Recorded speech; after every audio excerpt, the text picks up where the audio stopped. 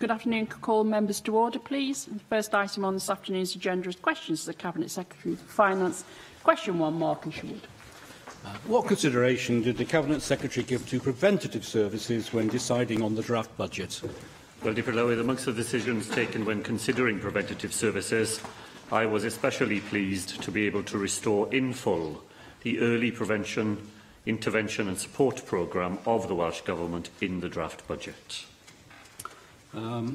Notwithstanding that, you have repeatedly, I believe sincerely, committed yourself to driving forward preventative approaches to health and care in Wales. Yesterday's local government provisional settlement figures show an overall 1% reduction for local government. Every local authority in North Wales seeing a reduction, although 7 in South Wales saw a standstill or increase, with NHS funding, however, going up 7%, rather than seeing how we could budget smarter in order to deliver more through early intervention prevention. How, therefore, do you respond to the statement in the letter from the WLGA issued to us all yesterday, signed by the WLGA leaders from all parties, in which the WLGA Conservative Group leader, Peter Fox, said, with 370 million new monies arriving from Westminster, an imaginative approach to funding preventative services to keep people out of hospitals was needed. Instead, the Welsh Government has given the NHS a 7% increase and cut council budgets for the 8th year in succession. We're not advocating a cut in NHS funding. What we're advocating is imaginative, smart, preventative budgets that keep the pressure off health services by the two working better together. Well, I'm sure, Deputy Lowell, that Peter Fox, for whom I have great respect, as a leader, is very grateful that he is a council leader in Wales and not England. By working hard all over the summer, we managed to reduce the gap in RSG to 0.3%, less than £15 million. Cuts that are facing English local authorities next year, were they to be translated into Welsh terms, would be £65 million worth of cuts in RSG budgets for Welsh local authorities. So I'm quite certain that the Conservative leader of Monmouth is very grateful he is living in Labour Wales rather than the regime of his own party. The general point that the member makes, however, I think is a sensible one, of course. When money is as short as it is and when it reduces every year, everybody has to focus on trying to make that money go further, to use innovation to have new ideas. My colleague Vaughan Gethin has used £30 million of the health consequential to put that on the table of the regional partnership boards in Wales, where decisions have to be signed off jointly between the health board and the constituent local authorities. And I think increasing that budget in that way puts a new premium on the ability of those authorities to act in the imaginative way that Mark Isherwood mentioned. Mike Hedges. Deputy Presiding Officer, does the Cabinet Secretary accept that it is difficult to find preventative spend? For example, spending on home social care is preventative of needing residential care and hospital care. Expenditure on GPs is also preventative of hospital care. Would it not be better to find expenditure and that which provides long-term good? Well, thank Mike Hedges for that supplementary question. He will know that when I was in front of the Finance Committee last week, I set out the new agreed definition that we have used in this budget of what we mean by preventative spend, a definition developed by the third sector and Public Health Wales in consultation with the Commissioner for the Wellbeing of Future Generations Act, and it's not perfect, I'm sure, and we'll develop it further, but it is a genuine step forward in having a common language. That divides what we mean by preventative spend into a number of categories, from primary to acute. Any definition only helps us so far in the decisions we have to make, and Mike Hedges' idea of defining expenditure against long-term good, where I can well see the sense that that would bring. By itself, it would not avoid decision-making. Deputy Lowell, I was reminded, and listening to that supplementary question, of a day that I spent when I was Health Minister. I had two pieces of advice on the table. One was to use a sum of money that would have made a profound difference in the life of very few people in Wales. Less than 20 people, each one of them at a very high cost per person. On the same day, I had advice that told me how I could spend the same amount of money on a new cadre of, as I remember it, epilepsy nurses around Wales. People who would have been able to do good things in the lives of a far larger number of people, but where that difference would have been incremental to services that they provided rather than transformative. Both of those were possibilities that would have promoted long-term good. So whatever definitions we have, and helpful as they can be, in the end, they can't make decisions for us. And decisions are always difficult when you are faced with a finite sum of money and many different ways in which that money could be usefully spent. Question 2, Nick Ramsey. Will the Cabinet Secretary make a statement on Welsh Government spending for 2019-20 in Monmouth? Thank Nick Ramsey for the question. Last week I published the outline draft budget for 2019-20, which set out its main building blocks. The detailed draft budget will be published on the 23rd of October. It will show continued investment in the Monmouth constituency, in schools, in Welsh medium education, in housing and in transport, as we align our spending to the issues which matter most to people in Wales. Cabinet Secretary, and you've got the fact that I meant the constituency, not the town of Monmouth, I assumed you would. Leaving aside whether or not Councillor Peter Fox wants to live in Wales or England, which does creep up in this chamber every so often, I'm sure you'd agree with me that certainly Peter Fox has said to me that he would like Monmouthshire to get a little bit bigger slice of the cake when it comes to local government funding, and that is obviously dependent on the funding formula, which we think should be looked at. Yeah. Leaving that aside, though, Cabinet Secretary, one area where the Welsh Government could make a difference in Monmouthshire would be to progress a Chepstow bypass, a solution to the congestion that is currently happening in Chepstow day in, day out, and which is causing much misery to the residents of Chepstow and to commuters. I do appreciate that only a third of that bypass would be in Wales, so we do need to see support from the UK Government and indeed cross-border cooperation for that bypass to become a reality. Can you update us on any discussions that you've had with your colleague, the Cabinet Secretary for Transport, or indeed with the Wales Office, about the possibility of progressing that much-needed project, and about the importance of the Welsh Government also getting support from the UK Government for it to become a reality? Well, thank Nick Ramsey for that. The discussions with UK Government on this matter are indeed for my colleague Ken Skates to undertake, but I have recently discussed the Chepstow bypass issue with him. It's exactly as Nick Ramsey said, that about a third of the distance and a third of the expenditure would rely on Welsh Government sources, and in order to make that bypass worthwhile, we would have to secure the remainder of the expenditure and the investment from across our border. I know that my colleague Ken Skates is very aware of the pressures that face that town in relation to traffic, in relation to air quality and so on. And I know that he is very anxious to progress those discussions with the UK Government and to make sure that we can bring them to the table so that between us both we might be able to make this happen. Rhiannon Passmore. Thank you. Will the Cabinet Secretary provide an update about the total capital investment in the new Grange University Hospital, which will serve the people living in South East Wales?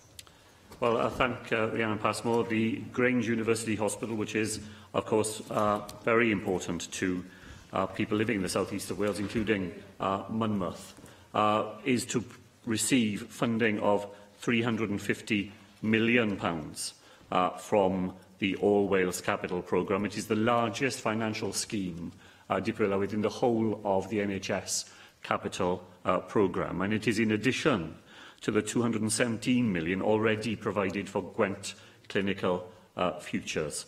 And it is a recognition by this Welsh Government of the importance of the Gwent University Hospital scheme to the future of acute medical services in this part of Wales. Thank you. We'll now turn to party spokespeople to question the Cabinet Secretary for Finance, and first today is Plaid Cymru spokesperson Steffan Lewis. Diolch, Llywydd. The regulations repealing the law derived from the European Union Wales Act 2018 were due to come into force on the 3rd of October. My understanding is that that did not happen because a vote of the Assembly is required. So in the first instance, can the Cabinet Secretary, putting on his Brexit hat, can he clarify that the Continuity Act wasn't repealed by accident without a vote? That would put my mind at ease.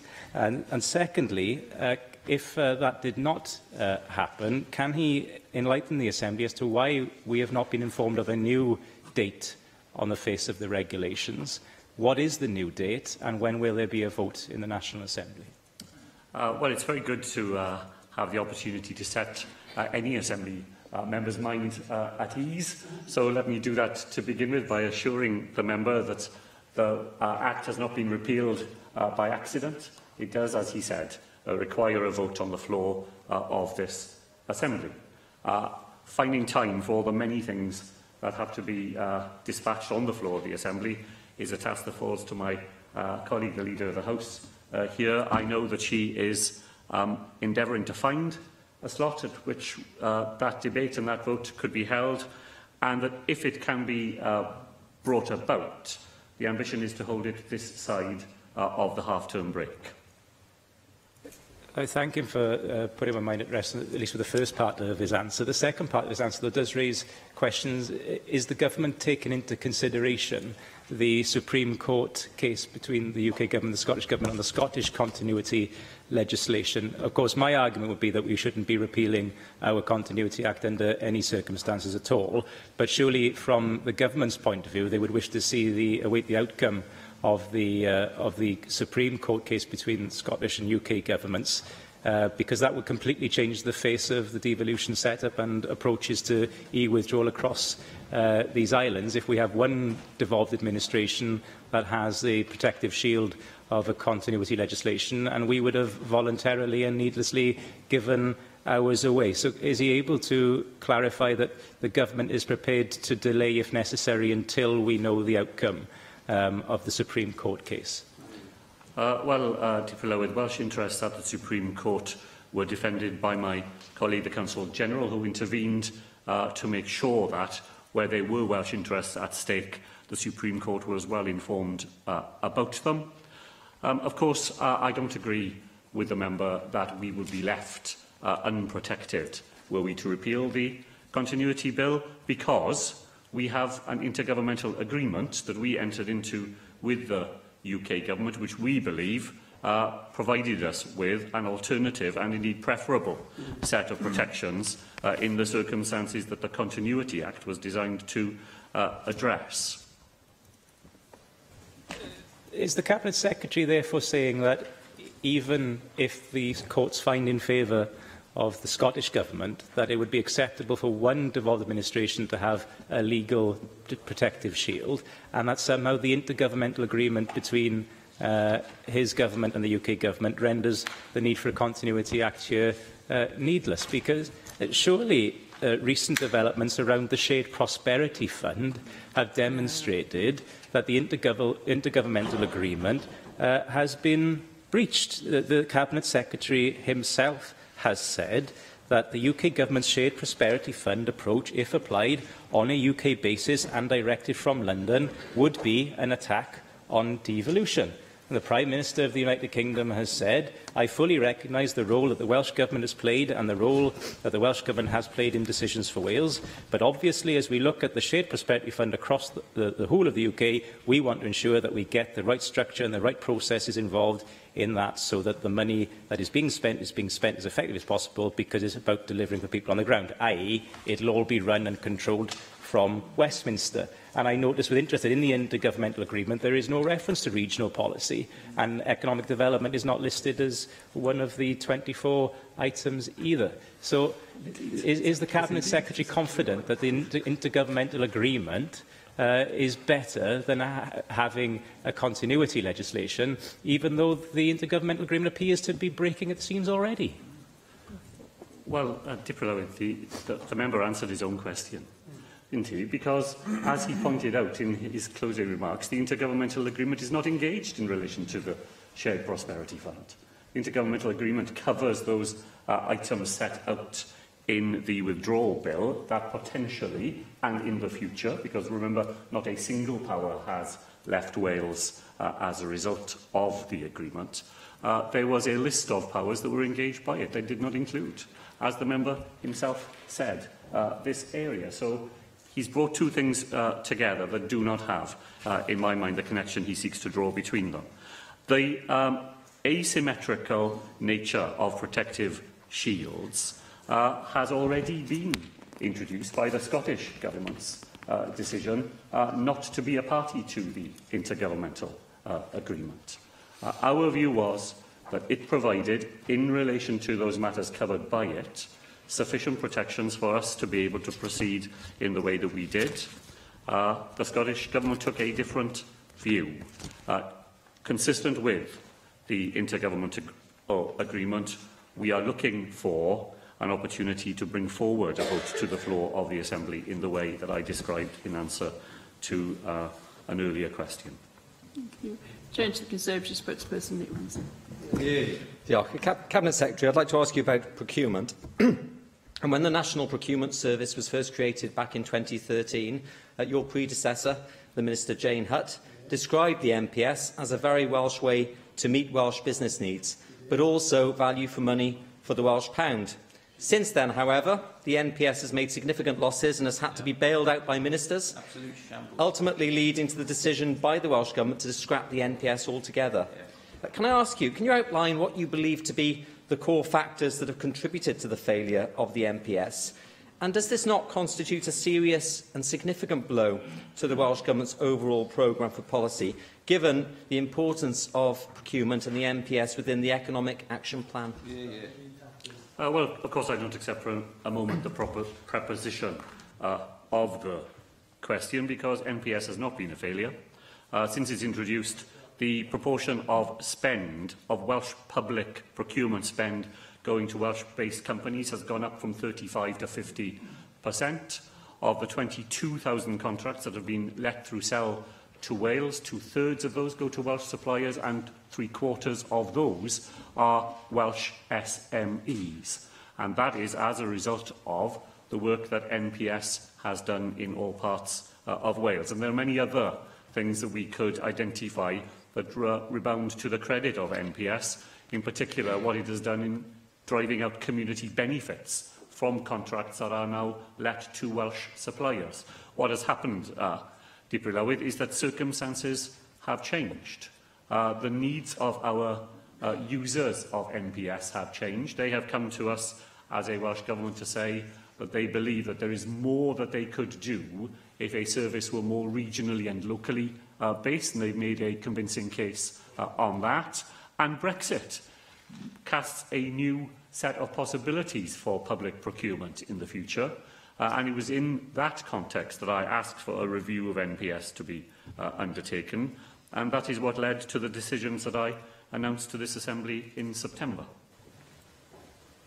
Thank you, Cabinet Secretary. You clearly knew there were problems because you did order that review. And of course, it's not just me who's been critical, it's the Auditor General as well, who found that public bodies only spent £150 million with NPS in 2015-16 and £234 million the year after that.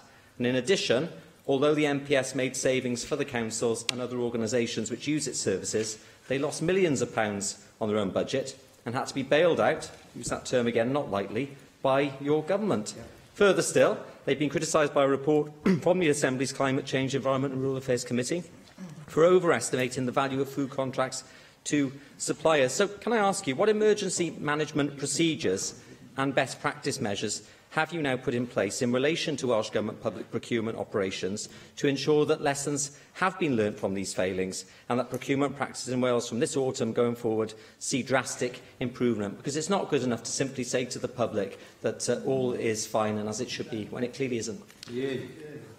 Well, if the case for change wasn't there, I wouldn't have asked for the review to be undertaken, and we wouldn't have set out a new prospectus for public procurement here in Wales as a result of the review. When the member says that millions of pounds have had to be found from Welsh Government budgets to support NPS, the figure last year was 1.5 million. So I think we need a bit of perspective on the additional help that the Welsh Government has had to provide. In the end, the important point that I think was in Nick Ramsey's question is this, is that if you have an organisation like NPS, it has to be valued by its customers, and its customers need to be willing to use that service. And if that service is one that customers say they would rather secure in a different way, then you have to listen carefully to what those users have to say. And it was as a result of that conversation where users said that they felt a collective approach to public procurement in Wales was better secured through a strengthened regional tier rather than discharging things at a national level. We've listened carefully to that. NPS will not continue in its current format, and it will migrate to being an organisation with a stronger regional and local presence, and an organisation that is better placed to make sure that those organisations across Wales who spend public money are well equipped to respond to the new opportunities that may be coming their way. We are where we are now, Cabinet Secretary, and if I can just pick up on the last part of your comments there and looking to the future and turning to the immediate future arrangements for procurement, you stated and you've reiterated again that following the announcement that the NPS would be wound down over time, a smaller operation would then be set up to manage a reduced portfolio of national contracts. Can you give us some more details as to when NPS will formally cease to operate fully? What are the projected costs of winding down and disbanding the NPS? And also, what arrangements are in place to manage the ending of NPS operations, and what resources and business plans are in place to support the setting up of the new smaller operation which you envisage? Well, the member accurately describes what will happen to NPS. There still are some national procurement frameworks which local authorities and others tell us they value and would want to continue to see at an all-Wales level. There are some contracts which users of NPS say they would rather use through Crown Commercial Services, so that is at a UK level of procurement, and we will probably make some additional use of Crown Commercial Services as well. The transition from where NPS is today to where it will be in the future will be conducted according to the timetable that we are advised by stakeholders through the arrangements that we have set up with those who rely on its services, and will want to make sure that there are adequate alternatives in place before NPS ceases to provide the things that it does today. And the timetable that we will use, Dipra Lywydd, will be guided by what the users of that service tell us is right for them, rather than by a plan simply devised in Cardiff Bay. You spokesperson Neil Hamilton. Thank you, Deputy Presiding Officer. Cabinet Secretary is well aware that I'm keen to explore the possibility that by cutting tax rates in Wales we can create a tax advantage compared with England and grow the Welsh economy and therefore increase the size of the tax base. And we had a productive exchange, I thought, in the Finance Committee a few days ago, where I was pleased to see that the Cabinet Secretary is open-minded to this possibility.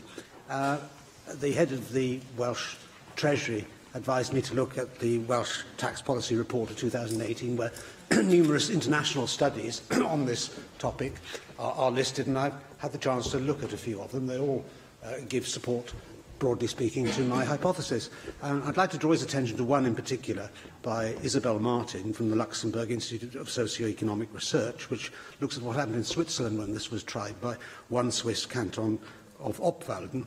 And that did have the effect of attracting people on higher incomes to the canton in order to afford an overall lower level of taxation for everybody. And the share of rich taxpayers living in the canton increased by 25 to 30% in the first 5 years after the tax change. And the bottom 99% of taxpayers weren't affected at all by this change. So it seems as though it was a win-win situation. I know international comparisons are difficult in these areas because behavioural effects are going to be different in different countries. But I'd like to ask him if he will instruct his officials to conduct a formal sort of inquiry into the possibility of this so we can inform decisions in future budgets. Well, Dipra Lywydd, the member knows that I don't share his starting hypothesis. I'm not myself convinced at all that tax competition in which we drive down Welsh tax rates in the hope that that will somehow lead to people coming into Wales to take advantage of it is something that will be very likely to happen. But in answering his questions at the Finance Committee, I said to him that in Welsh Government we believe in evidence-based policy making, and therefore we are always open to evidence from other parts of the world. And I'm familiar with the Swiss Canton study that he mentioned, and the fact that it's there cited in Welsh Government information shows that we are willing to look at things that happen elsewhere and see if there are lessons to be learnt. There are many countervailing examples that would demonstrate the opposite to you. When I put this question to the tax minister in the Basque country, which has significantly higher tax rates than those parts of Spain that are immediately adjacent to his border, and asked him, didn't he have tax leakage? Didn't he have people leaving the Basque country to take advantage of lower tax rates immediately adjacent to them? He assured me that that was absolutely not a feature of the way the people behaved in that tax regime. So, to answer the question directly, in terms of all the many things which I have to ask my officials to attend to as we take on new fiscal responsibilities, as we face the challenge of Brexit and so on, I don't have an intention at this time to divert their energies into an exploration of the sort the member suggests. Perhaps I can help the Cabinet Secretary by instructing my officials to do that and sending him the results of their labours in due course. But I would like to draw the Cabinet Secretary's attention to the statement on page 56 of the Welsh Tax Policy Report, which summarises the effects of the numerous studies which are mentioned in the footnotes, which says that these have tended to show that taxpayers with higher incomes have larger responses to income tax changes, the main explanation being that higher income earners tend to be more active tax planners and are potentially more mobile than those on lower incomes. So we start from a position, I think, where the ground soil is fertile, and although I appreciate that the Basque country may be different from the experience in Switzerland, you can't take one single survey as indicating a sort of homogeneous behavioural effect across Europe or in the United Kingdom or in Wales. But nevertheless, there is here, I think, advantage in looking at the possibilities, given the tax varying powers that we've got are limited, but the room for manoeuvre that the Cabinet Secretary has in any budget is limited by the system of block grant from the Treasury, etc., and the amount of discretion which we've got depends crucially now upon whether the Welsh economy can grow faster than it has done in the last 20 or so years. And I'd like to draw his attention to something else. The Wales Centre for Public Policy published a report called Risks and Opportunities After the Fiscal Devolution. And there's a table in there which shows that if we attracted only 1,600 higher rate taxpayers to Wales by a 5p additional tax rate cut, that would produce a £16 million benefit for the Welsh Government. If we attracted 10,000, then that would add 230 million to the Welsh Government's budget. So these surely are risks which are worth looking at with a view to taking them if you're convinced that these are going to be reflected in reality. Well, let me try and find some common ground with Mr Hamilton, because, like him, I agree that growing the Welsh tax base is a very important ambition for the Welsh Government. The only difference is in the best way to do that. He would do it by reducing the rate of taxation on high earners in Wales in the hope that we would attract some people to come to live in Wales on that basis. I think there are many preferable reasons why people would want to come and live in Wales, not simply because it's cheap for them to do so. And the Welsh Government Centre report on growing the Welsh tax base set out a series of other ways in which that could be achieved, for example, by greater graduate retention. So while I share his ambition behind his question, which is to make sure that we grow the tax base here in Wales, I think there are preferable ways to doing so from the one that he prefers, and where I think the evidence in favour of those alternative measures is stronger. Zero-sum game is not one or the other. We can have both, in my opinion, and that's what I'm interested in exploring further. The Bangor study suggests that taxpayer growth in Wales is going to decline from an increase of 0.07% in 2019-20 to minus 0.11% in 2023. So the prospects for the future under things as they are now, even bearing in mind all forecasts are necessarily provisional and may not turn out as we predict, nevertheless, things are going to get tighter rather than less tight for him. And therefore, it makes it all the more urgent to see what we can do to get more wealthy people into Wales, not just because as individual taxpayers they could add to the Welsh tax base, but because that might also bring other businesses which they're involved in into Wales as well. And Wales could do successfully what the Irish Republic has done, although we don't have control of corporation tax yet. And this is the way forward for Wales. Dipper-Lywydd, the Bangor projections are rooted in demographics rather than behavioural changes. And I don't think that the propositions that the member has put forward this afternoon would do much to alter those fundamental demographic drivers. He promised in an earlier answer that he would provide evidence of his own to underscore the case that he has made, and in the way that I said in front of the Finance Committee, while I don't think I'm easily persuaded of his case, I'm always open to reading new evidence. Thank you. We turn to questions on the order paper. Question 3, Janet Finch-Saunders. Thank you, Deputy Presiding Officer. Will the Cabinet Secretary outline how the draft budget will assist local authorities in North Wales in light of the financial pressures being placed upon them? The draft budget demonstrates efforts across the Welsh Government to assist local authorities to meet the very real pressures they face. The reduction of less than £15 million in revenue support grant in Wales is more than 75% less than the cut imposed by the UK Government on English local authorities next year. Cabinet Secretary. According to the letter sent to local authorities by your colleague, the Cabinet Secretary for Local Government, overall core funding for councils announced in yesterday's local government settlement will be cut by 0.3% in the upcoming year. However, this hides the fact that the cut in spending will not be shared equally and fairly amongst councils in Wales. In North Wales, Conwy, Anglesey and Flintshire will all see their funding cut by minus 1%, the highest cuts in Wales. My own authority of Conwy has already had to make £48 million in savings over the past 6 years and are now looking to find £16 million just to stay in business. Yet, Rhondda and Taff and Labour-run Cardiff have seen increases of 0.3%.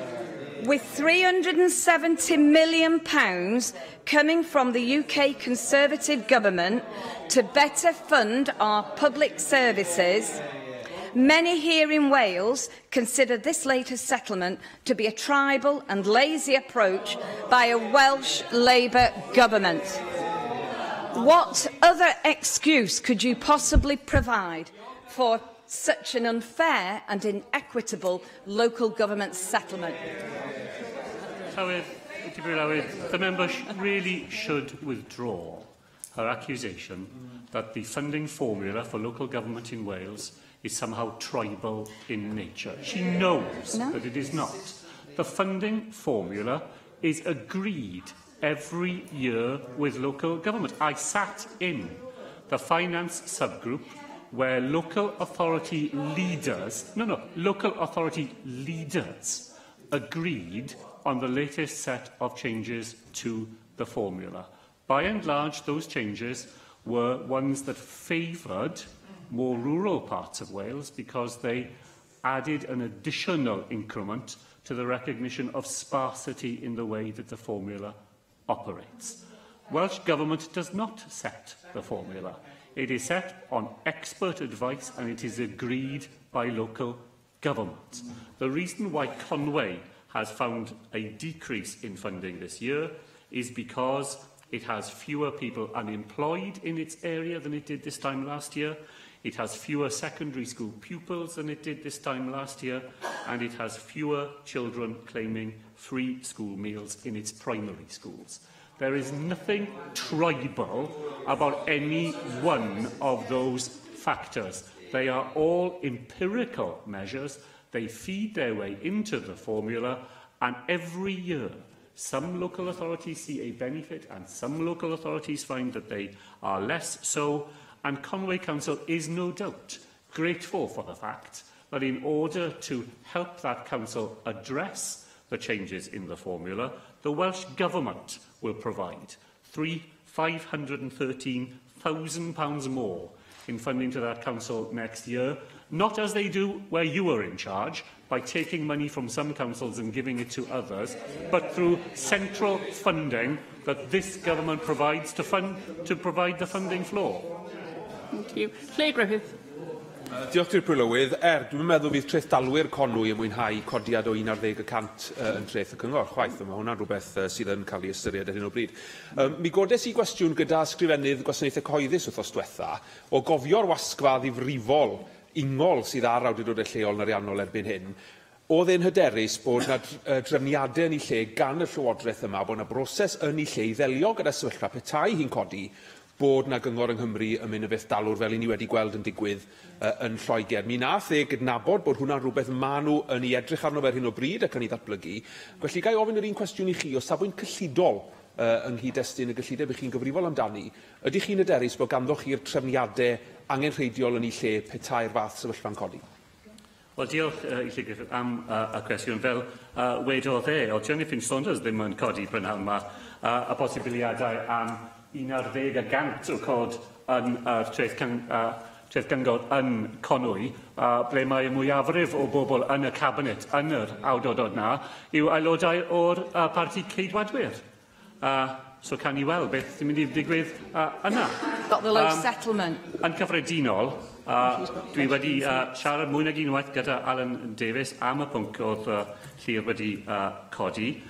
Ni yn hyderus mae pethau da ni yn barod, ble ni'n gallu bod yn ymwybodol am ble yn y system mae awdurdodau lleol yn pryderu am y dyfodol. I think it is worth saying, Dipwylywydd, that despite those genuine anxieties, and I have real, I take very seriously the things that local authorities say to me about the pressures that they face 9 years into austerity. Nevertheless, revenue spending by local government in Wales last year grew by 1.3%. It didn't fall at all. It grew by 1.3%. And capital funding by local authorities in Wales last year grew by 5.5%. And difficult as things are for us all, trying to provide public services with falling resources and growing demand, that is the background against which this year's local authority settlement has been laid. Question 4, Mark Reckless. What effect has the 6% land transaction tax rate had on tax revenue from commercial property transactions of over £1 million since April 2018? It is too early to draw any conclusions about the potential effects of land transaction tax on the commercial property market. Only 5 months of data has been published by the Welsh Revenue Authority, and of course, as I've said many times in this chamber, the Welsh Government will continue to monitor the situation. Yes, well, the Cabinet Secretary is no doubt aware that the land transaction tax base is commercial property transactions. And according to the CoStar review of commercial property investment for the second quarter, which I understand surveys all commercial transactions above that size and many more across the UK, the total amount of commercial property investment in Wales in the second quarter was just £40 million. That is a 78% decline compared to the 5-year average. Is it not the case that as night follows day, that collapse in commercial property transactions is going to lead to a collapse in commercial tax revenues on the LTT, thanks to your 6% super tax? Llywyd, that really is about as nonsensical a contribution as you're likely to hear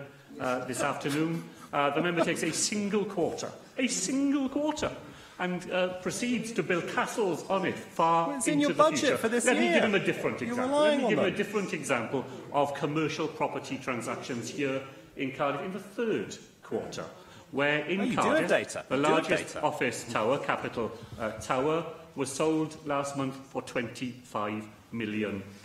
This is what the seller's agent said.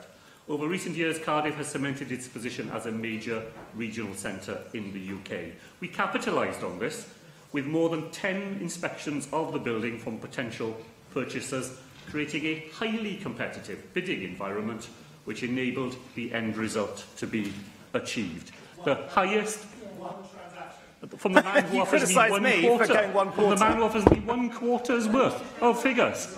So, yeah, but what he would like to do, he would like to take 1 quarter and then tell me that the rest of the world is falling about our ears. I offer him 1 transaction from the succeeding quarter, which is the single greatest sum ever paid for a commercial building here in Wales, and where the buyer's agent said the fast-moving Cardiff office market has meant quality office investment stock like Capital Tower is so hard to buy. It does not sound to me to be the views of people put off from investing in Wales. If there were to be anything that would have an impact on commercial property in Wales, it's not 1% added to a tax. It's his plans for a hardline Brexit, which will bring property prices in commercial and residential property crashing around our ears. Thank you. Question 5, Jenny Rathbone. What negotiations have taken place to ensure that post-Brexit structural funds will be managed by the Welsh Government? Both the First Minister and I have repeatedly raised this matter with UK ministers. I will do so again at the Finance Minister's Quadrilateral, attended by the Chief Secretary to the Treasury on Wednesday of next week. Picking up on the fair funding of local government, here in Wales we have a really transparent formula, but the research from Cambridge University published yesterday indicates that there's been a land grab by Tory shires paid for by the poor in the post-industrial areas of the north of England. So places like Liverpool, Gateshead and Wigan have suffered up to 50% cuts in local government spending, compared with the leafy shires who have merely suffered single-digit cuts in their funding. Now, this does not bode well for the way in which the UK Shared Prosperity Fund is going to be operated if it's going to be done through pork-barrel politics. Because it's been crucial that the EU structural funds have been absolutely vital in creating thousands of jobs, getting thousands of people into employment. The reason we have the largest amount of money from Europe is because we are the most deprived area. And that continues to need to be the case in the way that this so-called Shared Prosperity Fund is going to be operated. So what assurances, Cabinet Secretary, can you give us that the UK Government recognises that under the Wales Act 2017, economic development and regeneration is not a reserved matter, and how are we going to resolve this major constitutional and financial issue? I thank the member for that question. She's quite right that the Cambridge University study published earlier this week suggests that it is devolved powers which have allowed Scottish and Welsh governments to mitigate the harshest cuts experienced in local government in England, where they describe intensifying territorial injustice as the guiding principle of UK ministers' actions. On the Shared Prosperity Fund, while I disagreed with what was said earlier by Stephen Lewis when he conflated the Shared Prosperity Fund and the Intergovernmental Agreement when there is no relationship between the two, I did agree with a substantive point that he was making. Wales gets money through the European Union because we have a need that money is there to meet. It is for UK ministers to deliver on the promise that members of the governing party there made in the referendum, that it was a cast iron guarantee, as I remember, that Wales would not lose out a penny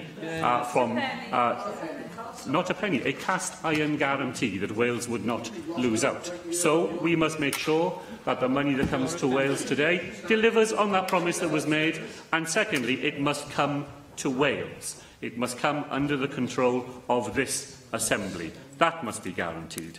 The Shared Prosperity Fund consultation should be England only, just as the consultation on CAP reform was an England-only consultation. That, I think, is consistent with the conclusions drawn by the Finance Committee and by the EAAL Committee when they looked at this matter. When I go to London tomorrow and again next week, then together with Scottish colleagues, I will be making that abundantly clear. Question 6, Dawn Bowden. Thank you, Deputy Presiding Officer. And can the Cabinet Secretary make a statement on the fiscal prospects that underpin the draft Welsh budget? Thank you for the question. The Chief Economist's report published alongside the budget makes it clear that fiscal prospects across the UK remain very challenging, especially in the uncertainty created by Brexit. OBR forecasts alongside the UK budget on the 29th of October will provide a further update of prospects before our final budget is laid in December. Thank you for that reply, Cabinet Secretary. And indeed, the Chief Economist actually did state our fiscal position, and I quote, he said, will depend in part on the approach taken by the UK Government to fund the recently announced increase in spending for the NHS in England. It's therefore obvious to me that the consequential increase in NHS spending must be fully funded when it reaches Wales, and we can have no more of these unfunded and uncosted UK Government announcements. Indeed, given the other pressures identified in the Chief Economist's analysis, and ironically raised by a number of Welsh Conservative members today who seem to spend more time attacking you and the Welsh Government than they do lobbying the UK Government for more and better funding settlements for Wales, would you agree with me that the people of Wales will not forgive the Tories if they let us down yet again on this matter? Well, thank Dawn Bowden for that question. Let me repeat, with what I said during the budget debate here. That on paper, we have apparently £365 million as a consequential of the announcement made back in July on the 70th anniversary of the NHS. We're still to have a net figure from the Treasury. They are unable to tell us how much of that money will actually come to Wales and how much of it will be lost in cuts to other devolved budgets. What we do know is that half that money was spent before it even crossed the border. Of that £365 million, the UK Government spent £95 million of it when they concluded an agreement for Agenda for Change staff. They then told us, a week before our draft budget, that they'd also spent £74 million of the money they were sending us in changes to pensions that they were introducing.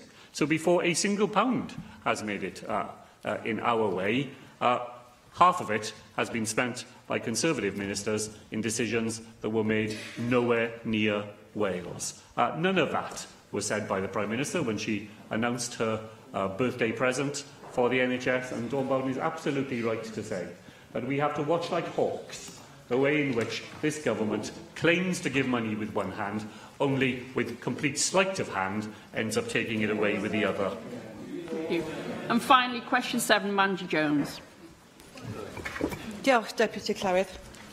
What consideration does the Cabinet Secretary give to supporting the eradication of homelessness in allocating funding to the local government and public services portfolio? Deputy Llywydd, we will invest an additional £10 million in the current financial year to tackle homelessness. The draft budget for 2019-20 repeats that £10 million and adds a further £10 million specifically to tackle youth homelessness, making a total of £30 million in new investment in this vitally important area. Thank you for that answer. Cabinet Secretary, I return today to the matter of rough sleeping. It is not going away. Indeed, we heard yesterday that 65 rough sleepers have died in the last year in the UK. I know that Wrexham has previously been reported as having the highest number of rough sleepers in Wales. Last week, my staff attended the launch of a prototype sleep pod in Newport, designed by Amazing Grace Spaces. These are designed in Wales, made in Wales, providing jobs and upskilling in Wales. I've seen the design and heard about how this sort of scheme could work, providing secure and warm beds for the night, but also providing the support services that those sleeping rough may need to get them back on their feet. Cabinet Secretary, funding and vision is needed. Will the Welsh Government provide the former and demonstrate the latter? Well, thank the member for the question, which had a number of very important points in it. First of all, she is absolutely right, I think, to say that rough sleeping is a phenomenon of austerity. It is a desperate judgment on the current UK government that we have seen the rise in the number of people. Can you imagine a country? Can you imagine a country which is the fifth richest country on the face of the globe and has had a government that has been prepared to tolerate the conditions in which we see more and more people forced to live on our streets? It is an indictment. It is a visible, everyday indictment of the policies that have been pursued. Against that background, as Mandy Jones said, the solutions are a mixture of physical infrastructure, the need for more places for people, but by itself, rough sleeping is not amenable simply to a housing solution, because so many of those people who find themselves in those circumstances have along the way accumulated any number of other difficulties in their lives, and they need help to deal with those matters too. The Newport example that she cited sounds very interesting. I'm sure that it is known to my colleague, the Minister for Housing and Regeneration. She recently, for example, visited Wrexham in North Wales, which Mandy Jones mentioned, in order to see some innovative arrangements that are being put in place there. I've had a recent discussion with the Minister about the plans she has for using the additional money that is now available to her in this very important area, and I don't think I'm letting anything out of the bag in saying that her general approach is to invest more money in those examples which are there already and we know are succeeding, and then to invest further funds in innovative solutions that we've not been able to attempt so far, and which this additional investment will now unlock. Thank you very much, Cabinet Secretary. Item 2 on the agenda this afternoon is questions to the Leader of the House and the Chief Whip. The first question is Nick Ramsey. Will the Leader of the House provide an update on superfast broadband in Monmouth? Yes, the Superfast Cymru scheme facilitated the rollout of superfast broadband access to over 5,490 homes and businesses across the town of Monmouth, investing just over £1.68 million. Average speeds across the county of Monmouthshire are over 95 megabits a second. Yeah, that was the Monmouth constituency, as you rightly judged again, Leader of the House. I've spoken to a number of residents recently who were at the public meeting that you attended a couple of weeks ago in Llandowie Rhydach, in a very rural part of my constituency. As you will be aware, it was along with the local county councillor, Sarah Jones, I should say. As you're aware, there is a very poor broadband service in that area, and residents are looking for some solutions from the superfast broadband rollout. I wonder if you could provide an update to me today on any developments in the wake of that meeting, and whether you have made any progress in getting a better broadband service to people in that area.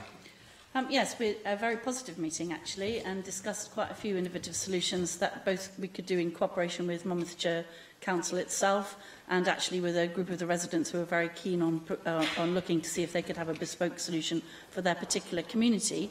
And that does give me the opportunity to say to everybody in the chamber, no doubt I'll say it quite often during the course of my questions, Deputy Presiding Officer, that we are very keen on supporting innovative community solutions across Wales, where there are communities of people who are happy to look at those solutions, and the team that facilitates that is engaged in that at the moment. Thank you. Question to Mandy Jones.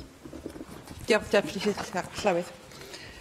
Will the Leader of the House make a statement on the development of 5G in North Wales? Yes, I've appointed Innovation Point to advise, stimulate and coordinate activity on 5G across the whole of Wales. Thank you for that answer. I note from a headline last week that Welsh Government has commissioned advice on the rollout of 5G in Wales. I hear terms like superfast and ultrafast, and frankly, the mobile coverage and broadband speeds in my region don't seem to live up to either of those names. Can you tell me whether 5G will enable a uniformity of service and speed across my region, or will it just reinforce the different levels of service between the haves and have-nots across North Wales? Unfortunately, mobile technology isn't evolved to Wales. If it were, I would be able to answer that question in a much more simple fashion. But we are engaged with the UK Government to discuss exactly how the spectrum cells for 5G will be sold, and much will pivot on how they are in fact sold in the end. And that's why we have Innovation Point looking at a whole series of innovative test beds for 5G so that we can get the evidence together to influence the UK Government's approach to 5G technology when it finally goes onto the market. Darren Miller. Earlier this year, Leader of the House, I was in Western Kenya, in rural parts of Western Kenya, and I have to say I was appalled at the fact that their mobile signals seem to be much better than they are in some parts of my own constituency in Clwyd West. So I'm wondering what action you can take, given the devolved powers that you have over the permitted development rights in terms of the heights of the telephony masts that we have around Wales, to actually give a better opportunity for those masts to reach into some deep rural parts of the country in the future by lifting the height restrictions which are currently in place in terms of the planning system. Yes, the member will be aware that we went out for a consultation on the change to the permitted development rights, and I'm expecting to be able to announce the results of that very shortly.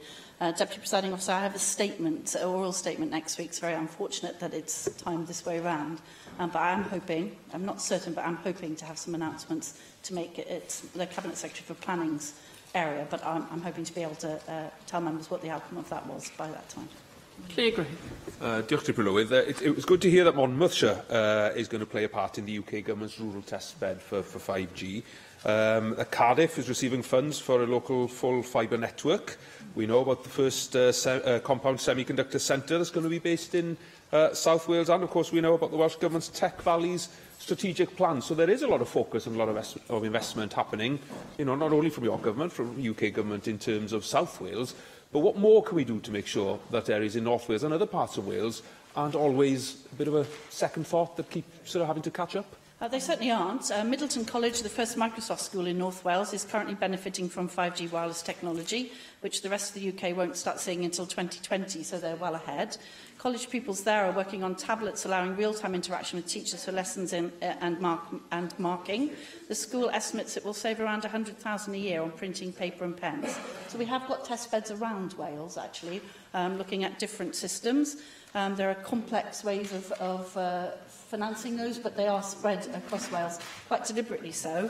And we're very keen on looking to see that we have test beds in very rural areas, in semi-rural areas, in city and rural areas, and so on, because we know that the technology will have different problems and issues and different benefits in all of those areas. So we've been very keen to make sure that we have a spread. Thank you. We now turn to the party spokespeople, and the first this afternoon for the Leader of the House is the Conservative spokesperson, Mark Shaw.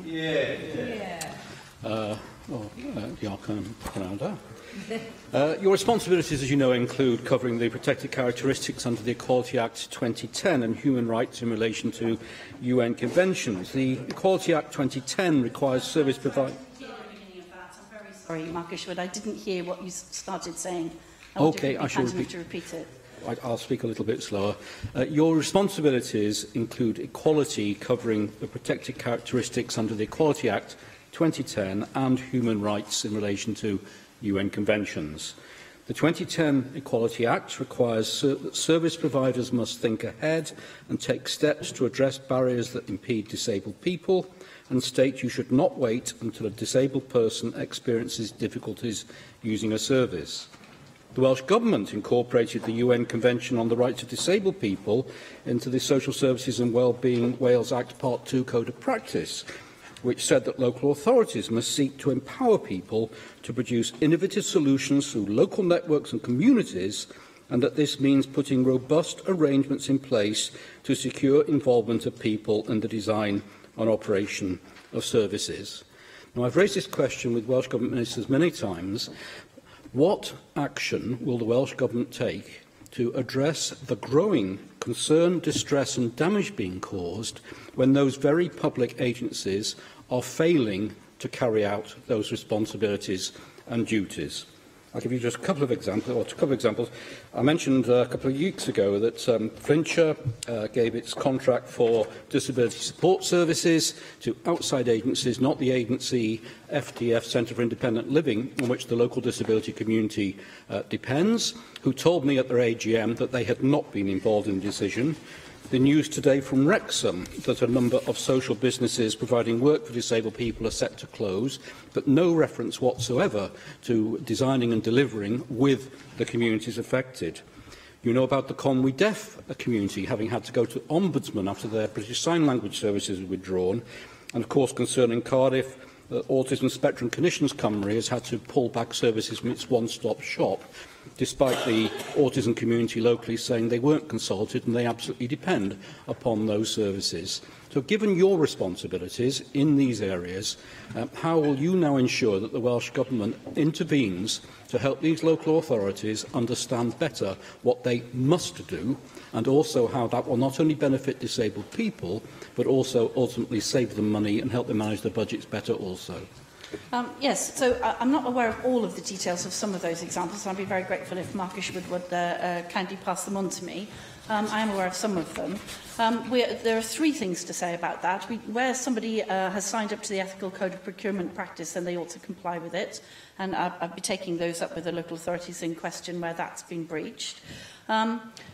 It's not a matter for the government exactly how they carry out the procurements as long as they do it in line with the guidance. We will be issuing a new set of guidelines, action on disability, towards the end of November, certainly before the end of the Christmas term, and that will address some of the issues that he raises there in terms of duties on local authorities and enforcement. That has been very much developed in consultation with the disability communities around Wales. It will go out as a consultation, and I very much hope that we will be able to reach a conclusion alongside our disabled citizens that suits their needs, and that's very much how we've designed that in order to facilitate those things. Thank you. Well, I hope that will help local authorities and health boards better understand how to reconcile their procurement obligations with their obligations to design and deliver services to local people, because there is a conflict between the two.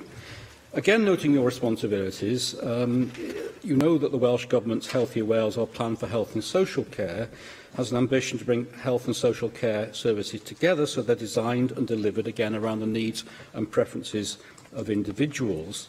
And in the Welsh Government itself says we may need to change how we pay for health and social care services. How, again noting your responsibilities, do you respond to, again, growing concern raised with me that of local authorities removing direct payments from people in discussion with health boards who have then been moved on to continuing health care? They're losing their independence, they're losing their ability to live in their own homes, sometimes with support, and frequently ending up being told through the health support that they're going to have to go into some sort of statutory residential provision or commissioned care rather than having their own front door. And this is exacerbated by Welsh Government requirement that personal budgets must not be pooled, unlike in Scotland and England, which prevents a local authority pooling the direct payments with the continuing healthcare budget. How, then, is the Welsh Government going to enable people affected by this to continue to live independently rather than being forced to lose voice, choice and control over their own lives? That's not in my portfolio area, but I do have extensive discussions with the Cabinet Secretary over it. There's a complex set of issues there that Mark Isherwood raises, quite rightly so. It's not my understanding that that's the outcome of the change, but it isn't my portfolio area, so I'll have to write to him because I'll have to consult with my Cabinet Secretary colleague who is the portfolio holder for that particular fund. I would argue, given your responsibility for the 2010 Equality Act and the UN Convention, I would argue that you have some overarching responsibility. Clearly, it's not your departmental responsibility. I'm not arguing that I don't. I have had those discussions with the Cabinet Secretary, but I don't have the detail that you're asking for, as it's not my portfolio responsibility. And finally, again, a similar question relating to another part of your responsibility areas, Gypsy, Roma, Traveller, Fairground, Circus Folk and Show People and Bargees community. They've issued a notice of a training day in Cardiff on the 5th of December, and I'm wondering how you respond to this, which is within the information on the notice that's gone out. This will focus on the current policy initiatives associated with the Wellbeing of Future Generations Act, which has left behind the Romney and Traveller communities of Wales, particularly in terms of wellbeing assessments carried out by public service boards established by the Act, and the recent review of these by Netherwood, Flynn and Lang for the Future Generations Commissioner, Sophie Howe. These crucial processes have ignored the needs of Romney and Traveller people in planning today for a better tomorrow. So I don't accept that, I have to say. We've got 3 plans in train for Gypsy, Roma and Traveller citizens of Wales. The Welsh Government published the Enabling Gypsies, Roma and Travellers plan on the 28th of June, which built on the work we'd undertaken since 2012 around accommodation, education, health and community participation. And it introduced new commitments on employment and training, as well as building bridges with social services and criminal justice agencies.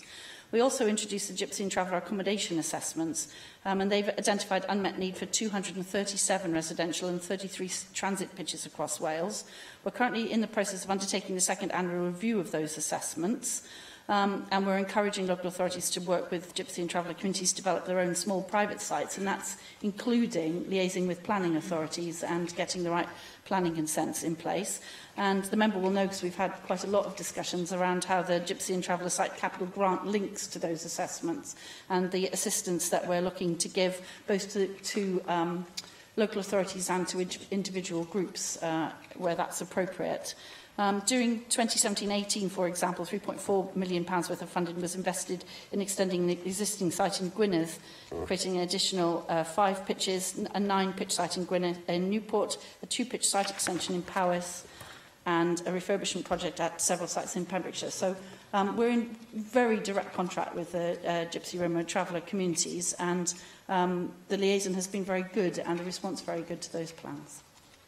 Microphone spokesperson Siôn Gwenllian. Diolch yn fawr. Mi fyddwch chi'n cofio mai ymgais I ddiddymu'r rheoliadau ynglŷn â dosbarthu bathodynau glas dros dro oedd un o ddadleuon cyntaf y 5 cynulliad. Ac yr adeg honno, mi wnaethom ni ochr yma y siambr eich cefnogi chi ar sail fod cael cynllun diffygiol ar gyfer cynllun bathodynau glas dros dro yn well na pheidio cael un o gwbl. Ond mae diffygion y cynllun newydd hwnnw bellach yn dod yn amlwg. Diffygion yr oeddem ni wedi ei rhagweld wrth gwrs. Rydyn ni'n gweld fod bathodynau'n cael ei gwrthod I bobl a phobl yn colli eu hannibyniaeth o ganlyniad I hynny, gan fod disgwyl adferiad i'w iechyd mewn llai na 12 mis. Ac mae gofyn I sefydliadau sy'n helpu pobl anabal I ymgeisio am y bathodynau glas lofnodi dogfennau cyfreithiol sy'n rhoi baich profi'r rheol 12 mis yma ar y sefydliadau yma, efo'r posibilrwydd o ddirwyon ychal os ydyn nhw'n gwneud cangymeriad, sef helpu rhywun sydd falle mond angen cader olwyn am 11 mis ac nid 12 enghraifft.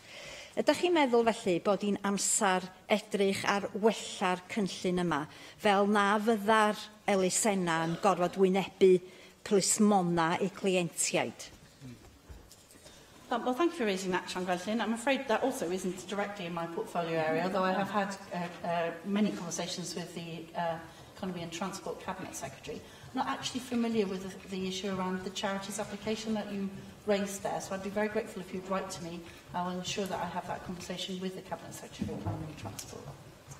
Iawn, diolch yn fawr. Mae dipyn bach yn od bod mater sydd yn sylfaenol un ynglŷn â chydraddoldeb mewn portfolio arall, ond mi na I sgwennu efo hynny. Dwi yn mynd I barhau I holi ynglŷn â bathodynau glas, achos mae'n dod yn fwy clir dros y degawd dwytha.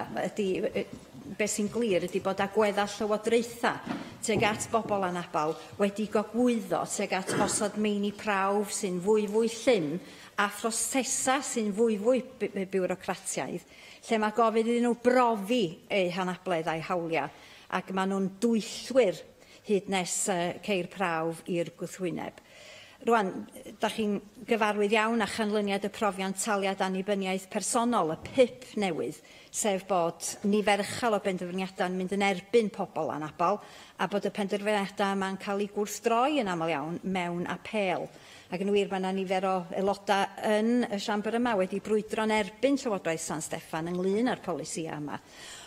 Ond mae bathodyn yna glas o fewn eich rheolaeth chi fel Llywodraeth, ac mae'n gwaith achos ni yn amlygu fod yr union beth sy'n digwydd efo PIP yn digwydd efo'r bathodyn yna glas.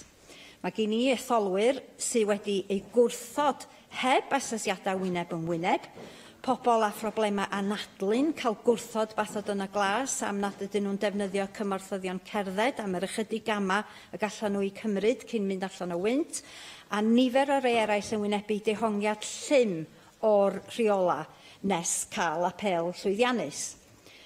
Ydych Llywodraeth chi felly yn mewn peryg o ddisgyn i'r un trap ar hyn sy'n digwydd efo PIP, sef gwneud i bobl sy'n ceisio am fathod yna glas deimlo fod y system yn ei herbyn nhw? I very much hope not. So, just to explain, I don't have direct portfolio responsibility for a large number of areas that impact on equalities, because equalities impact on everything, and so I have some direct portfolio responsibilities. But what I do have responsibility for is ensuring that those equalities duties and obligations are carried out by all of my Cabinet Secretary colleagues. So I'm not in any way trying to abrogate my responsibility for it. I'm just saying I don't have the detail with me, because that detail is held by the Cabinet Secretary. Having said all of that, the reason I'm explaining that is because I very much want to see the social model of disability embraced throughout Wales. And that is where we do not ask the disabled person to do anything that anybody else wouldn't be asked to do. We simply look to remove the barriers facing that person in accessing all of the aspects of society that they need to access. So I'm very happy to undertake to go away and speak with the Cabinet Secretary for responsibility with the scheme to ensure that we are not doing that. I too am very vehemently opposed to the way that the PIP assessments have been carried out. I have many constituents who face similar problems, and so I will undertake to go away and speak with the Cabinet Secretary as if that's happening. It really ought not to be. Ac mae yna un agwedd arall swn i'n hoffi chi drafod efo yr ysgrifennydd Cabinet Economy felly, sef yr canllawia sydd ymhlug efo sefydliadau sydd yn berchen ar fysys mini yn defnyddio bathod yna glas. Mae'r rheoliadau'r canllawia wedi cael ei drafftio'n wael, ac mae sefydliad sydd yn gobeithio mynd â pobl anabal allan ar dripiau ac yn y blaen yn cael traffarth efo'r holl system o gael bathodyn glas ar gyfer i bws mini neu be bynnag. Ac mae'r broblem yn y ffordd mae'r rheoliadau wedi cael ei drafftio, ac mae hynny'n creu problem i'r awdurdodau lleol wedyn yn y ffordd maen nhw'n cael i edrych arnyn nhw ac diffyg eglurder. Felly, gai ofyn i chi hefyd edrych ar y mater yna. Dwi yn meddwl bod hi'n bwysig. Dwi yn cymharu fo beth sy'n digwydd ar hyn o bryd efo bathod yna glas, efo beth sydd wedi bod yn digwydd efo PIP, ac dwi'n siŵr bod chi'n cytuno efo fi na dim dyna'r ffordd da ni eisiau gwneud pethau yng Nghymru. I absolutely do agree with you that that isn't the way we want to do things here. I will certainly take that up with the Cabinet Secretary of Economy and Transport, and indeed, Sian Gwenllian, I'd be very grateful if you'd come to a meeting if I broker it between the three of us so that we can discuss the detail. And the UKIP spokesperson, David Rowlands. Diolch, Death Lewis. Leader of the House, Innovation Point, Wales' leading digital business growth agency, announced last week the first meeting of an expert group set up to prepare and shape a coherent national 5G programme in Wales. This will support the wider 5G UK ecosystem and help to position Wales as a world leader in the development and delivery of 5G. Can you give an update on this announcement, Leader of the House? Yes, as I explained in answer to an earlier question, we're extremely keen to support the development of 5G, including a very large number of test beds across Wales. We're looking to test innovative solutions across the various aspects of Welsh society so that we can show what 5G can do in different circumstances and given different criteria. We're very keen indeed, for example, to ensure that in areas where there's no 4G coverage, that people don't have to climb a ladder and that they're able to leapfrog up from 0G, frankly, in some areas, right up the top. To that end, we've been having a lot of discussions around how that can be facilitated, and that is all tied up with the way the spectrum sale will be done by the UK government in the end. So the member will have heard me talk about the way that 4G was sold off. There's no end to the use of that, so I'd like to see that like a planning consent. So if you haven't used it in 5 years, it reverts to the public sector so that we can use it. Whereas in fact what's happened is it's been sold to the private operator and I can't get it back. I very much wish I could. Well, I thank the Leader of the House for that answer. It is encouraging, Leader of the House, to see that Wales is already establishing itself as a leader in the area of digital innovation through initiatives like the Compound Semiconductor Cluster based in my own South Wales East. 5G will undoubtedly be an enabler of new technologies, which can only support and accelerate wider digital opportunities across Wales. What further plans have the government put in place to take advantage of this new vital technology? Yes, as you said, I've recently agreed with Innovation Point that they will advise on, stimulate and exploit opportunities in the emerging 5G landscape, coordinate the work of all the key stakeholders and delivery partners, and establish appropriate governance frameworks for that activity. There are a large number of projects going on around Wales. I mentioned the one in the college, for example. We're also doing it as part of the automotive technology park planned in Ebbw Vale. There's a very large part of the digital infrastructure proposal for the Swansea City Bay region is focused on 5G, and the Cardiff City deal is also looking at it.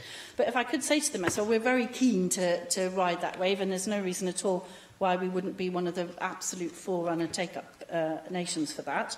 I should also say to the member, though, that there are lots of other exciting technologies that don't have quite the kind of buzz, if you like, of 5G. So all the way around Wales, we are looking at very effective use of something called LoRaWAN technology, which is very low frequency, but the devices have a hugely long battery length as a result, and they can monitor all kinds of things that give us really useful data around social isolation, for example. So there are a large number of other technologies that we're taking a very keen interest in as well. Well, I thank the Leader of the House for that enlightening answer. Can I turn to, now turn to another matter, which I know you take extremely seriously, that of bullying, particularly when in the context of schools.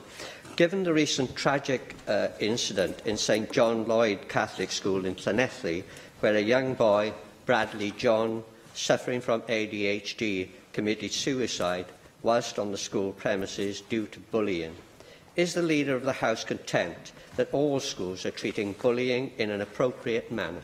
I understand that the bullying which the boy's parents had complained of on a number of occasions was simply logged on as incidents.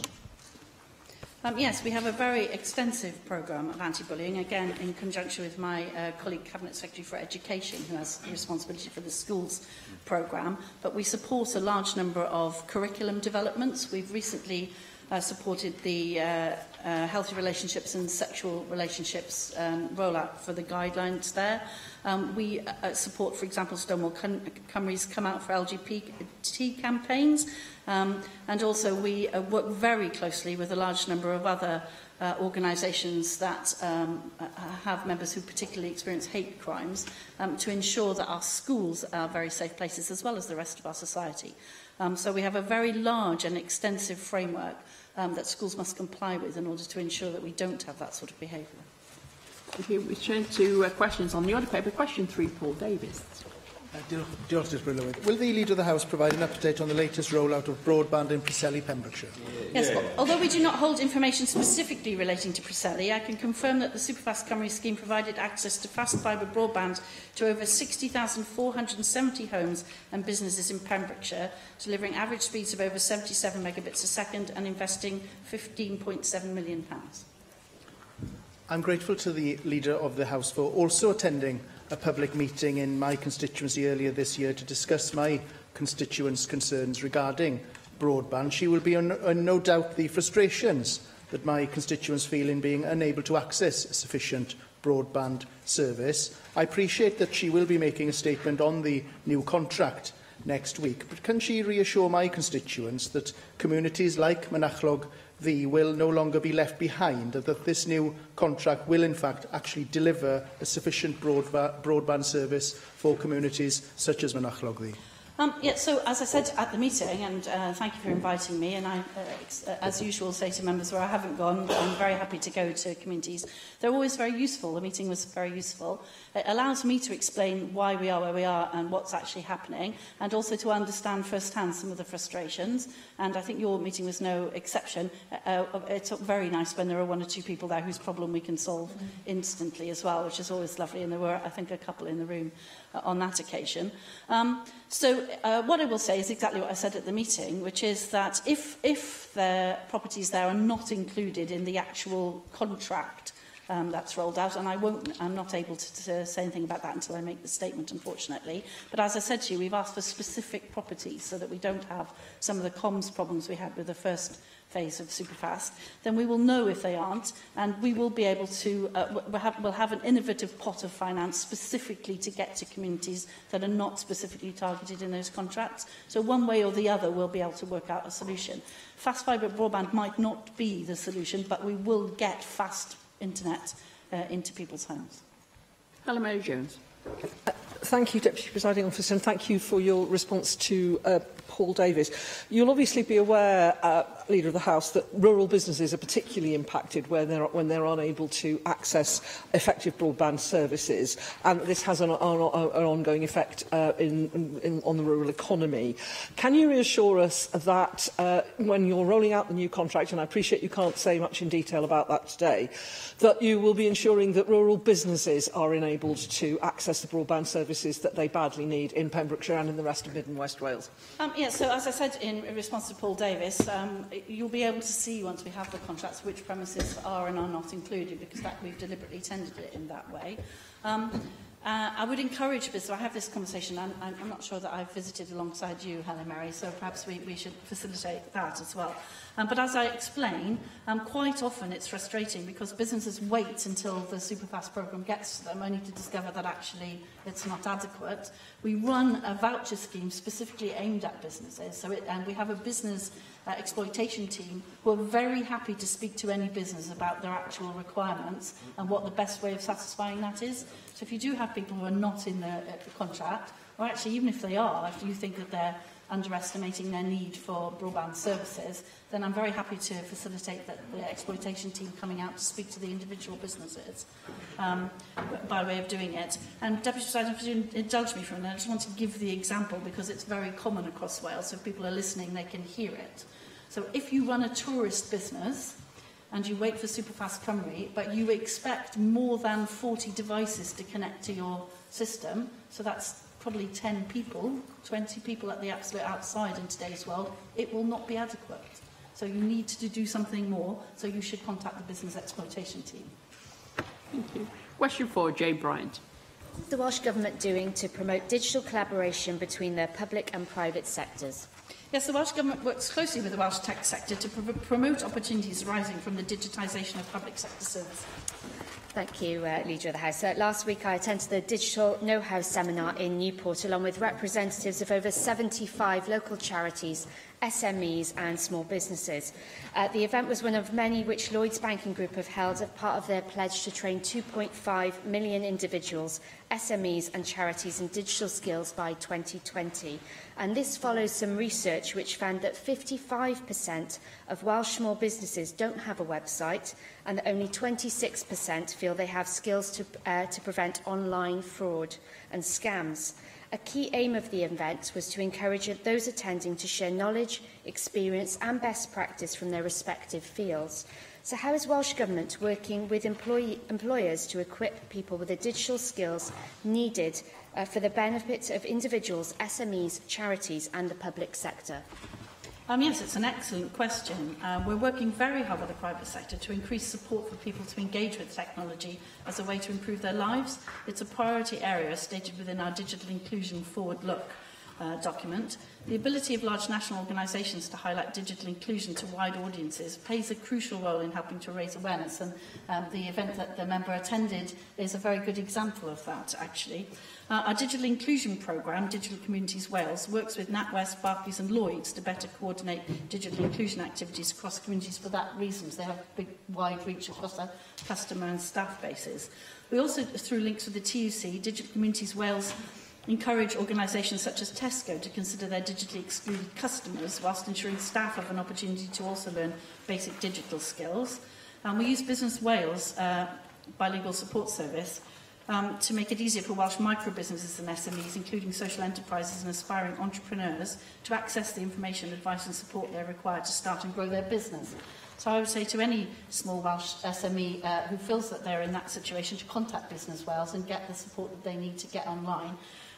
Research, Deputy Presiding Officer, from Welsh researchers shows that businesses who do get online have an exponential growth in their businesses compared to those who do not. And the research is very compelling that businesses that don't embrace the digital world are really struggling to survive. Angela Burns. Deputy Presiding Officer, Leader of the House, on the 18th of July, I raised my concerns with you that organisations with proven track records in the UK and throughout Europe for their work on digitising and streamlining public services were struggling to gain access to the Welsh Government. And you said in response, and I quote, "I'm very happy to be the conduit into government if anybody's experiencing that difficulty." Deputy Presiding Officer, I'm always astonished when I say this, but I'll say it again here in this chamber. My email address is julie.dames@gov.wales. It's astonishing to me how few people take up that opportunity. I'd very much welcome contact from anyone who thinks they can improve public services. Now, I'm aware of at least one significant company that took you up on this offer. They contacted you on the 18th of August by email. They followed it up with 2 telephone calls so far into your department, and they've not yet received a basic reply, let alone any further comment on appointment or even requesting more details of the services they offer. And this is for digital streamlining in the NHS. Please, can you do something to break this inertia within Welsh Government? Because we could be missing out on really fantastic ideas to streamline our public services. Yes, I'm very sorry to hear that. I was not aware of that. I'd very much welcome the details of that outside the chamber, and I'll follow it up. I wasn't inundated, unfortunately, with emails that I'm aware of. That one clearly slipped through the net. So I'll make the same offer again, but I will certainly follow that up. I'm very sorry to hear that, and we'll sort it out. Question 5, Caroline Jones. Dr Llywydd, what action is the Welsh Government taking to tackle gender-based bullying? Yes, bullying, whether in schools, workplaces or communities, is just unacceptable. We work closely with a wide range of partners, including social staff, the police, Refuges, Stonewall Cymru and Victim Support Cymru to tackle gender-based violence, intimidation and bullying. This includes a strong focus on education and awareness-raising campaigns. Thank you for that answer, Leader of the House. The increasing instances of online gender-based and homophobic bullying is having a huge impact upon young people in Wales. This week we learnt that a gay minister is facing repeated online abuse, mostly calls for him to kill himself. Young women are being put off entering politics due to constant torrents of abuse and rape threats they face on social media, and social media bullying has been linked to an increase in child suicide. Leader of the House, what more can you and your colleague, the Cabinet Secretary for Education, do to help put an end to this type of misery? Yes, the cross-government delivery framework on violence against women, domestic abuse and sexual violence sets out what we are doing and will be doing to meet the objectives contained in the National Strategy on Violence Against Women, Domestic Violence and Sexual Violence. Objective 3 is particularly focused on increasing awareness in children and young people of the importance of safe, equal and healthy relationships, and that abusive behaviour is also wrong. We've been running 2 very successful campaigns. The This Is Me campaign, which is trying to make sure that people don't accept gender stereotyping. I hope you've all seen it. It's been one of the most successful in terms of range and reach across Wales that we've ever run, and been very popular with a number of the colleges and schools that I've visited.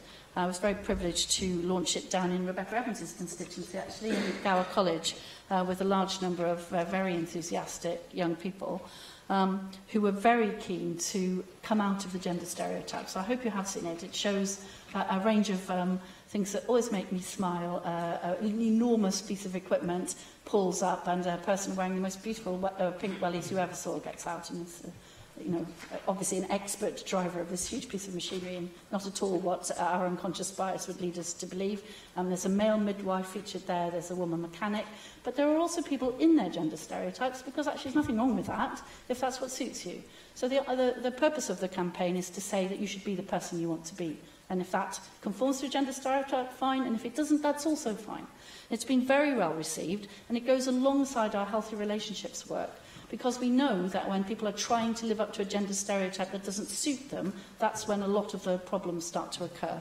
So we've got a large number of programmes aimed at that. We've got our Don't Be a Bystander campaign, which I hope you've also seen, which encourages people to take action where they see something that might look a bit weird to them, and just to say something. And we had very powerful testimony from some of the survivors there, actually moved me to tears on one occasion, where one woman said that she was seen coming out of a shed early in the morning in her pyjamas by her neighbour. And her neighbour just said, "Is everything okay?" Because that seemed a bit odd to her. And she said that was the catalyst for her to think, no, it really isn't. So she said, yes, it was. This is her testimony, not mine. Yes, it was to the neighbour. But it made her realise that it wasn't. Just that one little thing. So we've rolled out our Ask and Act policies. Very large numbers of people have been trained. Now, if I flip through my papers, I can tell you I think it's 70,000. And that's what that's doing. So it's a simple set of things that you can do as a person. It's available if members want to take it themselves, by the way, the level 1 for just ordinary citizens. That trains you what to say if you think something is strange, just to give you the confidence to do it. So people like firefighters who often go into homes and then they see something, to give them the confidence to be able to know what to do. It's a very simple set of actions, very powerful. So we're very determined, Deputy Presiding Officer, to wipe this kind of gender-based violence out of our communities. Okay, thank you. Question 6, John. Will the Leader of the House provide an update on broadband coverage in Newport East? Yes, although we don't hold information specifically for Newport East, under the Superfast Cymru project, we provided access to fast fibre broadband to over 14,000 premises across all parts of Newport, delivering average speeds of over 75 megabits a second and investing £2.9 million. Thank you for that, Leader of the House. As you know, Phase 1 of Superfast Cymru did not reach the villages of Langstone, Llanbacus, Bishton and Goldcliff in Newport East, and I'm very grateful a meeting took place with one of your officials and others to discuss the issues. Phase 2 is eagerly awaited by local residents in those villages, and I wonder if, announcement next week I know, but I wonder if there's anything you can say at this stage in terms of the issues that those residents face. I haven't got any specific information, unfortunately, that I can give you. It has to await the outcome of the tendering process. But I will just repeat, because it's worth repeating, that we will know who is and isn't in the contract.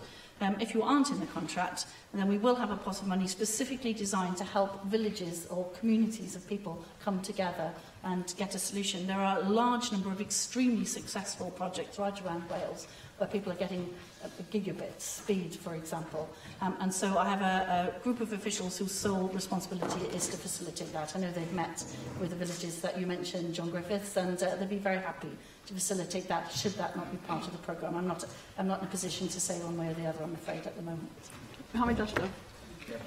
Officer, Cabinet Secretary, according to Oxfam Connected Nations report for Wales, the area that has seen the greatest improvement is Newport, where superfast broadband coverage has now reached 96%. However, rural coverage in Wales is only 66%. What plans does the leader have to increase the coverage of superfast broadband in hard-to-reach or not-spot areas to reach in South East Wales to the level enjoyed by Newport, to ensure that whole region benefits from the prospects of economic growth? Yes, well, that's entirely the whole point of Superfast Cymru is to do exactly that, Mohammed Ashgar. As you know, it's an intervention in the market. Without Superfast Cymru, most areas of Wales would never have got any broadband at all. Unfortunately, we are not able to roll it out as infrastructure. We require consent from the UK government to implement state aid provisions, so it does rather hamper us. I think the figures you referred to are slightly old. The last phase of Superfast drove the 66% up very considerably. The least good across Wales is now 83%, in fact. But overall, we have about 90,000 premises in Wales not served. Deputy Presiding Officer, when I make the announcements about the contracts next week, we will know how many will be covered with that. And as I say, we have specific programmes then to target the rest of the communities. Question 7, Jane Hutt. Cabinet Secretary and Leader of the House provide a statement on Welsh Government action to tackle domestic violence and abuse. Yes, we continue to implement our national strategy. Following input from our national advisors and stakeholders, our delivery framework was published in July. Draft national indicators will be issued for consultation by the end of this year, and we will be supporting a further rollout of Ask and Act training. Thank you, Cabinet Secretary. ARIS, the Identification and Referral to Improve Safety, is a GP-based domestic abuse and sexual violence training and referral programme. And in my role as patron of BAWZO, I'm pleased they're delivering the ARIS model, which has transformed the recognition and referral of domestic abuse in primary care in South Wales. The ARIS scheme is the first of its kind in Wales and was launched by the Police and Crime Commissioner, together with Cardiff and Vale University Health Board Chair Maria Battle. 25 GP practices across Cardiff and the Vale have been selected to be part of this innovative project. The ARIS model was launched in GP surgeries in Cwmtaf in November 2015, and Dr Jackie Gantley, ARIS clinical lead, has stated that prior to commencement of the scheme there was a very low rate of referral to services. There were only 7 referrals identified in a 3-year period prior to commencement, whereas in the 3 years post-training, 870 cases have been identified and supported. The project encourages early identification, diversion to appropriate support, preventing further suffering, reduces crisis demand on the police. Victim-centred approach also provides police officers with the opportunity to work more closely with the GPs, enhancing local knowledge of pathways and support available to victims. Will you consider rollout of the ARIS programme across all communities in Wales in order to tackle domestic violence and abuse? Yes, it's clearly been a very effective programme, and I know Jane Hutt's long-term interest in programmes which are effective in terms of prevention as well as helping victims. It's a GP practice-based domestic violence training, support and referral programme. I think it was first trialled in Bristol and Hackney. As she says, the Police and Crime Commissioner for South Wales has funded 2 of the projects, and some of the funding has come through Cardiff and Vale Local Health Board. We've been concentrating on our national training framework, ensuring that Vordo SV training is a core part of the service that our health, fire and rescue and local authorities colleagues offer. And as I said earlier, Deputy Presiding Officer, public services have shown their commitment to this training, and I was right in saying over 70,000 people were trained last year. It's a key part of the framework which supports frontline professionals with detailed guidance and training to help them to ask potential victims about abuse and to take action to help them. GPs are identified as a priority group for Ask and Act in our statutory guidance. It's a very cost-effective process of informed inquiry to identify and support victims, and it's opening up gateways and opportunities for those who experienced abuse in every part of our public service. We've just recently run a procurement exercise for further Ask and Act training for frontline professionals and are on track to achieve national rollout by 2021. Under the 2015 Act, local authorities and local health boards are required to develop and publish a local Vordo SV strategy, setting out the identified needs and priorities for their area. The first strategies were published for 2018-19, and the national advisors will be providing feedback to assist with the further development of the strategies. So as part of the further feedback, Jane Hutt, I'm more than happy to discuss with my Cabinet colleague for help whether this programme could be part of that. David Melding. Cabinet Secretary, can I refer you to a report delivered to the Royal College of Midwives annual conference last week? This report found that midwives, despite being specifically trained to recognise domestic abuse, often didn't realise when they were themselves the victims. And one of the key recommendations to come out of the research was the need for specific policy to support staff who may be experiencing domestic abuse. And I was pleased in this regard to note that 6 of the 7 health boards in Wales do have a specific policy. Do you agree with me that all bodies and organisations in the public sector should have such a policy? Yes, I absolutely do. It's very much part of our national framework. It's very important as part of the Ask and Act programme that not only are people trained to recognise what they're seeing in front of them with the people they're working with, but that they're trained to see it themselves. And just consider whether I can do this without revealing any personal details. But I have been actually present when we've gone through the training and somebody has actually realised that what we're describing is their own life. So it can have that effect. But yes, I absolutely agree. It should be, well, it is part of our programme that it should be rolled out to all areas of public service.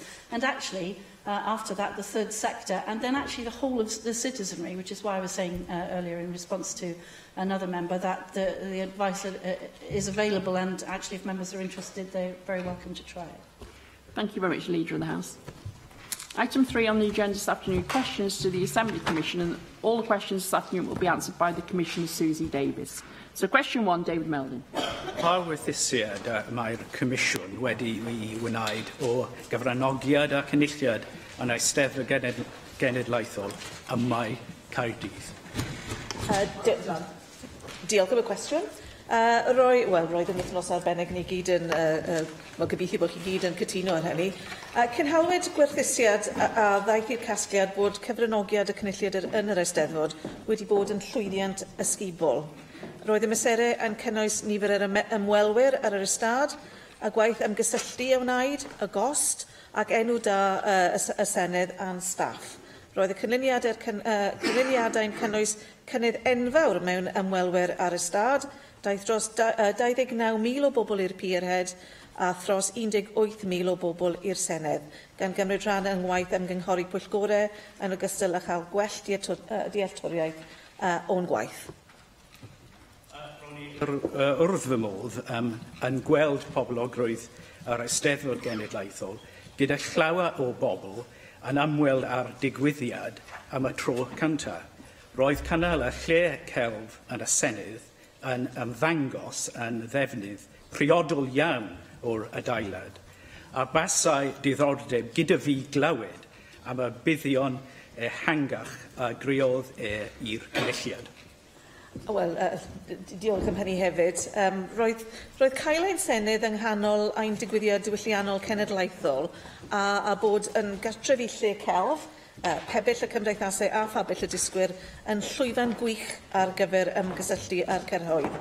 Daeth bron i 7,000 o bobl i ddigwyddiadau ym mhebyll cymdeithasau a wnaeth dros 5,500 o bobl dyniau llun yng nghadair y llywydd yn y siamber. Dwi ddim wedi gwneud hynny, felly fi drio drwy nesaf. Yr adborth ffurfiol ac anecdotaidd ynglyn â'r lle celf oedd yn arbennig o dda, a mi'n falch i weld bod ni wedi cael siawns ers hynny i cael arddangosfa gwych gwaith Cyffin Williams, enghraifft, gobeithio bod chi wedi gweld yr arddangosfa yma.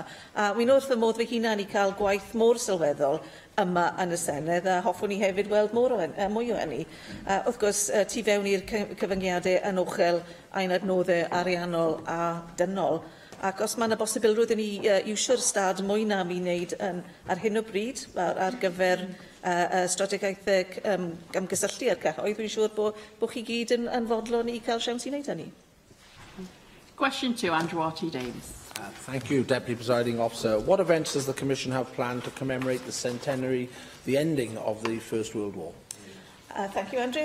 Well, over the last 4 years, of course, we've worked with a range of partners to commemorate those who lost their lives, including the 14 to 18 now and Wales for Peace, to hold conferences, a series of guest lectures and panel discussions, including contributions of experts in particular aspects of war. And we'll all remember the exhibitions, including the Weeping Willow exhibition, and of course the opportunity for members to bring some of their own memorabilia, bringing the awfulness of war into very close contact with our own family experiences.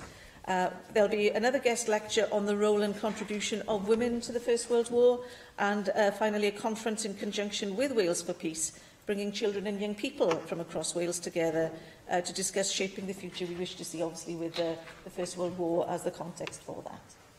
Thank you, Commissioner, for that answer. And there have, you're quite rightly pointing out, many commemorative events over the last 4 years, and in particular the programme that the Welsh Government has led on, which is to be commended, in fairness.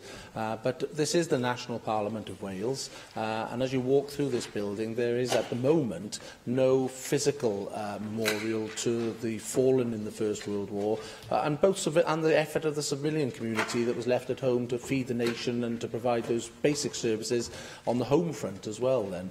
And I do think that is missing in this wonderful Parliament building that we have, and I would invite the Commission to look at putting a lasting memorial up that will commemorate the centenary activities, but also be a focal point as the wonderful poppy display that was outside this building I think 2 years ago now, that captured the public's imagination and is now available for everyone to see at the Imperial War Museum. And so I'd invite the Commissioner to take this forward within the Commission, and hopefully the Commission come forward with proposals for a lasting memorial that shows what this building and this institution and its members did to commemorate the centenary. Well, thank you very much for that idea. Actually, we're always looking for new ideas in the Commission to improve the building and perhaps convey our connection with the people of Wales. I mean, this is a serious part of our history.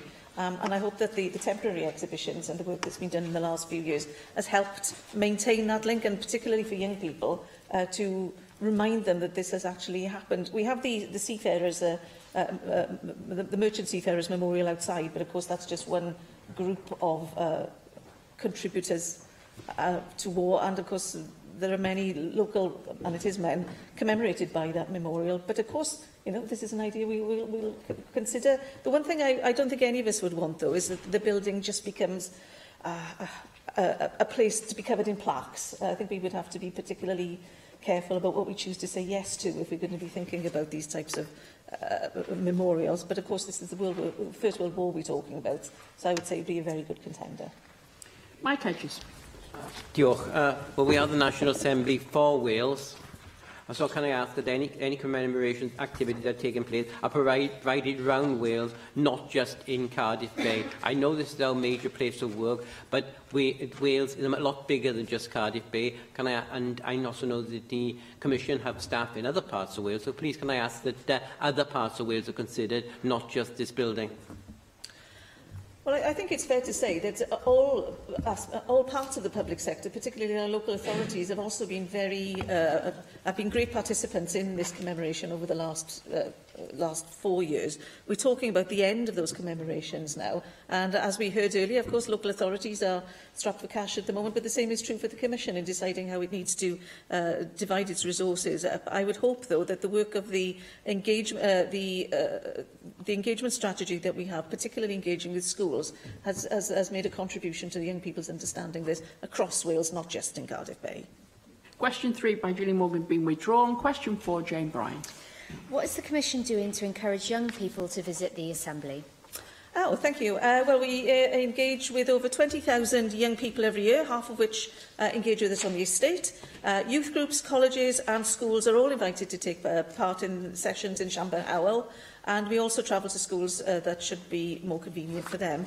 The range of services offered to young people is actually advertised on the website as well, so I'm just giving that a plug now so that more people know about it, as well as across social media channels, the Education and Engagement Team's youth letter, through the DISC newsletter and through the Hub Learning platform. Thank you. A few weeks ago, to mark their centenary of women's suffrage, over 100 brownies and guides from across Gwent, aged between 7 and 14, spent 2 consecutive Saturdays in the Senedd.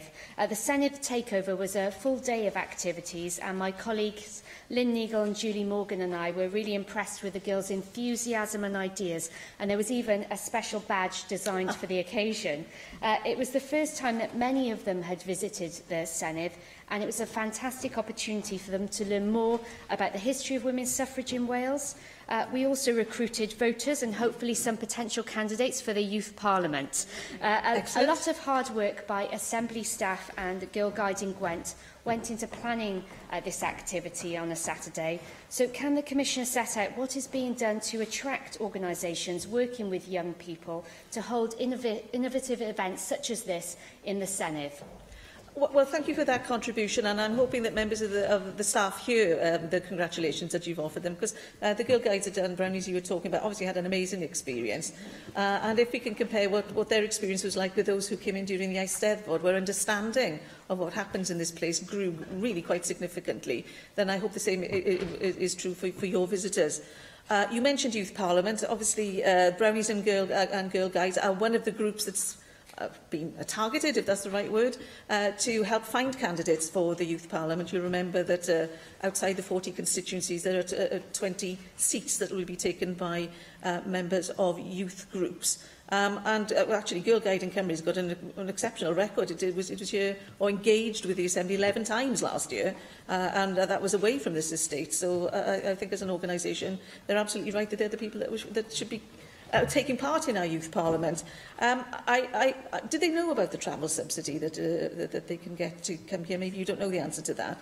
But I mean, that's one of the main tools that you would use for getting people to come here, rather than our education and outreach service going out. But I mean, apart from the things I've already mentioned, our outreach team does still go out. There'll be questions about where the balance lies now between that work and the work on the Youth Parliament, because obviously we have a set number of staff, and the Youth Parliament has obviously been a priority for the Assembly, as we found out in the votes on this, well, it's almost 2 years ago now, I think. Thank you. Well, question 5, Helen Mary Jones. Thank you, Deputy Presiding Officer. Will the Commission make a statement on resourcing the Welsh Youth Parliament? Absolutely. The Assembly Commission agreed in November 2016 that £100,000 would go into this financial year to help set the institution up and to promote it and to help young people understand what it would be for. And thereafter, in non-election years, we're talking about £50,000. Thank you very much, Commissioner, for that answer. May I ask on what basis the 50,000 has been agreed? Because I think we need to be sure that this is such an exciting initiative. This is one of the best things the Assembly's done for a very, very long time. It's had a huge welcome, and we need to make sure that the resourcing for that is sustainable. I think particularly looking at supporting those groups of young people who may find it harder to engage, some of the young people who will come from the 20 rather than the 40 directly elected members. So can I ask that the Commission keeps that funding under review, and to give consideration if it's found that it's not adequate? Oh, absolutely. I can give you that reassurance now. We all want this to work. I mean, the figures that we have, this is the first time we've done it. It's been done on best estimates and comparisons with similar ideas in the Parliament, if you like. But if this doesn't turn out to be enough money, we will have to, as a Commission, find extra resources to make sure that we can support it properly. Because if we do this half-heartedly, there's no point in us doing it at all. Question 6, Janet Finch-Saunders. Thank you, Deputy Presiding Officer. Will the Commissioner make a statement on the preparedness of the Assembly and its offices across Wales to respond to potential terrorist attacks?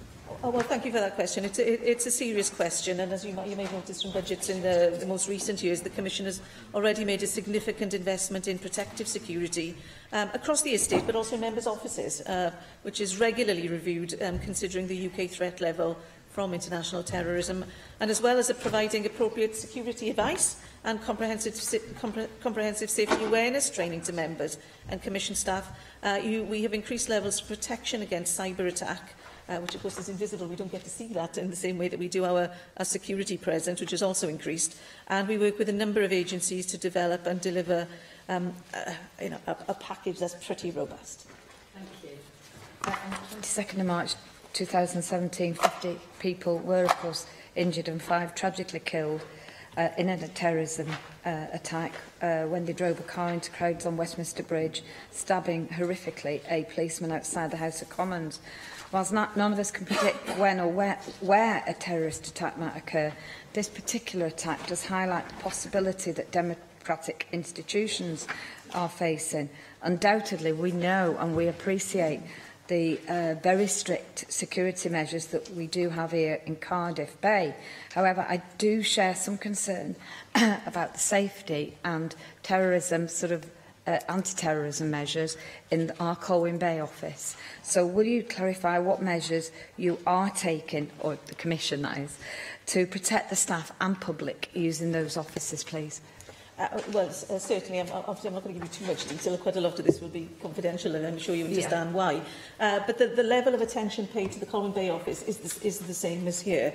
With the whole of the Senedd classed as a Tier 1 site, the National Assembly for Wales' security team works in partnership here with South Wales Police and other appropriate agencies, such as the Counter-Terrorism Unit, to identify risk and put the appropriate level of mitigation in place. I mean, I would say probably the Senedd gets that level of oversight from South Wales Police rather than North Wales Police, obviously. But what you will have seen, and I'm hoping this is true of Colwyn Bay as well, is that there's increased staffing within the security service.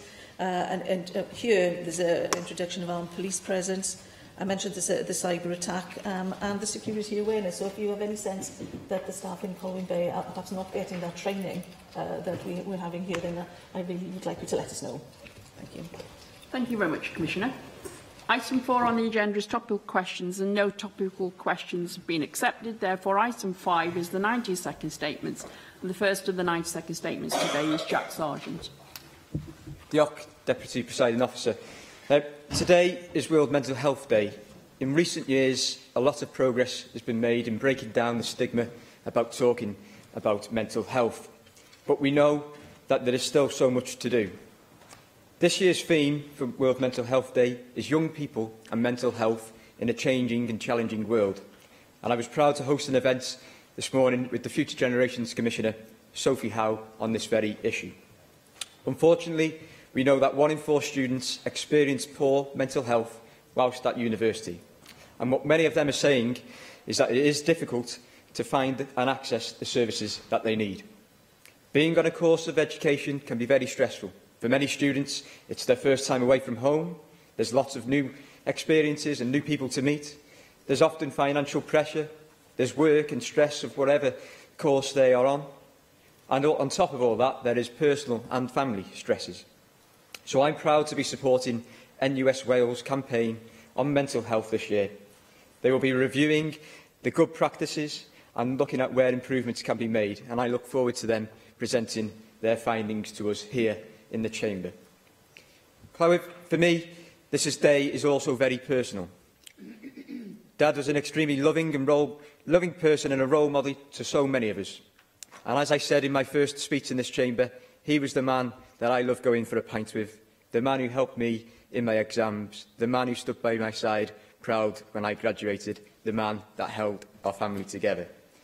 He had a lot of friends and a lot of close family, and I know that his death has affected my life and their lives for many years to come. And I do think that it's altered my existence and paved the way for many things to happen in my life which were completely out of control. I'll finish up now. I just want to say to those who can't discuss mental health problems and they find it difficult, that I stand with you. I am one of you, but I will fight alongside you. And I'll end on a very, very brief quote. When I is replaced with we, even illness becomes wellness. Diolch, Deputy Presiding Officer. Thank you. Rhys ap Iorwerth. Yn eglwys Sant Cybi heddiw mae trigolion Caergybi a Dunleary wedi dod ynghyd i gofio suddo yr RMS Leinster union 100 mlynedd yn ôl.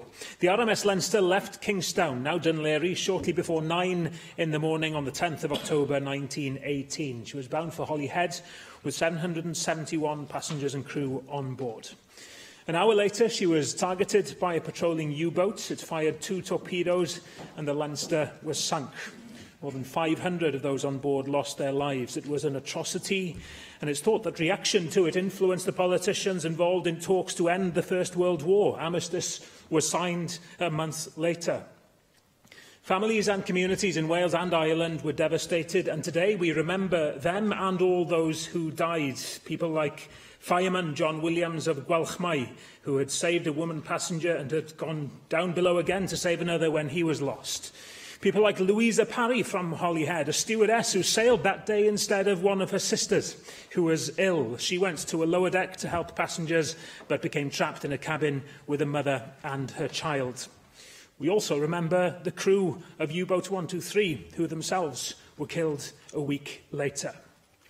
The RMS Leinster Centenary Commemoration Group in Holyhead includes a number who lost their grandparents in the sinking. I'd like to pay tribute to them for their hard work in reminding us of the history of the Leinster and for arranging the commemorative events in Anglesey this week. I look forward to attending one at St Mary's Hall in Holyhead this Friday. Today, 2 communities and 2 nations are bound together in memory. Thank you. Mark Isherwood.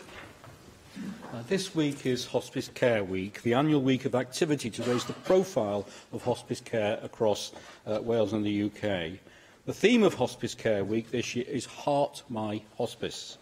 The cross-party group and Hospices and Palliative Care's recent inquiry into inequalities in access heard how limited awareness of the full range of services offered by hospices and the stigma around talking about death and dying can be barriers to people accessing the right care. The group recommended that hospices across Wales should continue to raise awareness of the care they provide and the opportunities for communities to engage with their work. Each year, hospices in Wales directly care for more than 10,000 people, around 80% of whom are cared for in their own homes and the community. Hospices are reliant on engagement with their communities to support their work. They provide opportunities to volunteer as gardeners, drivers in retail and administration, and fundraise a total of £2 million every month to sustain the delivery of hospice care in Wales. Hospices in Wales are asking people to demonstrate their support for their hospice by volunteering, donating, or by showing they care on social media in Hospice Care Week. Throughout the week, hospices in Wales are opening their doors to their wider communities to encourage greater engagement and to improve awareness of the vital work they do. Thank you. David Melding. Diolch, Deputy Llywydd. Today we mark World Homeless Day. Since its foundation in 2010, World Homeless Day has been observed on every continent with the obvious exception of Antarctica. The purpose of World Homeless Day is to draw attention to homeless people's needs locally and provide opportunities for the community to get involved in responding to homelessness while taking advantage of the stage created by an international day. So I'm very pleased that we have this chance to mark it today. There's been good progress in Wales on ending homelessness, including the homelessness prevention legislation that inspired similar measures in England, commitments on youth homelessness, and work to develop the Housing First approach. But we still need a plan to get everybody into a safe, stable home. Figures for crisis, calculated by Heriot-Watt University's Professor Glenn Bramley, found that 8,200 people across Wales are experiencing the worst forms of homelessness. This includes the main forms of homelessness, such as people who are stuck in crowded and unsafe places in hostels and night shelters, sleeping on people's sofas and kitchen floors, or in cars, night buses, tents, and, of course, alarmingly, out on the streets. If we carry on as we currently are, the Heriot-Watt research found that the number of homeless households is expected to almost double in the next 25 years across Britain. We must redouble our efforts and ensure that we bring an end to this scourge. Thank you. Claire Griffith. Mae dathliadau dwbl yn umbych yr wythnos yma gyda 5 blwydd canolfan iaith Clwyd wedi 30 mlynedd o ddarparu addysg Gymraeg i oedolion ac mae hefyd yn 10 mlynedd ers agor amgueddfa gwbl unigryw Gwefr Heb Wifre, Wireless in Wales, sydd hefyd wedi leoli yn yr un adeilad yng nghanol y dre yn umbych. Y prif symbolydd dros sefydlu y ddau gorff oedd y diweddar David Jones, cyn-fair Dimbych, dysgwr Cymraeg, rhyng genedlaetholwr pybyr a gŵr oedd â diddordeb mawr mewn hanes radios, a'r cysylltiad rhwng datblygiad radios a goroesiad yr iaith Gymraeg a'r cysyniad o Gymru fel cenedl. Bu David yn allweddol yn yr ymgyrch i agor canolfan iaith sirol gyntaf Cymru yn Umbych, a'i gasgliad personol o hen radios i'w craidd yr amgueddfa hynod ddiddorol a leolir yng nghanolfan iaith Clwyd yn y dre. Roedd e'n aelod o Blaid Cymru ac yn rhyngwladol i ddaliadau, mi helpodd sefydlu Cymdeithas Cymru Cuba, ac mae fesu wraig yn hanu o Bwlgaria yn dal i fod yn weithgar gyda'r amgueddfa. Mae'r ganolfan iaith wrth gwrs wedi datblygu cryn dipyn ers i sefydlu yn ganolfan iaith sirol gyntaf Cymru. Yn dilyn adrefnu Cymraeg i oedolion 2 flynedd yn ôl, mae popeth Cymraeg bellach yn gyfrifol am gyrsiau sir Ddimbych i gyd. Mae hefyd yn gweithio mewn partneriaeth â Choleg Cambria, sy'n gyfrifol am ddosbarthiadau Cymraeg yn siroedd Wrecsam a'r Fflint. Mae'n deg dweud na fydde'r miloedd sydd wedi elwa o'r cyrsiau yma, na'r miloedd sydd wedi ymweld â'r amgueddfa radios wedi cael y cyfle heb weledigaeth addfwyn o styfnig ein cyfaill diweddar David Jones. Mae'n dyled ni'n fawr i rywun oedd yn bencampwr cymunedol go iawn, a dyna pam mod i am i ni gofio heddi ac dymuno wrth gwrs yn dda i'r ddau ganolfan ar ei penblwyddi arbennig. Diolch. Item 6 on the agenda is a motion to amend standing orders. And can I call on a member of the Business Committee to move formally the motion? Moved. Thank you. David Melding. I realise that these standing orders will pass, and for the efficiency of what we need to do, I think we have to accept that. However, it would have been much better if we were amending this afternoon Standing Order 25 to accommodate the new needs that are on us in relation to taxation powers. In response to the Business Committee's preference, the Constitutional and Legislative Affairs Committee, and I think the Chair will speak later, suggested a new Standing Order 25. Bizarrely, we are now having to accept a bifurcated Standing Order 27. In the event, this is the wrong standing order because it breaks the logical sequence laid out in standing orders. It effectively places a new standing order within an existing standing order. This is not clear or transparent and will have a big effect on anyone trying to read our standing orders to gain an understanding of how these matters are dealt with. This process has been made even more convoluted by the reporting mechanisms that the government has committed to. And I won't bore the Assembly with them all, but it seems to say there should be a reporting mechanism, but the whole committee is not involved in it, just the Chair. And whilst I have no doubt that Chair will be diligent in the exercise of his duties, this is not robust procedure.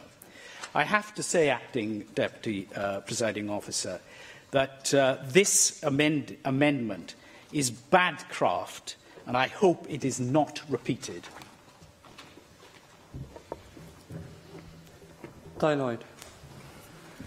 Diolch yn fawr, Dirprwy Lywydd. Dwi'n falch iawn i allu siarad i'r cynnig mae i ddiwygio rheolau sefydlog. Dwi'n siarad ar ran y Pwyllgor Materion Cyfanswyddiadol a Deddfwriaethol ac ar ran Mick Antoniw y Cadeirydd. Nawr, ym mis Ebrill eleni, ysgrifennodd y Pwyllgor Busnes Atom fel Pwyllgor yn gofyn am ein barn am y newidiadau oedd yn cael eu cynnig i'r rheolau sefydlog yn ymwneud â chraffu ar ochmynion yn y cyfrin gyngor o dan adran 116 ec o Ddeddf Llywodraeth Cymru 2006. Mae adran 116 ec o Ddeddf 2006, fel ydych chi gyd yn gwybod, yn caniatáu ychwanegu neu addasu drwy orchymyn y cyfrin gyngor bwera deddfu'r cynulliad mewn perthynas â threthiant, fel mae David Melding newydd ddweud. Bydd y gorchymyn yn y cyfrin gyngor yn nodi sut mae'r pwerau trethiant yn cael ei newid. Gofynnodd y Pwyllgor Busnes am ein barn ni fel Pwyllgor ynghylch a oeddem yn gweld unrhyw reswm i beidio â datblygu gweithrem briodol o fewn rheol sefydlog 27. Mae'r rheol sefydlog 27 yn ymwneud â chraffu ar is-ddeddfwriaeth. Wrth geisio ein barn, cawsom ein cynghori gan y Pwyllgor Busnes fod Llywodraeth Cymru yn ei hystyried yn broblem adlewyrchu rheol sefydlog 25, sy'n nodi'r broses ar gyfer craffu ar orchmynion yn y cyfrin gyngor o dan adran 109 o Ddeddf 2006. Mae adran 109 yn ymwneud ag addasu pwerau deddfwriaethol presennol y cynulliad. Yr hyn roedden ni yn ei ffafrio oedd cynnwys rheol sefydlog newydd ar wahân, rheol sefydlog 25A. Roeddem yn teimlo fel Pwyllgor, ni'n aeth beth fydda'r dull a fabwysiadwyd y byddai rheol sefydlog newydd yn gorwedd yn fwy cyfforddus o fewn strwythur presennol rheolau sefydlog. Byddai hyn wedi golygu byddai rheol sefydlog sy'n ymwneud â chaffael cymhwysedd deddfwriaethol, sef rheolau sefydlog 25 a 25A, yn dod cyn yr rhai sy'n ymwneud â defnyddio'r cymhwysedd hwnnw i wneud deddfa, rheolau sefydlog 26A, 26B a 26C. Ac na fyddent yn dod o fewn cwmpas rheol sefydlog 27. Mae'r rheol sefydlog hon yn ymwneud â chraffu ar is-ddeddfwriaeth a wneir yn ddieithriad o ganlyniad i bwerau a gaiff ei dirprwyddo o ddeddf y Cynulliau Cenedlaethol neu Senedd y Deyrnas Unedig i weinidogion Cymru. Fel rydym wedi dweud droion fel pwyllgor, mae'n bwysig bod deddfau yn hygyrch i ddinasyddion. Mae'r un mor bwysig bod y ffordd y mae'r cynulliad yn gweithredu drwy ei weithrefnau yn hygyrch hefyd.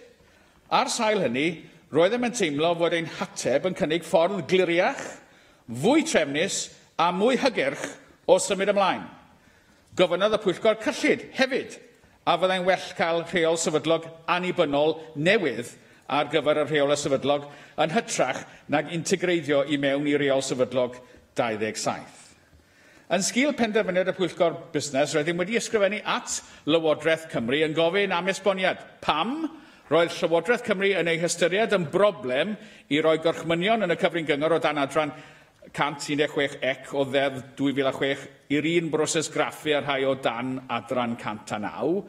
A pam roedd Llywodraeth Cymru yn teimlo hefyd y byddai'r weithrem newydd yn gorwedd yn well yn rheol sefydlog 27 yn hytrach na'r rheol sefydlog 25A newydd.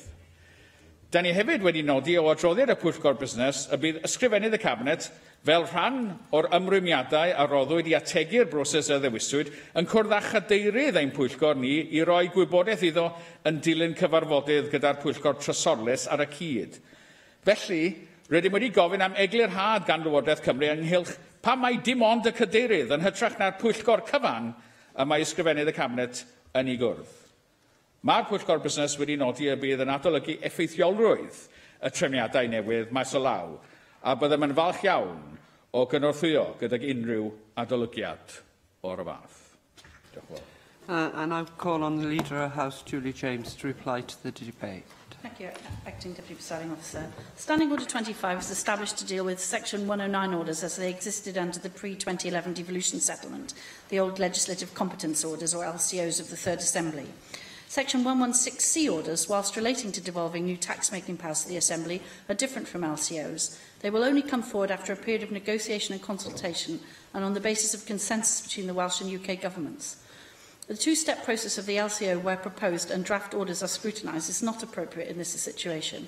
The Government has given a number of commitments regarding the information that will be provided to the Assembly during the negotiating phase in advance of a Section 116C being brought forward. These are set out in the Business Committee's report. A Section 116C order is an item of subordinate legislation subject to the affirmative procedure. The existing Standing Orders 27 already provides for most of the procedure necessary to scrutinise 116C orders.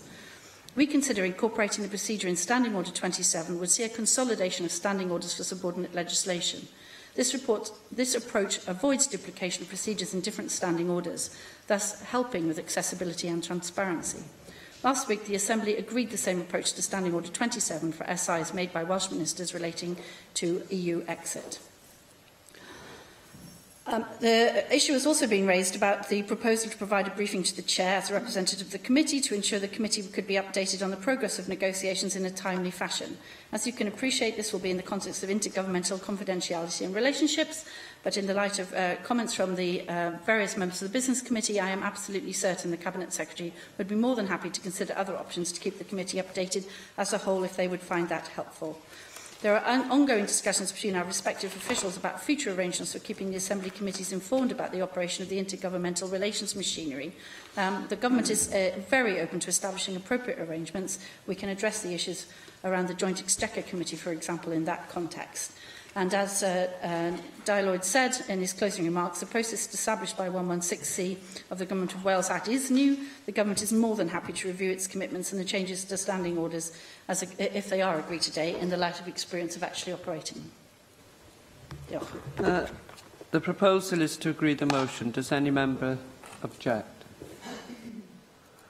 The motion are therefore agreed in accordance with Standing Order 12.36.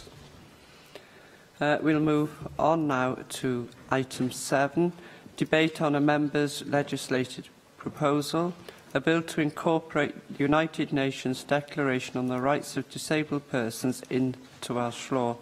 And I call on Helen Mary Jones to move the motion. Thank you, Acting Deputy Presiding Officer. It is my privilege to propose today that this Assembly should legislate to incorporate the United Nations Convention on the Rights of Disabled Persons into Welsh law. I must begin with an apology. The motion before us refers to an earlier version of the United Nations Declaration rather than the updated convention as ratified by the UK Government in 2009. This error is entirely mine. It arose from haste in preparing the motion, and I trust that the Assembly will accept my apology in this regard and that we can frame the debate in the light of the current convention. Disabled people comprise 26% of the Welsh population, higher than the average for the UK, and they still face systematic discrimination and prejudice. Nearly 40% of disabled people in Wales live in poverty, compared with 22% of the non-disabled population. Only 45.2% of disabled people aged 16 to 64 in Wales are in employment, compared to 80.3% of the non-disabled population. Only one Welsh local authority has set any targets for a percentage of affordable homes to be accessible, and only 15% of local authorities hold good information about disabled people's housing needs. I could go on. When the United Nations Committee reviewed the performance of the UK as a whole in relation to the Convention, its findings were damning. Amongst other issues, the impact of austerity was highlighted as having resulted in severe negative constraints amongst disabled people, financial constraints amongst disabled people and their families. The committee also highlighted the issue of disability hate crime, the absence of robust data, the employment and pay gap for disabled people, especially for disabled women, and the lack of a policy framework to address the poverty of families with disabled children. Overall, the committee found that there was sufficient and uneven implementation of the Convention across all policy areas, all levels of government and all regions. Now, disability organisations acknowledge that there have been positive developments for disabled people since devolution. We have adopted the social model of disability as the basis of our policy here in Wales, and that is very important, as the Leader of the House commented in response to a question earlier today. The Welsh Government's framework for action on independent living sets out a vision for implementing the Convention in Wales based on the 4 key values of confidence, cooperation, co-production and choice and control. There is very much to welcome in the framework, but it is not a law. It's a policy, and policies can very easily be changed. And there is no formal redress for a disabled person whose rights under the framework have not been met. To my mind, rather strangely, the Social Services and Wellbeing Act 2014 states that persons exercising functions under the Act must have due regard to the United Nations Convention on the Rights of the Child and the United Nations Principles for Older Persons, but not on the face of the law, the United Nations Convention on the Rights of Disabled Persons. The Act's Code of Practice does mention the Convention, but at any rate, the Code only applies to the provision of social services and not to other situations in which disabled people may face discrimination, like planning, housing, business and the economy. In the past, Acting Deputy Presiding Officer, the Welsh Government has argued that the Wellbeing of Future Generations Act 2015 provides a legal basis for improving the rights of disabled people in Wales and the services provided to them. But this legislation is not human rights legislation, and the Future Generations Commissioner does not have any relevant enforcement powers. I submit, Acting Deputy Presiding Officer, that it is time to legislate to fully incorporate the United Nations Convention on the Rights of Disabled Persons into Welsh law. Incorporation would require the consideration of disabled people's rights in all policy and legislation proposals brought forward by Welsh ministers.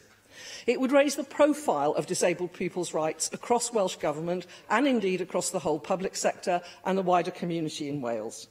And it would convey a very clear message to our disabled fellow citizens that we, their representatives, understand the prejudice, the discrimination, the barriers to participation that they face, and that we are determined to address that prejudice and discrimination and remove those barriers. And we do know that incorporation can be effective. Research by Dr Simon Hoffman of the Wales Observatory on the Human Rights of Children and Young People at Swansea University has found that the Children's Rights Measure, while falling short of full incorporation, has had a positive impact, legitimising the language of Convention rights in policy discourse, introducing an expectation of compliance with the Convention, and introducing the Child Rights Impact Assessments, which serve to embed the Convention as a framework for policy development. He also found that the measure had provided an impetus and confidence to stakeholders and to children and young people themselves to use the Convention in policy advocacy. Acting Deputy Presiding Officer, when this Assembly chose to legislate for the rights of children and young people, we sent a very clear message, both to children and young people and to those providing services for them. We were clear that upholding children's rights should not be left to policy alone, but should be a matter of the law and legally enforceable. I believe that it is time to send that same message to our disabled fellow citizens and those providing services for them, and I hope that this Assembly and the Welsh Government will agree in principle. I'd like to call Mark Isherwood. Well, the United Nations Declaration on the Rights of Disabled Persons, adopted by the United Nations General Assembly on December the 9th, 1975, states that all disabled persons have the same rights as other persons and recognises the obstacles created by social institutions and society in general, the social model of disability, as Helen Mary referred to. Although non-binding, the Declaration marked the beginning of a new approach to disability issues as human rights issues. The UN Convention on the Rights of Persons with Disabilities was adopted on December 13, 2006, and the UK Government signed this legal treaty in 2009. This sets out what rights disabled people should have alongside international benchmarks and covers areas including health, education, employment, access to justice, personal security, independent living and access to information. The UK Government has made it clear that it wants the UK to lead, quote, a global race to the top in rights and standards, not a competitive race to the bottom. However, there is merit in incorporating the UN Declaration, or should I say Convention on the Rights of Persons with Disabilities into Welsh law in order to strengthen and promote the rights of disabled people, as the Welsh Government did with children's rights by incorporating the Convention on the Rights of the Child into Welsh law in 2011. We will therefore be supporting this legislative proposal. When I led the debate here in 2010 supporting Disability Wales' independent living campaign, the Welsh Government then put down a neutralising amendment. Now, of course, everyone speaks in favour of independent living. As the campaign stated, independent living enables disabled people to achieve their own goals and live their own lives in the way that they choose for themselves. After I led a debate on co-production in the last Assembly, certain Welsh Government ministers then refused to use the term. As I stated, this is about seeing everyone as equal partners in local services, breaking down the barriers between people who provide services and those who use them.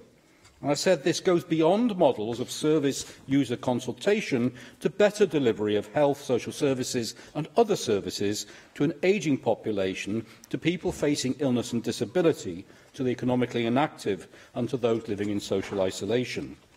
In 2013, my member-proposed bill on Community Care Direct Payments Wales was designed to offer carers and service users choice, control and independence. The Deputy Minister stated that she would like the principles in my bill to be taken forward in the Social Services and Wellbeing Wales Bill, as it then was, and I therefore agreed to withdraw it and work with the Welsh Government on this. The subsequent Social Services and Wellbeing Act Part 2 Code of Practice states that local authorities must seek to empower people to produce innovative solutions through local networks and communities, and that this means putting robust arrangements in place to secure involvement of people and the design and operation of services. It also stated that well-being includes key aspects of independent living as expressed in the UN Convention on the Rights of Disabled People, and that the approach to promoting people's well-being is one that recognises that care and support can contribute to the removal of barriers in line with the social model of disability, recognising the Welsh Government's framework for action on independent living, which expresses the rights of disabled people to participate fully in all aspects of life. Despite this, I continue to hear almost daily from disabled people, communities and carers who are having to fight for the support and services they need to enable them to lead an ordinary life because highly paid people in power don't want to share it and believe they know better. We've had well-meaning legislation that's supposed to be about designing and delivering services with people rather than for and to them, And yet we hear stories like wheelchair users still being denied access to the coastal path in Flintshire, and, as I mentioned earlier, the deaf community in Conwy having had to go to the Ombudsman after their council decommissioned their British Sign Language services. The reality is that more and more people are falling into avoidable crisis, and that there is a need for greater integration, independence and empowerment for disabled people. As Disability Wales state, if the UN Declaration or Convention were incorporated into Welsh law, this would raise the profile of disabled people's rights within Welsh Government, require consideration of disabled people's rights in legislation and policy brought forward by ministers, establish an accountability framework ensuring strategic implementation and monitoring, as well as greater consistency across legislation and policy, and finally strengthen involvement of disabled people and their representative organisations in informing and influencing policy. Michelle Brown. Thank you, Acting Deputy Presiding Officer, and I support this motion. There is, of course, a great variety of disability, and in a sense, every disability is unique to the person concerned.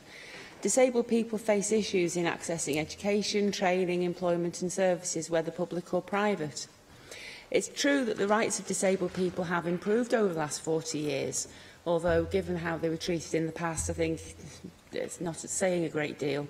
Law is sought to deal with discrimination in the workplace and in the provision of services, for instance, and I welcome the excellent move in the ALN bill to a presumption that children with additional learning needs should be educated in a mainstream school. But much remains to be done. But for now, I'd like to focus on one specific disability, that of visual impairment. Only 1 in 4 registered blind or partially sighted people of working age is in paid employment, and this number is falling. This figure is even worse for people who are completely blind. Only about 1 in 10 people with poor functional vision is in paid employment. And whilst there's a huge disability employment gap, that is the difference between disabled people in work, which is 48%, and the general population 80%, the employment gap for registered blind and partially sighted people is nearly double that for people with other disabilities. A survey by the Royal Society for Blind Children in February this year found that over a quarter of adults believe that blind children have different dreams and aspirations from their sighted peers. According to the survey, there's also a great deal of ignorance about what blind and partially sighted children and adults can do. For instance, 52% of respondents mistakenly believe that blind and partially sighted children won't be able to live alone in adulthood, travel, cook or take care of finances independently. So you can see how they would be disadvantaged in things like housing, employment and other areas if people around them have those beliefs about their capabilities.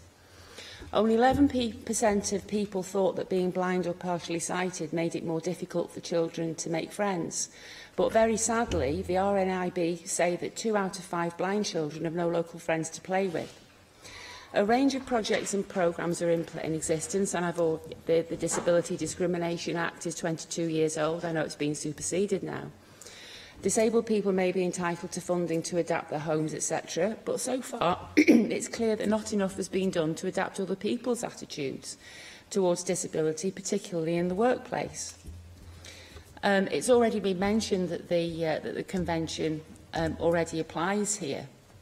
But it doesn't seem to have done very much good, and the things that have been done so far haven't done a great deal, made a great deal of change, certainly to the employment statistics. So while I agree with this motion to incorporate the Convention into Welsh law, it would have to be on the basis of a much more proactive initiative than we have seen to date, so that to really change the attitude of employers and general society towards disabled people. Many disabled people have fought their way through huge difficulties and challenges with a determination that would put a lot of us to shame, and those are skills that will be valuable to a great many employers. Simply adopting the Convention that we're already subject to will make very little difference in itself.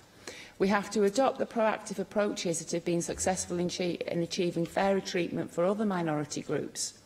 Laws that are enforced, rights that are actively promoted and upheld, not just written down, filed and forgotten. Finally, there have been disabled people in this country since this country began. yet they're still arguably the most disadvantaged minority group. That's inexcusable and must change. We've done it for others, we must now do it for them. Thank you. I'd like now to call on the Leader of the House, Julie James. Thank you, Acting Deputy Presiding Officer. I'd very much like to thank Helen Mary-Jones for bringing forward this proposal and also all the members who have contributed to the debate. It's very clear that there is wide support for the strengthening of the rights of disabled people in Wales. The Welsh Government continues to have a high regard for the international human rights treaties and UN conventions to which the UK state party is signatory. We seek to reflect both the spirit and the substance of each convention across our policies and programmes as appropriate. The actions of the Welsh Government must be compatible with international obligations as set out in Section 82 of the Government of Wales Act 2006, including the UN Convention on the Rights of Persons with Disabilities. A commitment to human rights is built into the DNA of the Welsh Government. This commitment provides a solid platform in Wales to create strong and inclusive policies and legislation. For example, everyone today has quoted the Social Services and Wellbeing Wales Act 2014. Under that Act, as Helen Mary said, when exercising functions in relation to disabled people who need care and support and disabled carers who need support, local authorities must also have due regard to the UN Convention on the Rights of Persons with Disabilities.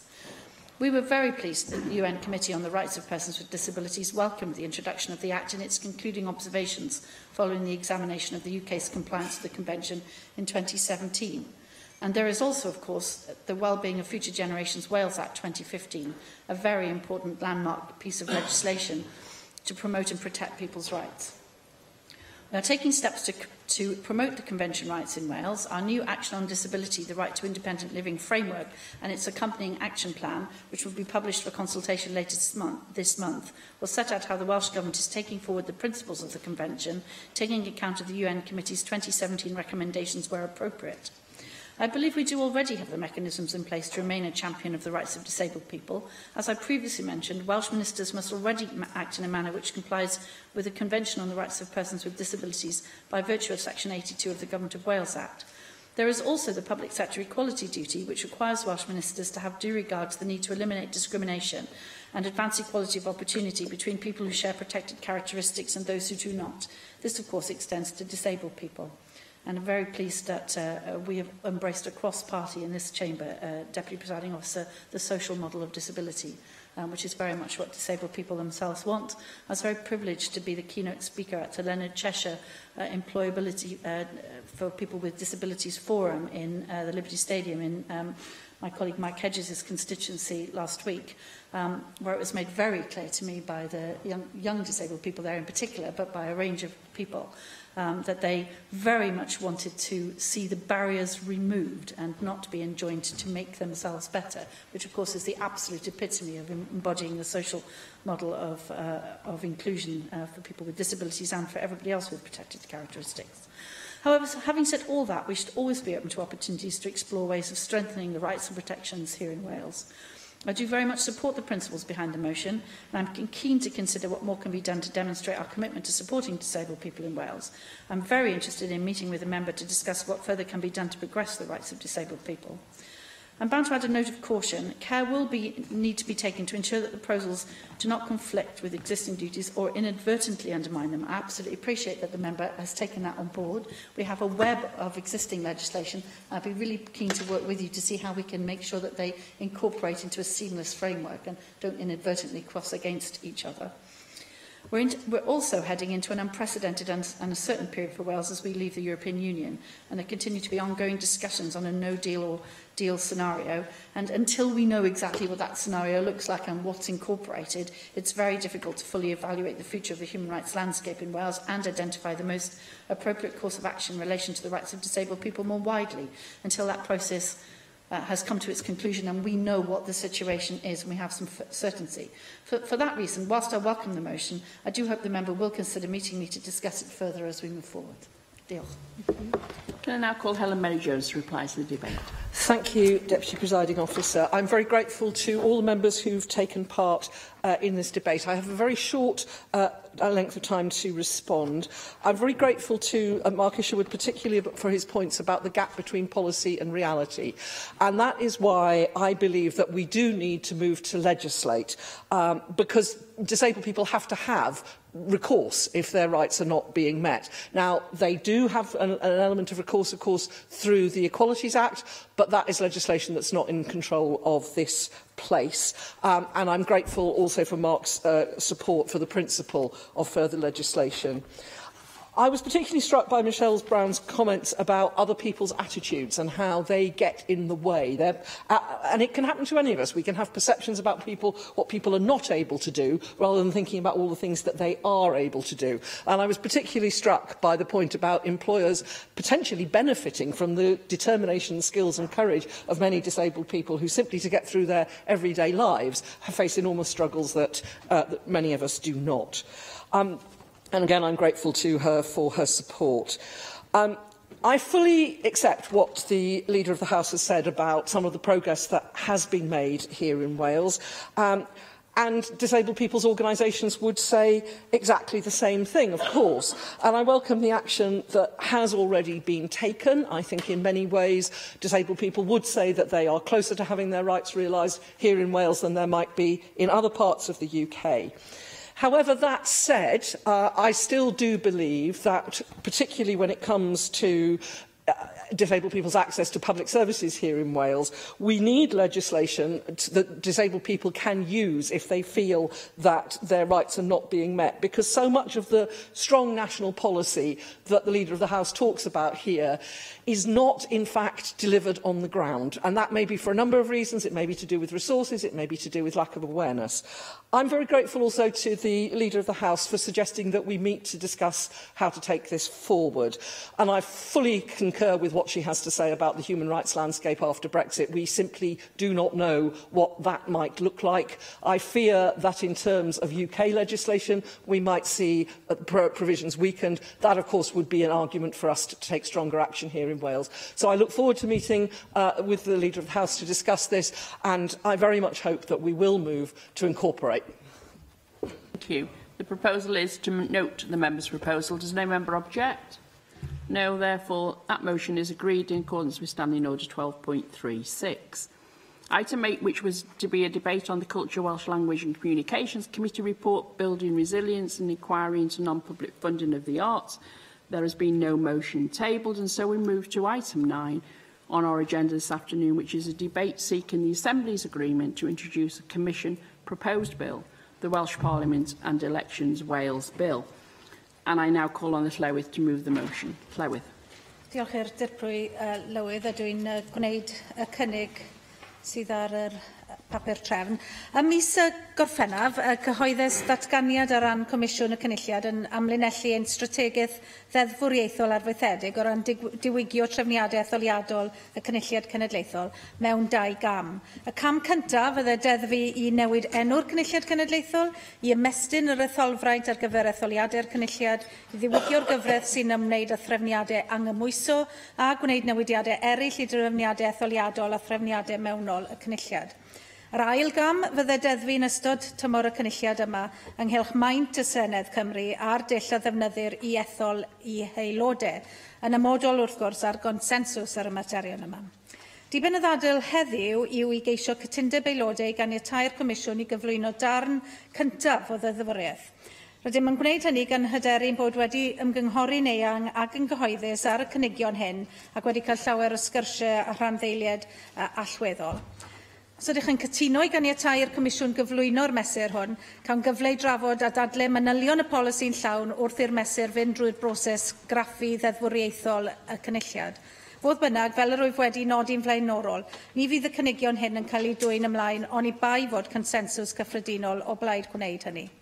Byddai'n rhaid i uwch fwyafrif o 40 o aelodau bleidleisio o blaid unrhyw fesur yn y dyfodol cyn iddo gyrraedd y llyfrau statud, a byddai'n destun gwaith craffu ymgynghori a thrafod trwyadl yn y Cynulliad yma a thu hwnt. Yn fy natganiad ysgrifenedig ar yr ail o hydre, amlinellus amcanion allweddol y mesur Senedd Cymru ac etholiadau Cymru. Yr amcan cyntaf yw newid enw'r Cynulliad i Senedd Cymru Welsh Parliament, sef y teitl y ffafriwyd gan y rhai ymatebodd i'r ymgynghoriad cyhoeddus ar y mater yma. Roedd yr ymatebwyr hefyd yn ffafrio'r teitl aelodau Senedd Cymru, Members of the Welsh Parliament, a fydde'n cyd-fynd â'r teitlau ddefnyddir gan ddeddfwrfeydd mewn mannau eraill yn y Deyrnas Gyfunol. I ni ddod i gytundeb cychwynnol ynghylch teitl yr aelodau, penderfynodd y Comisiynwyr ystyried y mater ymhellach a trafod eto gyda'i pleidiau. Mae'r trafodaethau yma yn parhau, ond mae fydd angen i'r pleidiau a chi yr aelodau i gyrraedd consensws ar y cyfle cyntaf posib ar y mater yma. Mae'r Comisiwn yn cynnig y dyle enw'r sefydliad gael effaith gyfreithiol ym mis Mai 2020 i sicrhau bod pobl Cymru yn dod yn gyfarwydd ar term Senedd Cymru Welsh Parliament cyn etholiad y cynulliad Senedd Cymru Welsh Parliament yn 2021. Byddwn yn sicrhau bod cost y newid mor isel a phosib ac nid oes bwriad newid logo'r cynulliad yn gyfan gwbl. Bydd y memorandwm esboniadol a gaiff ei gyhoeddi gyd-fynd ar mesur pan gaiff ei gyflwyno wrth gwrs yn cynnwys yr amcan gyfrifon gorau o'r costau a'r arbedion posib a lle ddod yn sgil y ddeddfwriaeth. Ail amcan y mesur fydd gostwng yr oedran pleidleisio isaf 16 yn effeithiol o etholiad 2021. Rwy'n gwybod y bydd aelodau am gael sicrwydd y byddwn yn gwneud ymdrechion sylweddol i roi gwybod i bobl ifanc am y newid yma ac yn annog y lefel ucha o gyfranogiad ganddynt. Rydym yn cytuno â hyn ac fel rhan o'r broses ddeddfwriaethol yma, bydd y Comisiwn yn amlinellu pa gamau a gymerir gan y sefydliad a'n partneriaid ar y mater yma. Y trydydd amcan yw gweithredu'r argymhellion o ran newid deddfwriaethol a wnaed gan Bwyllgor Materion Cyfansoddiadol a Deddfwriaethol y pedwerydd cynulliad i egluro a diwygio'r fframwaith deddfwriaethol ynghylch anghymwyso unigolion rhag bod yn aelodau cynulliad.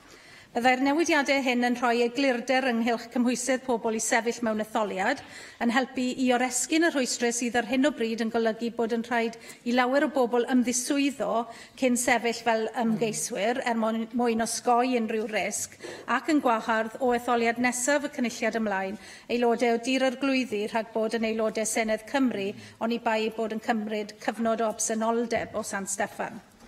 Yn olaf y pedwerydd amcan, fydde sicrhau fod darpariaethau ar waith i'w gwneud yn bosib i ni ystyried gweithredu yng Nghymru pe bai Comisiwn y Gyfraith yn gwneud unrhyw argymhellion i resymoli'r ddeddfwriaeth ynghylch etholiadau.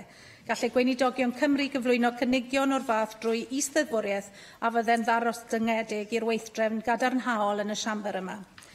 Bydd yr mesur hefyd yn ymestyn y dyddiad cau ar gyfer cyfarfod cyntaf y cynulliad ar ôl etholiad o 7 diwrnod fel y gymau ar hyn o bryd i 4 diwrnod ar 10 yn unol â'r trefniadau yn Senedd yr Alban ac hefyd yn cywiro'r ymwysedd deddfwriaethol presennol drwy egluro bod gan y Comisiwn y Cynulliad y pŵer i godi tâl am ddarparu gwasanaethau nad ydynt yn gysylltiedig â'i swyddogaethau. Fel y dywedais yn gynharach, bydd aelodau'n cael cyfle i drafod manylion y diwygiadau hyn yn ystod y broses o graffu, ac os byddwch yn derbyn y cynnig hwn heddiw, dwi'n edrych ymlaen yn ddiffiant i weithio gyda chi er mwyn creu deddfwriaeth gadarn y gallwn ni a phobl Cymru ymfalchio ynddi. Diolch. Susie Davies. I haven't got a huge amount to add to that we just heard from the Llywydd. I just think it was important to point out that we have these powers and we should use them. And while the more difficult questions perhaps have been delayed to a second bill, there is a serious purpose in this bill as well. And I mean particularly the change of name to this Parliament. It's not just a vanity project. The purpose behind this is to help the people of Wales understand what this place is, which is a primary legislature, a proper parliament, and some distance away from the Assembly that was set up in 1999. And we all feel the frustrations, I'm sure, regardless of our parties, when we knock doors. The people still don't understand the difference between Welsh Government and the Welsh Assembly, or even what the Welsh Assembly is responsible for. And if this is an opportunity to help, just one more opportunity to help people in Wales understand that, then of course we should take it. The bill will be informed by public consultation. The Llywydd has referred to some of the responses there. But of course the views of members themselves, who are themselves informed by their own Stage 1 consultation, will also matter. And if amendments come forward, I'm sure they'll be done on the basis of evidence as well as personal points of view. And if we do get permission for a draft bill to proceed today, if I understand correctly, stages 2 and 3 may be dealt with by Committee of the Whole House rather than committees as we have in the past. Personally, and perhaps I declare an interest at this point because I am a Commissioner, what I'm looking for in this bill is a quality legal instrument, which is clear and which fulfils its stated objectives. And that means no framework bill, no diverting of responsibility to secondary legislation unless it's absolutely necessary, because of all the scrutiny implications that go with that. A very transparent and analytical approach to the difference between the use of powers and duties, and of course no Henry VIII powers for the government on the face of the bill. This is an Assembly bill. It's a reminder that we are the legislature, we are the Assembly, and we act on the behalf of the people of Wales.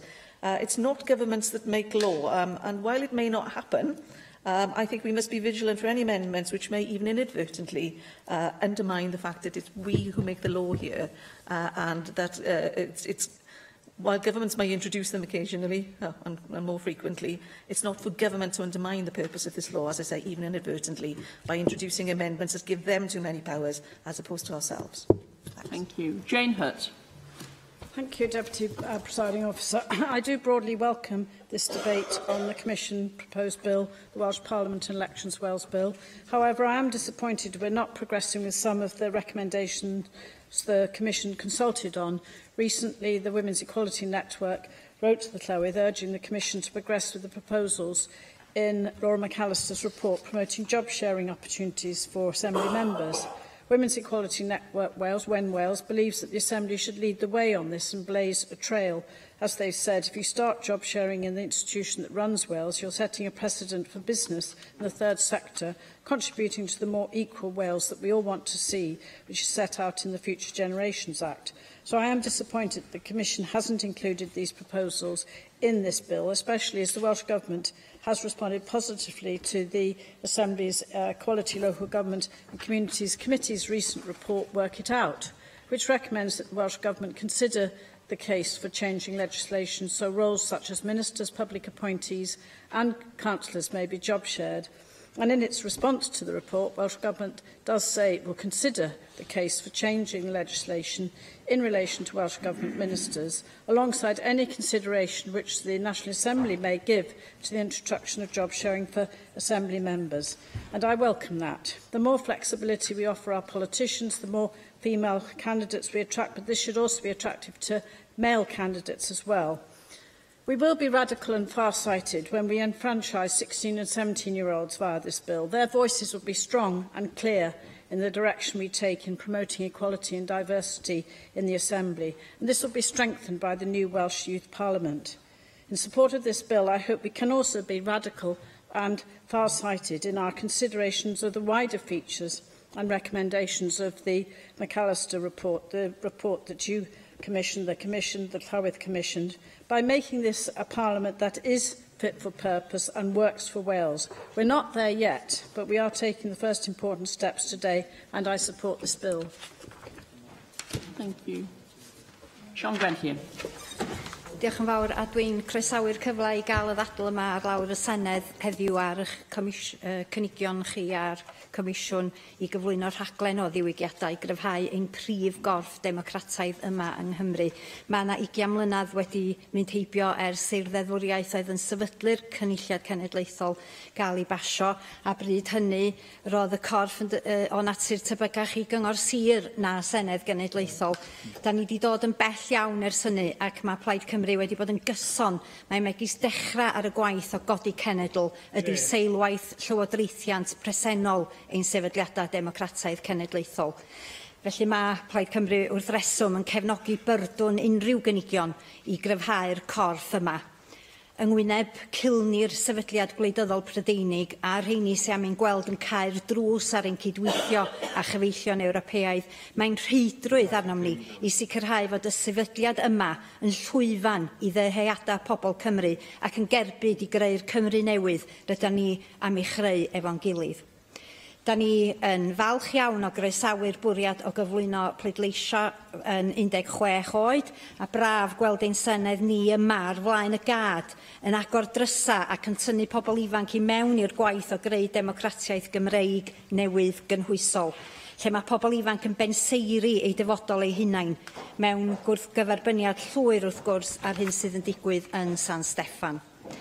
Pwrpas y ddadl heddiw yma, wrth gwrs, ydy ceisio cytundeb y cynulliad i ddod â chynigion manylach yn y flwyddyn newydd i roi cig ar yr asgwrn, a da ni'n edrych ymlaen i gael craffu'n fanwl ar y cynigion yn ystod y broses honno. Ond rhaid ni gofio, mae rhan gyntaf o'r pecyn o ddiwygiadau ydy'r rhain yn dilyn adroddiad arbennig gafwyd gan y gweithgor gang gadyryddiaeth Laura McAllister. Ac dwi'n mawr obeithio byddan ni'n symud yn syth ar ôl hynny hefyd i gyflwyno gweddill yr cynigion. Dwi fel Jane Hutt yn siomedig fod ar cymhelliad 10 ac 11 yn ymwneud efo cynyddu cynrychiolaeth cyfartal o ran yr rhywiau ddim yn cael eu cyflwyno ar hyn o bryd, a dwi yn deall yr cefndir wrth gwrs. Mae cwotau a rhannu swyddi yn ffordd arbennig o roi mwy o lais i ferched, a dwi falch iawn bod fy mhlaid i, Plaid Cymru, penwythnos diwetha yma, wedi cyflwyno rhestra merched yn unig mewn etholaethau targed, a hynny yn fawr i'w groesawu yn fawr iawn. Yn ola, dwi eisiau troi at y cynnig i newid enw'r cynulliad cenedlaethol i adlewyrchu ei statws fel Senedd Genedlaethol. Ac dwi yn nodi mae'r Comisiwn yn ei hyrwyddo ar hyn o bryd ydy Senedd Cymru, Welsh Parliament. Safbwynt Plaid Cymru ydy y dylai fod yr enw Senedd yn cael ei arddel ar gyfer y sefydliad hwn yn nwy iaith swyddogol Cymru, ac y dyla'r aelodau gael ei galw'n aelodau o'r Senedd, neu aelod o Senedd Cymru yn y Gymraeg, ac yn Member of the Senedd neu Member of Senedd Cymru yn Saesneg. Dwi yn gobeithio gawn ni edrych eto ar y mater yma yn ystod y broses craffu. Gai jyst gyfeirio'n sydyn am rhesymeg dros y safbwynt yma ynghylch yr enw. Y prif nod newid enw'r cynulliad ydy gwella dealltwriaeth y cyhoedd o'i swyddogaeth. Ar hyn o bryd, mae nifer fawr iawn o bobl yn galw'r sefydliad, nid yr adeilad yn unig, yn Senedd. Mae wedi dod yn ddefnydd cyffredin erbyn hyn. Serch hynny, mae yna nifer yn dal i ddefnyddio'r terma fel Welsh Assembly Government neu Welsh Government i gyfeirio at y cynulliad oherwydd diffyg dealltwriaeth. Does a ddim defnydd ar hyn o bryd o Welsh Parliament yn gyffredinol, a felly mi fydda newid enw'r sefydliad i hynny yn golygu newid arferion y cyhoedd ac ychwanegu term arall i'r cymysgedd sydd yn bodoli ar hyn o bryd. Ni fydda'r enw uniaith Senedd yn gwneud hyn gan i fod yn barod yn cael ei ddefnyddio gan nifer. Yn ystod yr ymgynghoriad, fe gafodd aelod Senedd Cymru Member of Welsh Parliament ei ffafrio gan 30% o ymatebwyr. Dim ond 1.6% yn fwy na'r camran oedd yn ffafrio aelod o'r Senedd, Member of the Senedd, sef 28.4%. Os ychwanegir y camran oedd yn ffafrio'r teitl trydydd mwyaf poblogaidd, sef aelod o Senedd Cymru, Member of Senedd Cymru, sef 13.5%, mae yna ffafriaeth glir dros deitl i'r aelodau sydd yn cynnwys enw uniaith Gymraeg i'r sefydliad, sef 41.9%. Mae yna nifer o sefydliadau cenedlaethol eraill, megis Chwarae Teg, Mudiad Meithrin, ac yn wir teitl swyddogaeth y llywydd ei hun, yr un fath yn y ddwy iaith, a dos a ddim anhawster. Byddwn ni'n gofyn hefyd yn y cyswllt hwn felly i'r Comisiwn gyhoeddi unrhyw asesiad effaith ieithyddol sydd wedi wneud ar y penderfyniad polisi i argymell yr enw Senedd Cymru Welsh Parliament fel enw'r sefydliad hyd yma, ac yn gofyn i sylw gael ei roi ar sail tystiolaethol wrth symud ymlaen.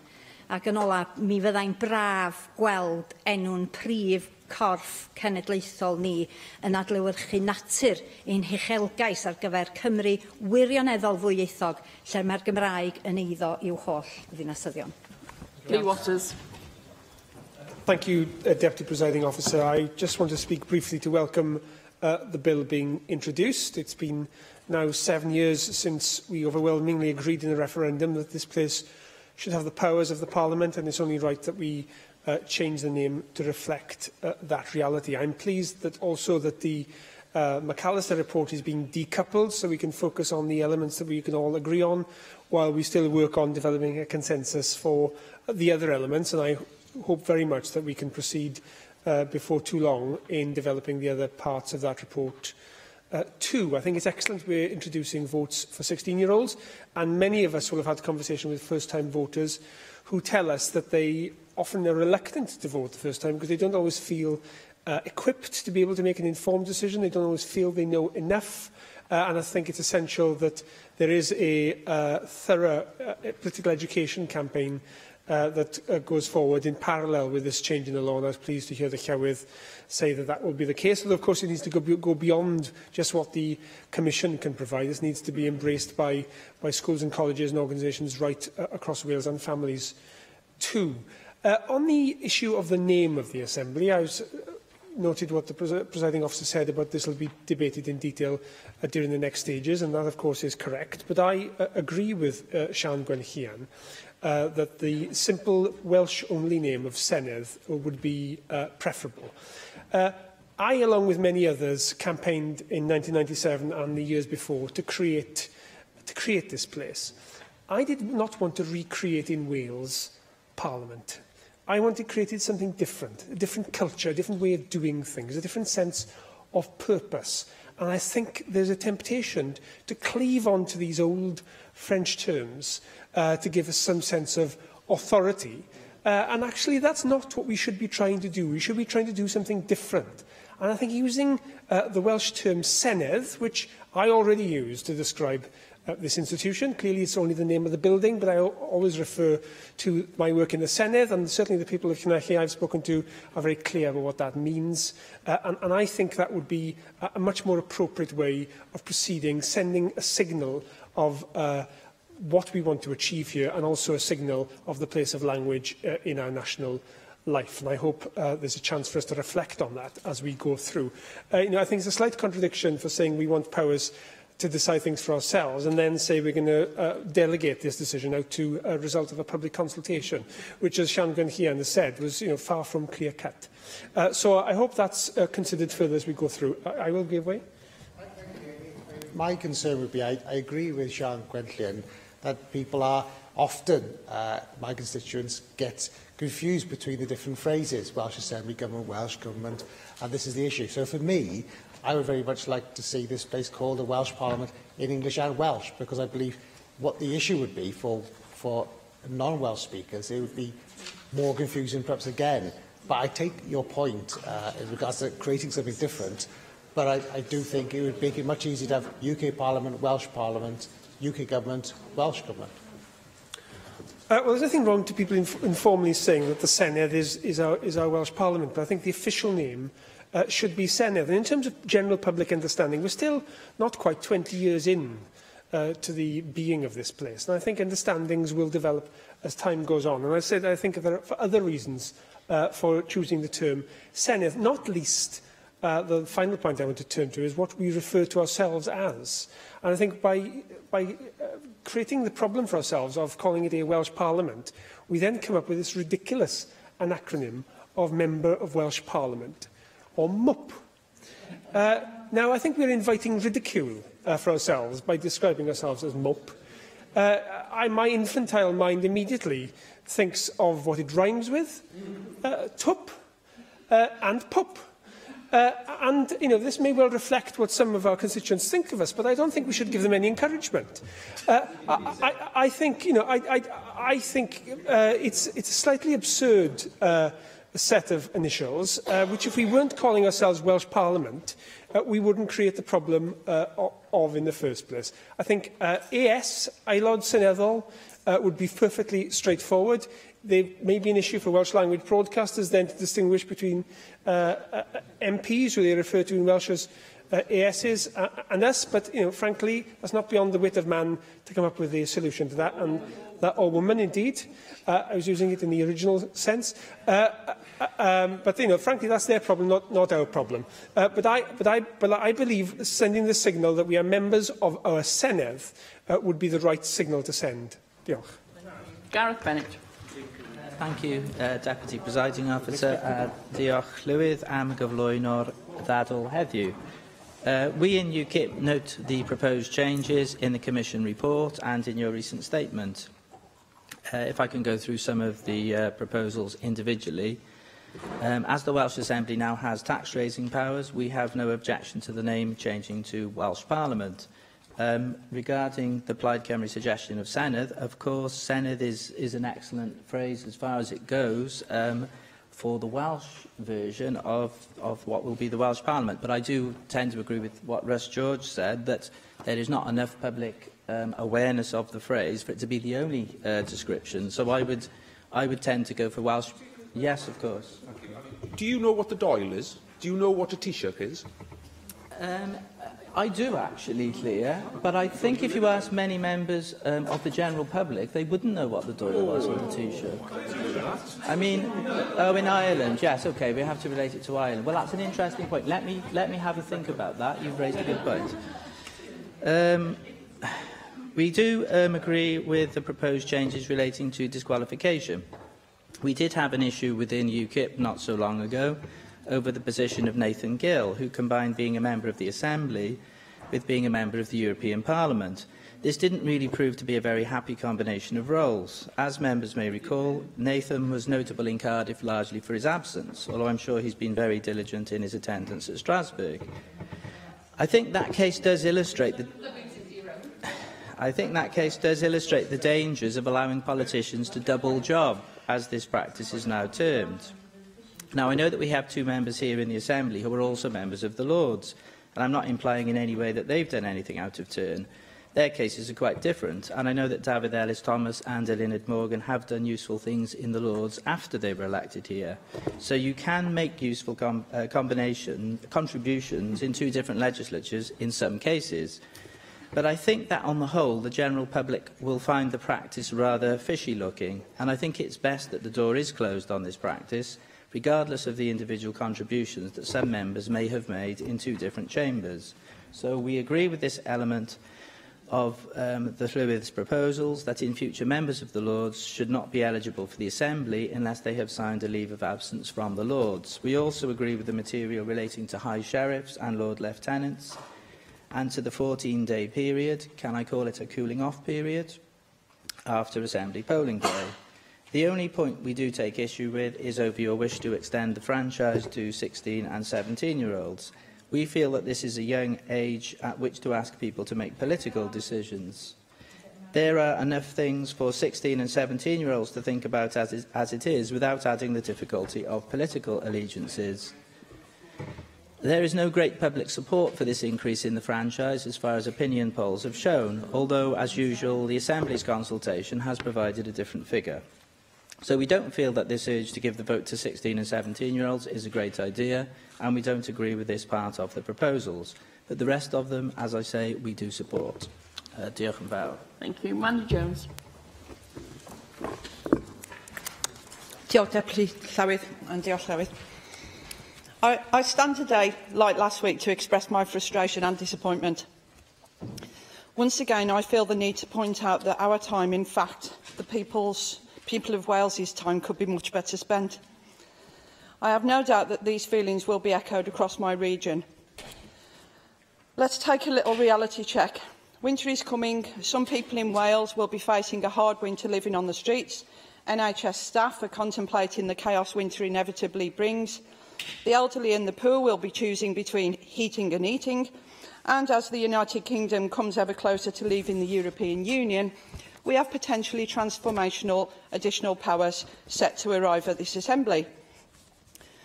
Changing the name of this institution or changing our titles will not address those issues. Changing our title from Assembly Member to Member of Parliament or even Senator will not help any constituent. Our time should be better spent improving our constituents' lives, not our CVs. No, I won't. How members today can justify paving the way to increasing the members of this institution and yet at the same time argue against reducing the number of MPs shows how the jobs for the boys culture is alive and well in politics today. The taxpayer in Wales already pays for too many politicians. Scotland Scotland has around double the population of Wales, but they have fewer councillors. I sat in this chamber when the Cabinet Secretary for Local Government and Public Services spoke of the need to reform local government, but now backs away because he cannot make difficult decisions. I also have deep concern about reducing the age of voting. The age of 18 in the United Kingdom is accepted as adulthood. We don't allow 16-year-olds to drink, to drive, to gamble or to watch restrictive films. They go to young offenders institutions and even attend children's wards in hospitals.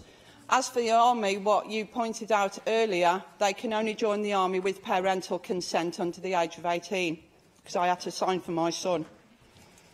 I believe we should leave the voting age to the age of 18. It is a rite of passage, something to look forward to and to be proud of. For these reasons, I will be voting against this motion today. Diolch. Thank you. Can I call the Council General, Jeremy Miles? Diolch, Dirprwy Llywydd. Rwy'n croesawu'r cyfle i gyfrannu'r ddadl hon ac i ddatgan cefnogaeth Llywodraeth Cymru i'r cynnig i gyflwyno'r bil hwn. Mae Deddf Cymru 2017 wedi dod â phwerau newydd yn y maes hwn, ac mae'n iawn iddyn nhw cael eu defnyddio i wneud ein deddfwrfa yn fwy effeithiol, hygyrch ac amrywiol o ran cynrychiolaeth. The reforms proposed for inclusion in this bill are important in ensuring that the Assembly's role, its processes and its electoral arrangements are clear. In particular, I welcome the proposal to extend the franchise for voting in Assembly elections to 16 and 17-year-olds. Unlike Gareth Bennett, I think 16 to 17-year-olds are perfectly capable of exercising that level of democratic engagement. I commend the Commission's aim to empower, engage and enthuse young people to participate in the democratic processes in Wales. This government has long advocated the involvement of young people in the democratic process, which is essential to achieving a vibrant democracy. Within our own forthcoming local government and elections bill, we will include provisions to allow 16 and 17-year-olds the right to vote in local elections. 16-year-olds can legally undertake a multiplicity of activities, and so it's right and it's just that we allow them also a voice to speak up and vote on matters that affect them just as it affects everybody else. I'm just curious, one of the things that came up in the course of deciding on this bill is whether 16 and 17-year-olds might like some education through the school system about, the political system and so forth, rather than definitely political party politics. Do you have a view about whether that's better dealt with in a bill like this or within the government's own local government bill? I don't have a view on that. I think it's obviously important that we make sure that we have an informed electorate at all ages, and I think we should take every opportunity that we can to make sure that is the case. The responses to the consultation, which the Commission has conducted, suggest that if we encourage people to engage with politics at a young age, they are more likely to remain engaged as they grow older. This should ensure strong levels of public participation in the democratic process for the future, and what better way to engage young people than to allow them to take part and vote in the elections that have a direct impact upon their lives. The Welsh Government believes that it's not just young people who must be allowed a voice. The right to vote should apply to all those who have a stake in our society. Our forthcoming local government and elections bill will therefore also enfranchise all foreign nationals legally resident in Wales to vote in Welsh local government elections. The Welsh Government believes this principle must be applied consistently across the electoral franchises of Wales, and the Government would like to explore these issues as this bill progresses with the Assembly Commission. I welcome too the proposal to reform the existing provisions in the 2006 Act relating to disqualification. As I think is now widely recognised, those provisions conflate two quite separate questions. On the one hand, who, if anybody, should be precluded from standing for election because of the offices they hold, and on the other hand, which are the offices that a successful candidate should resign before being able to take up their membership of the Assembly. And we need clarity on this, and I hope that the bill's proposals will help provide that. I'm pleased to express the Welsh Government's support for the proposed introduction of this bill. I look forward to the introduction and welcome the opportunities it brings for further debate and consideration to ensure that our legislature continues to effectively serve the people of Wales in a changing constitutional landscape. Thank you. Can I now call on Lewis to reply to the debate? Can I thank members who've contributed to the debate this afternoon? And as Susie Davis said, as she started her response, we've come a long way, some distance from the National Assembly that was first elected in 1999. We are a proper parliament, your words. We are a proper parliament now, and we should call ourselves that, in whatever language, and I'll come on to that point later on. There seems to be a majority of support in this chamber to introduce, allow young people, 16, 17-year-olds, to have a vote for the National Assembly, Welsh Parliament or Senedd. Sian said it beautifully. The young people are the architects of their future. They need to have a voice in the architecture of their future. Pobl ifanc yn benseiri ar ei dyfodol. It's not something that's agreed by all here, but and that's shared, by the way, by the consultation responses we had as well, where there was a majority in favour of 16 and 17-year-old voting, but not universal support. On job sharing, the points made by both Jane Hutt and Sian Gwenllian, and I understand the disappointment on the fact that the expert panel recommendation on job sharing is not to be brought forward in this piece of legislation. And we had a discussion in the Commission about this. I'm not currently convinced that there is a supermajority in this chamber to introduce that as part of the legislation, but more fundamentally is probably the issue around competence, where it relates to an Assembly member's right to become a minister or a cabinet secretary. And I don't want to be in a position at all where members are elected to this National Assembly who can be Assembly members but have not the right to become cabinet secretaries. We would have, in effect, two tiers of members at that point. So that's an issue that needs to be resolved before we undertake any legislation on this matter. Its time will come, I've no doubt about that, but its time is not yet here. Now, we had expressed the different views on what we call ourselves. I don't think we should overindulge ourselves in the issue of what we call ourselves or what we call this Parliament. We are to be a Parliament, a Senedd. There is obviously a divergence of views expressed here today on whether we should use the Welsh name only, Senedd, to refer to this place rather than Senedd Cymru, Welsh Parliament. Let me remind you all that we need 40 of the 60 of you to agree to this name change as part of the this legislation, and it's working its way through the National Assembly and reaching stage 4. Those of you who are advocates of Senedd and its use in Welsh only,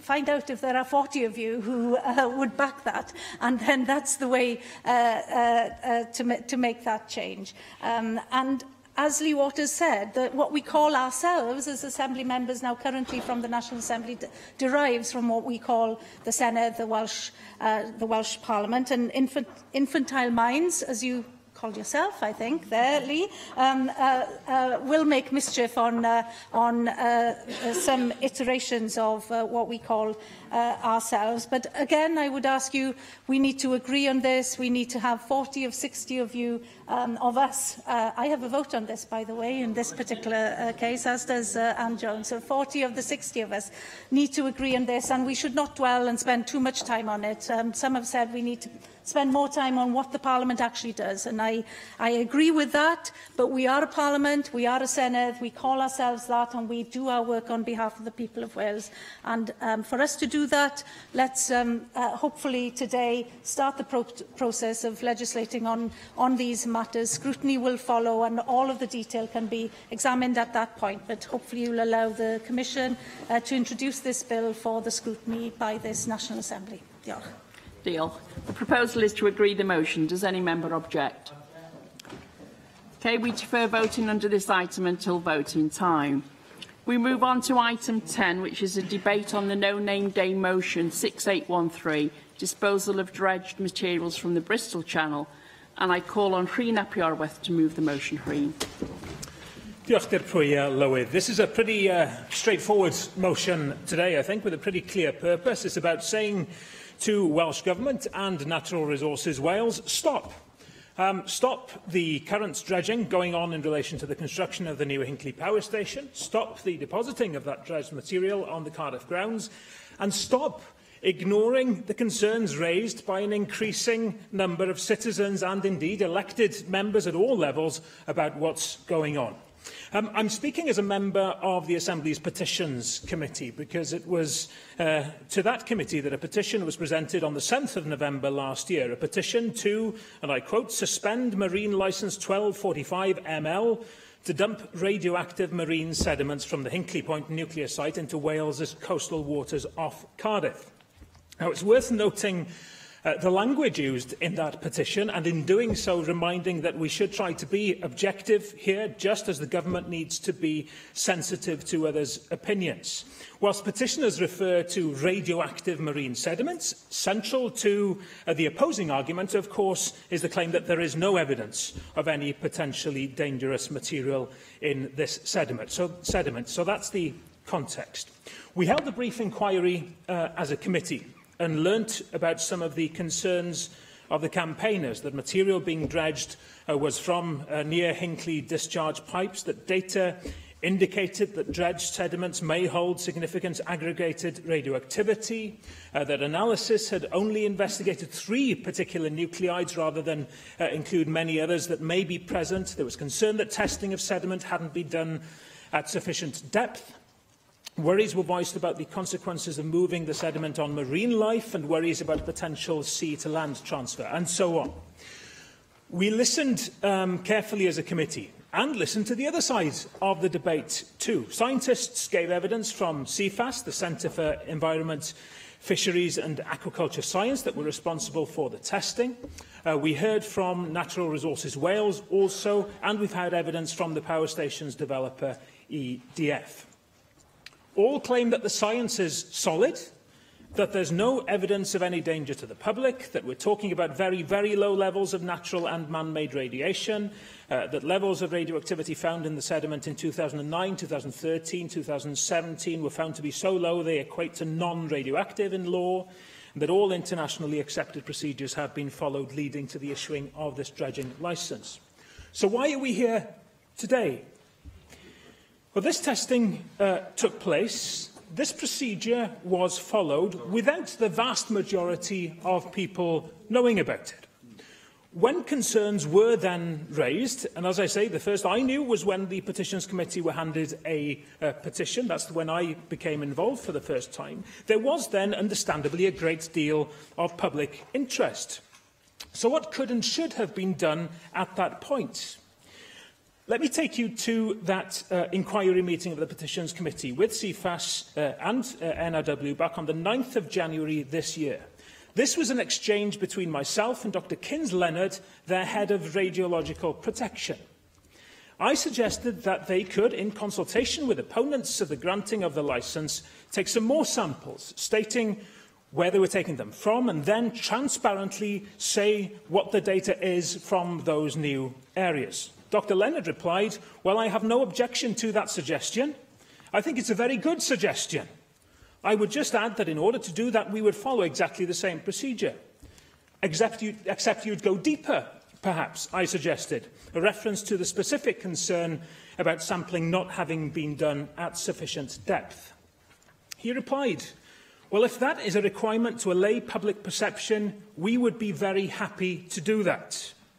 We would follow the guidelines that are set out by the International Atomic Energy Agency in the way in which we do it and in which we assess the dose. We could make it more transparent in terms of how that assessment is done in the report, and we would be very willing to participate in that if it helps public perception. I then turned to our other witnesses, Natural Resources Wales, and asked, can I just get a response from NRW on that? To which John Whedon, their permitting service manager, replied, "Again, I would support the response from CFAS and we'll look at that." Now, I believe that the course of action that should have been followed at that point was to have conducted that further testing that I suggested at depth and in consultation with concerned parties in order to respond to public concerns. The fact that didn't happen leads us to where we are today, with dredging happening out in the Channel and concerned citizens seeing a government that just hasn't listened to them, despite options having been put on the table for trying to alleviate concerns. Today, they see government, through their amendment, removing most of the tabled motion, again refusing to engage in a process which could and should have been conducted months ago, to seek more evidence and allay concerns. We will vote against that amendment. We'll also vote against the second amendment on the advice of environmental campaigners who point out that there's a technical issue with it. It calls for NRW to conduct an environmental impact assessment, but campaigners say it's not NRW's job or competence to carry out an EIA. Of course, campaigners do want that assessment carried out, despite the Cabinet Secretary for Environment and Rural Affairs saying in a statement on September the 29th, 2017, and again I quote, that records show that the applications for the disposal of material in Welsh waters took into account the overall EIA for the Hinkley Point C project. Campaigners say courts have now proven that a separate EIA should be needed, as the overall general EIA doesn't cover dredging. Without a specific EIA, they argue, you just can't make a decision on whether to agree or to refuse a licence application. Llywydd, I haven't gone today into the principle of how anything could be dumped quite so easily on Welsh land or in Welsh waters, this easily, regardless of what that material is. I've raised that in the past, and perhaps others will comment on that during this debate. But above all, today this motion is about listening to people and recognising real concerns. That hasn't happened, and I hope I've been able to highlight how a sensitive government could have responded. And this motion states that they should do so now by suspending the licence. The message is clear, and to all members, including those on Labour benches, on the government benches, who have said that they agree and sympathise with the concerns of their constituents, vote for this motion today. Rwyf wedi dethol y ddau welliant i'r cynnig. Os derbynir gwelliant 1, cael gwelliant 2 ei ddadfethol. Galw'r ysgrifennydd y Cabinet dros ynni cynllunio materion gwledig i gynnig gwelliant 1 yn ffurfiol. Formally. Galw'r fod Neil McAvoy i gynnig gwelliant 2 a gyflwynwyd yn ei enw. Neil McAvoy. Diolch, Llywydd. If I were told to make up a story, I don't think I can make up something as unbelievable as this. The UK and Chinese governments strike a deal worth tens of billions of pounds, and as part of the deal, they plan to dump 320,000 tonnes of mud from outside a nuclear power station off the coast of Wales without testing it properly. Now, many of us campaigned for years for this institution, because at times like this, we expected our Welsh Government to stand up for us. Well, what has Labour done? Want to dump your waste on us? No problem. Fine. They've welcomed it. Let's for the moment forget about the potential health concerns and the lack of an environmental impact assessment. Why would you accept 320,000 tonnes of waste being dumped on your doorstep by your neighbour? Why would you do that? On the 20th of June this year, Emeritus Professor Keith Barnum, Imperial College, London, wrote to the government to warn about the possible dangers with the mud from outside of Hinkley Point. Magnox Limited have admitted there were cooling pond accidents in the 1960s with weapon-grade plutonium. This was new information, and should have forced a rethink on the licence. In terms of safety, the government has accepted the bare minimum. Every physicist I have spoken to say that in order to identify every kind of plutonium that you may find in such mud, there needs to be done 3 kinds of testing: alpha spectrometry, mass spectrometry, and gamma spectrometry. This is just scientific fact. Speak to the physicists. And it's been reckless to ignore this, irresponsible. With respect, Cabinet Secretary, you don't know what you are doing. We've had excuse after excuse that nothing can be done, that it's all the fault of Natural Resources Wales. In Wales, we have the only government in the world which is unable to control the very agencies it has set up. And once again, through legal action by the campaigners, we found out that it's not Natural Resources Wales who's ultimately responsible, but the Cabinet Secretary. The monumental incompetence and arrogance is staggering. And I say to every single Labour member here today, people voted for you and they put their trust in you. Listen to them. Listen to your voters and not the whip. It was also established through legal action that there was no environmental impact assessment carried out for the dumping on the Cardiff grounds and its aftermath. There was a 2,000-page document about the effect on the Bristol side, but virtually nothing about Wales. And let's flag up also that the minister at the time who decided not to have an environmental impact assessment was a former lobbyist for the nuclear industry. Extraordinary. Only in Wales. Only in Wales. So how can you allow the dumping of 320,000 tonnes of mud from outside a nuclear power station and not examine the effects on the local environment?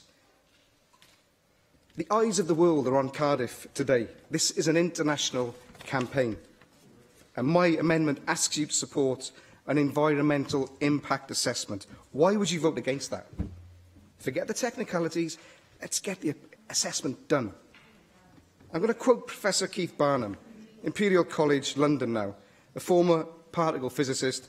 We used to call them nuclear physicists. And he says, the tests done on the Hinckley mud were done with gamma radiation detectors. Plutonium nuclei do not decay by emitting gamma rays, but rather by emitting alpha particles for which the mud has not been tested. You have a choice now. We all have a choice. This is the National Assembly for Wales. People vote for us to look after Wales, do things in their best interests and hold the government to account. So, will you stand up for Wales today? Or will you let the nuclear industry dump all over our country? Mae rhaid achub mor hafren. Diolch. Mike Hedges. Diolch, Llywyd. I'll be very brief. I don't know if the mud is safe. It has been tested, and we've had the results of that testing. What I do know is the public are not assured that it is safe. EDF offered me a briefing 3 times last week. Each time I asked that the mud be made available to bona fide academics to retest. Each time that request was ignored. I wish to, once again, in public, to request that EDF make that mud available to bona fide academics. Science is a wonderful thing. If 2 people test the same sample, they'll come out with the same result within the margin of error. Scientists don't make up results. It would destroy their credibility as scientists if they did make up results and their results were so out of sync with everybody else who was producing results. So what we want is to make people believe that it's safe. Have a peer review. Everything is peer reviewed. Why can this not be? And I think that I'll ask again, and I hope that EDF will make that mud available to bona fide academics to peer review it. If the results produced by CFAS are correct, and I have no reason to think they're not, and then they will exactly the same results will be produced by every other scientist who tests it. So that, I think, might give more reassurance to the public than they have at the moment. Llyr Griffith. Diolch Llywydd, a diolch am y cyfle i gyfrannu'r drafodaeth yma. Dwi eisiau just ategu rhai'r pwyntiau i gychwyn oedd rhywun wedi gwneud wrth agor yr areth. Dwi'n meddwl bod y ffaith bod CIFAS a Chyfoeth Naturiol Cymru, y ddau ohonyn nhw wedi dweud y gallen nhw fod yn gwneud mwy o waith, ac y bydden nhw'n barod i wneud mwy o waith, yn tanlinellu i fi y ffaith bod nhw yn cydnabod.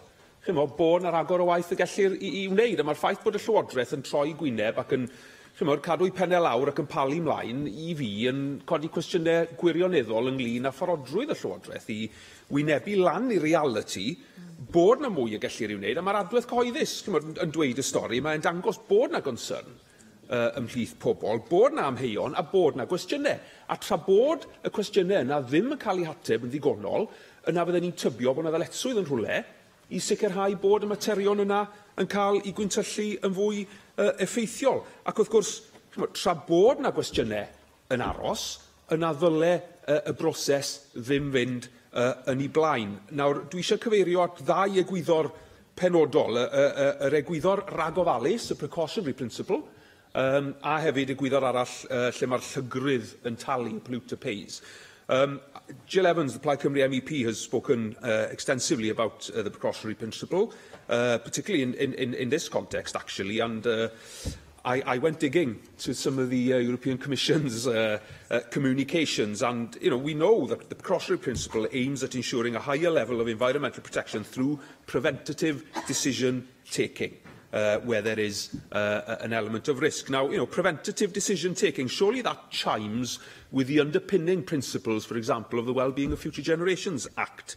It tells us that where there is doubt, then we have to err on the side of caution. And there are three specific principles that inform the precautionary principle. First of all, we have the fullest possible scientific evaluation. Well, in the few minutes that we've been in this chamber, I think we've heard clearly that we haven't had that as should be the case. Secondly, that an evaluation of the potential consequences of the action are undertaken. Well, I'm not convinced clearly that that has happened sufficiently. And thirdly, that the participation of all interested parties in the study of precautionary measures, that everybody takes part in that process. And again, we're failing on that front as well. And the burden of proof, as we've heard, needs to be on the developer. Now, the public reaction in my book shows that we failed on all of those counts. And in relation to the polluter pays principle, and you could say this is a different argument, but just as valid, what about remuneration? We know that this is intended to be dumped in Welsh waters. There's a landfill tax if you dump on land. So what happens, in our seas? What if the sediment does actually lead to some environmental damage? It'll be a cost to Welsh Government, but surely shouldn't there be a payment or some sort of compensation? Shouldn't the polluter be liable in some way or other, not just the Welsh taxpayer potentially picking up the pieces? Somebody mentioned or asked the question, why isn't this being dumped in the Thames? Well, I know why, because it's politically unacceptable. So why is it politically acceptable that this is dumped in Welsh waters? Well, look, it's valid. It's valid. It is valid. Of course it's valid. These are Welsh waters. There will be issues in future. We know there will be. There's bound to be. And people aren't convinced that all of these have been addressed. And the final point I'd like to make in the 60 seconds I have left is, again, questions. No, I've just said I've got 60 seconds, and there's one more point I really need to make. No, this is the most important point. It's about the relationship, again, and I've raised this with you previously, Secretary, the relationship between Welsh Government and Natural Resources Wales. We're told in this context, Natural Resources Wales is an independent, it's an arm-length organisation. They are the experts, they tell us, and we cannot interfere. And then in other areas, which I touched upon last week, they make a decision. Government doesn't like the decision. You effectively issue a diktat, and that decision is overturned. It's pick and choose, isn't it? It's pick and choose in terms of the government's relationship with Natural Resources Wales. Well, you've made the wrong choice this time, and you should tell everybody what that situation is and make the right decision. Jane Hutt. Diolch, Llywydd. I'd like to start by drawing attention to a letter I've received from the Town Clerk of Barry Town Council. At an extraordinary meeting on the 4th of October, the Council resolved to call upon the Welsh Government, and I quote, to publish more detailed evidence in response to concerns regarding risks to public health and the environment, including allowing for further testing in order to provide greater transparency. Secondly, to instruct NRW to suspend the marine licence that enables the disposal activity, carry out a full environmental impact assessment on the effect on the Welsh coast and Welsh marine environment of the dumping of sediment from Hinkley Point in the Cardiff grounds, and undertake a wide-ranging programme of engagement and consultation with local communities and stakeholders across South Wales. Now, there was cross-party support, of course, at that Barry Town Council meeting.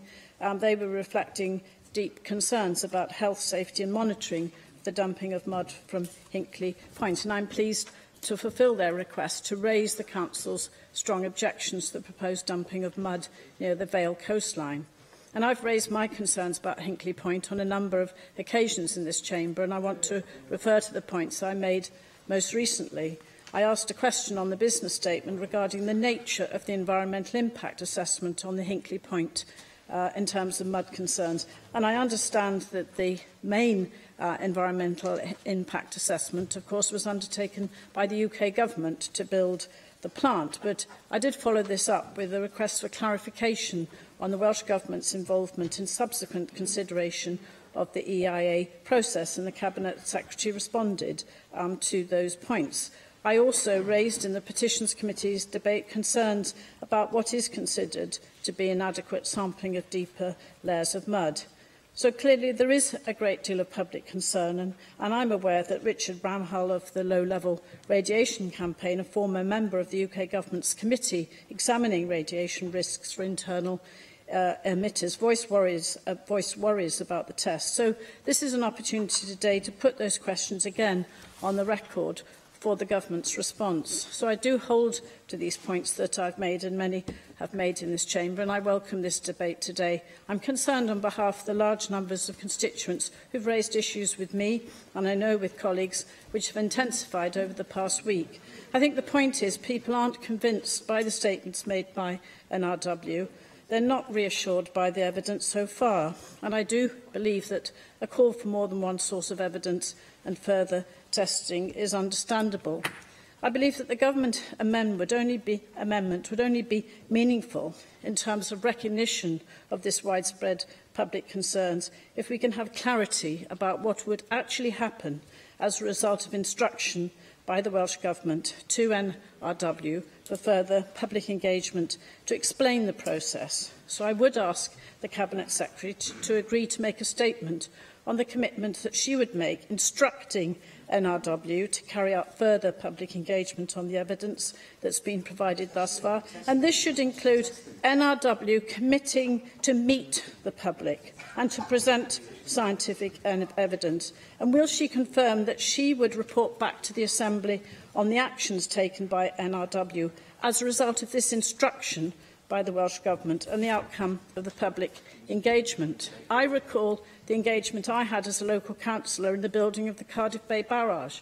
As a result of widespread concerns and campaigns, we secured new safeguards with statutory commitments, resulting in just one example, groundwater surveys before and after the barrage was built. It is the assurance of a safeguard that we need here. There must be respect and recognition of our constituents and their concerns, and I trust the Cabinet Secretary will respect these points in the Government's response to the debate today.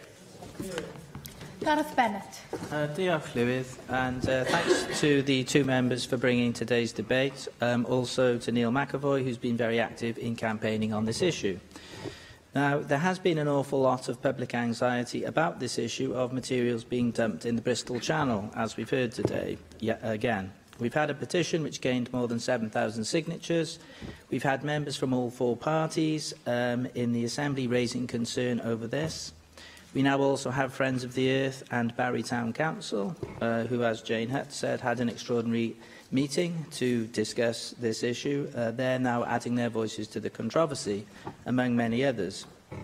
As I said when we debated this on a previous occasion, I'm no scientist, so I'm not qualified to make any kind of scientific judgment. It's Natural Resources Wales or NRW who seemingly have the environmental scientists. But unfortunately for NRW, they do not have the best record at selling their decisions to the general public. Earlier this year, there was a big panic over the flood relief scheme at Rothbrook in Cardiff. We had people climbing up the trees to protest at what was going on. Now this nuclear sludge controversy in the Bristol Channel is turning into an even bigger public relations disaster. So whatever the science of this is, NRW do need to do more to allay public anxieties and public fears. As they are not minded to do this, then the Welsh Government have to intervene to give us more detailed evidence and to suspend, in the meantime, the NRW's marine licence. So UKIP supports today's motion and opposes Labour's amendment, which largely tells us that NRW's evidence is correct, although Labour do at least concede the need for NRW to better explain their decision to the public. Unfortunately, matters have moved beyond that now. We do need to see more evidence, so we oppose the Labour amendment today. And we also support Neil McAvoy's Amendment 3, which notes some of the alternative evidence and also calls for NRW to carry out a full environmental impact assessment. I do take on board Reen's point that there may be a technical problem over who is responsible for the EIA, but I would like to make it clear that we do support the call for that EIA. Diolch yn fawr iawn. Evan David. Diolch, Llywyd. I wanted to speak in this debate because I've been contacted by constituents who have concerns. I think we enter a dangerous and start a dangerous precedent if we begin questioning the views of scientific experts. I think we've seen that problem in our politics in recent times, and I think it's becoming ever more prevalent. And I think we must accept that the tests that took place in 2009, 2013 and 2017 were right to find there was no radiological risk to human health on the environment, or the environment. But having said that, but I'll give way, yeah. I'm shocked to hear the member talk about scientific evidence. I've just provided you with evidence. Professor Barnum wrote to the Minister on the 20th of June, disclosing the accidents of weapon-grade plutonium. I'll repeat it, 'cause it's worth repeating. Only one kind of testing was done. If you do that testing, you're not going to be able to identify all kinds of plutonium. That's science. Speak to the physicists. They'll tell you. If that's the case, then there's a valid question as to why he dropped the court case. And I think, given that was crowdfunded, I think we should be able to see the legal advice that he received in the court case. And I know that he was recorded in the media as saying that the court case was dropped because he secured this debate. I don't think that's true. So I'd like to move this on and talk about what I think the problem is and why my constituents have expressed concerns to me. I've had letters which I think has come partly through some of the hysteria that Neil McAvoy has generated. One letter says, please do not support the dumping of nuclear waste. I believe that there is a vote this week. Do not support the dumping of nuclear waste. This is not nuclear waste. This is moving mud from one part of the channel to the other. And to address Llyr Griffiths' concerns, yes, there is an issue to be talked about, the jurisdiction and devolved powers, but that is not something that we can do anything about right now in this debate. I think it is dangerous that we question, therefore, the views of experts. But what I would say is there is clear evidence that members of the public have not been assured, and this is through a thread that every member who's spoken in this debate has said so far. There is clear evidence that those people who members of the public who have represented their concerns to AMs have said that they are not convinced by what has been presented. And I think in this case, Natural Resources Wales, yes, they have fallen far short, and I back the things that Jane Hutt has said. No, because I don't think that the government has the power. Rhyn ap Iorwerth is saying we'll back the motion. Well, the motion is not in the government's gift, and that would actually move the government into unlawful territory. And you know, that is not a precedent that we want to set in these circumstances. And I disagree with Rhyn. I would say that the government's amendment does affect reassurance that we need if it is followed through in the way that Jane Hutt has said. I think that's... I will take another intervention. And I think that is key. The Cabinet Secretary has a duty now, because I don't think the Government has done enough to reassure her, and the Cabinet Secretary has a duty now to provide that reassurance in her closing speech today. I've had conversations with her about this, and I'm confident that she can do that, provided then that that information is presented to the public and done in a rigorous form in which scientists are able to speak directly to members of the public. And then I will be able to reassure those constituents that have contacted me. Caroline Jones. Diolch, Llywydd. I would like to thank Reen and Darren for tabling this important debate today, and to thank Neil for his efforts to ensure the sediment being dumped poses no risk to human health or our environment. The Hinckley waste may be being dumped in Neil's region, but it also affects my region, home to some of the world's top beaches and a haven for marine flora and fauna. For several weeks now, I've been inundated with emails regarding this. I know that according to the licence holder, the sediment from the nuclear power station has been tested and deemed to be no threat to humans and not classed as radioactive under UK law. However, there are concerns that testing methodology was not sufficiently robust. The testing methodology only looked at the top metre of sediment and only looked at gamma particles. Can I finish first, Jenny, and then I will, if I'm within time. Research conducted elsewhere show that higher concentrations or radionuclides are found at depths greater than 1 metre. We also know that there are 16 times more radionuclides produced by nuclear reactors than were tested for. The sediment surveys tested for caesium-137, cobalt-60 and americium-241. But what about plutonium or curium? Why were these not tested for? What about strontium or tritium? Do these radionuclides not carry a risk to human health? Of course they do, but they were not tested for, nor were the other 50 radionuclides known to be present in discharge from these old nuclear power plants. As Neil McAvoy's amendment highlights, there were incidents in the 1960s which saw radioactive discharges into the cooling ponds at the Hinckley plant, and several independent researchers believe that harmful radionuclides are contained deep within the sediment. I understand that the Welsh Government are convinced of the safety of this material, and it is sincere. However, a large number of Welsh residents are not convinced, and we owe it to them to prove beyond a shadow of doubt that this material is safe before dumping it on our coastline. Until there is thorough, scientifically robust, independent safety inspection conducted on this sediment, the licence should be suspended. If the report categorically deems the sediment to be safe to humans, wildlife and the environment, then by all means grant the licence. But until then, we risk doing untold damage to our ecosystem and threaten the viability of some of the world's top beaches like Rossili and Three Cliffs Bay.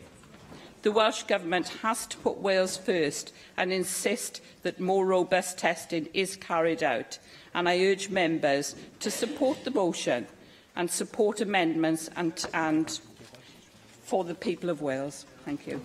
Jenny Rathbone. I too have had plenty of constituents writing to me concerned about this issue. They have been persuaded that the construction mud from the Severn estuary is radioactive, simply because of its location next to the former Hinckley A power station. There is absolutely no evidence in my mind that this is the case, because the reason why CFAS has been appointed is because they're not a government department. They are the experts for freshwater science and research. No, I won't, thank you. for applied marine and freshwater science. So you have to understand that these are the go-to experts that UK governments, international governments, NGOs, they are the people who understand this. And to indicate that they haven't tested for all the long list of metals that Caroline has listed is not credible, because clearly they were going to be looking for all these metals, and they were unable to find them. Unless they introduce these metals after the event, they can't possibly be seeing things that aren't there. Now, in response to Clear as to why the Cardiff grounds is being used, it's because it's environmentally the most sustainable place to dispose of it. Sending it all the way to the Thames, expends resources that are not necessary. The Cardiff grounds is the go-to place for disposal of construction waste in this area, simply because it's on the estuary and the tide moves the material on. So there's absolutely no reason at all why we should be disposing of it in Scotland, in the Thames or anywhere else. This is the most environmentally appropriate place to be disposing of construction waste. I do not understand if, as Mike Hedges says, scientists don't make up results, then why would CFAS be making up the results when their international reputation would be at stake? I think it's completely not credible.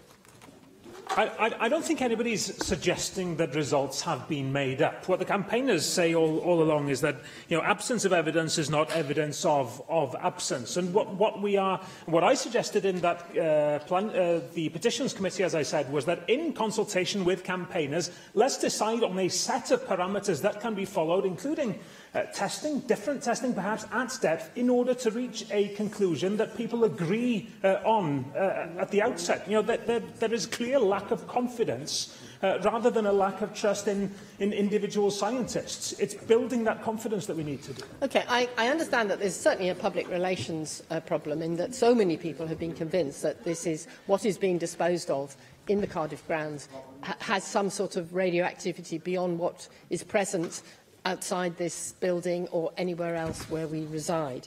The fact is that they have tested these samples on 3 different occasions: 2009, 2013, 2017. They have taken multiple samples and they have simply been unable to find any of the materials that could be of cause for concern. Were there to be nuclear materials present, they simply would not be able to dispose of them in the Cardiff Sound, because that is not what's in the licence.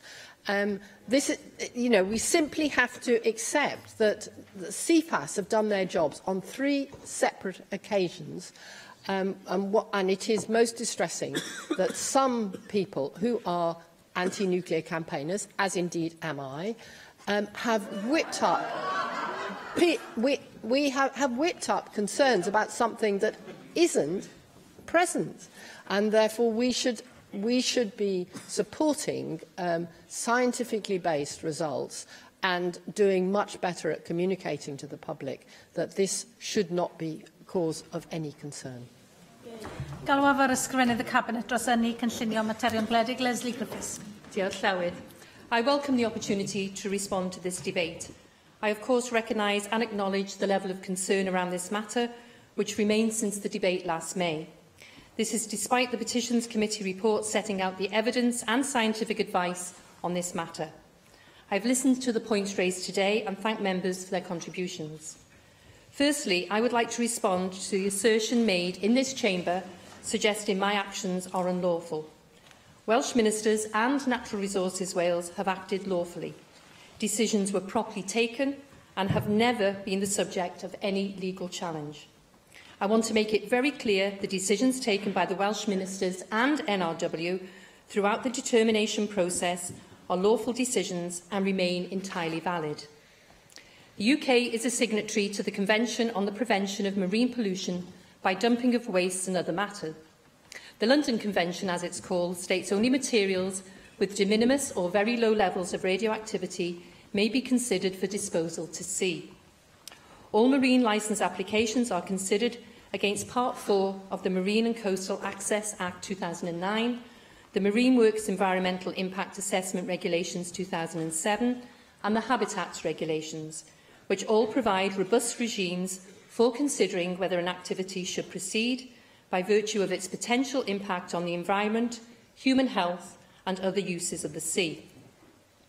With regards to the calls on Welsh ministers to suspend the marine licence, it is important to be aware such a step could only be considered if the conditions set out in Section 72 of the Marine and Coastal Access Act 2009 could be met. Presiding Officer, I'm not taking any interventions. Everyone's had their chance to speak, and I want to set out the facts. The conditions include there being a breach of licence provision, changes in the scientific views or the circumstances in relation to the environment and human health. There is no evidence to suggest any of the conditions set out in Section 72 are met.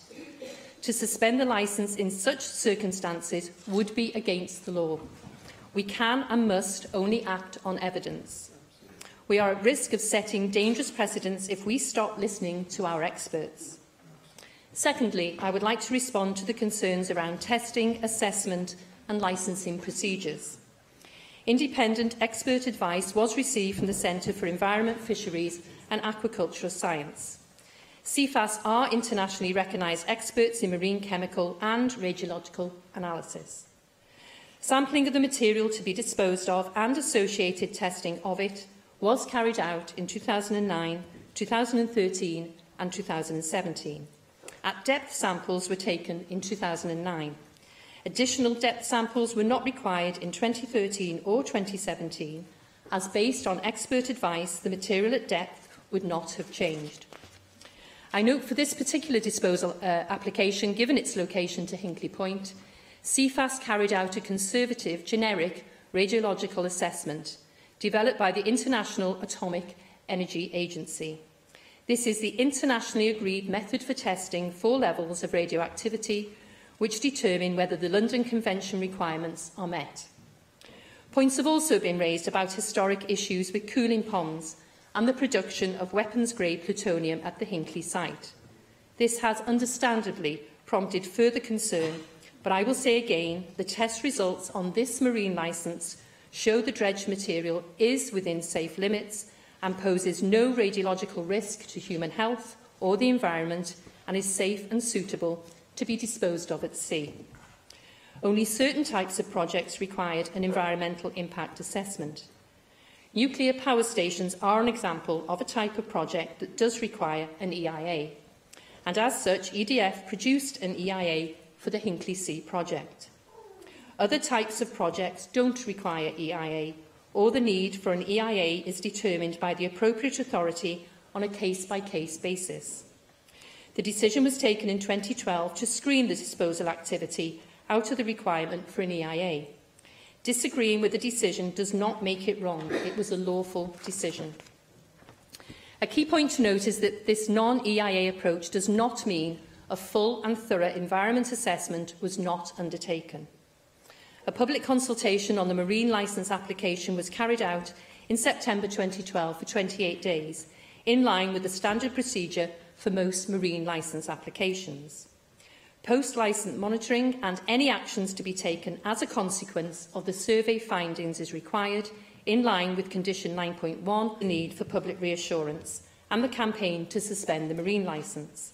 I fully acknowledge this matter has become an issue for many people in communities across Wales, and there has been a great deal of media coverage.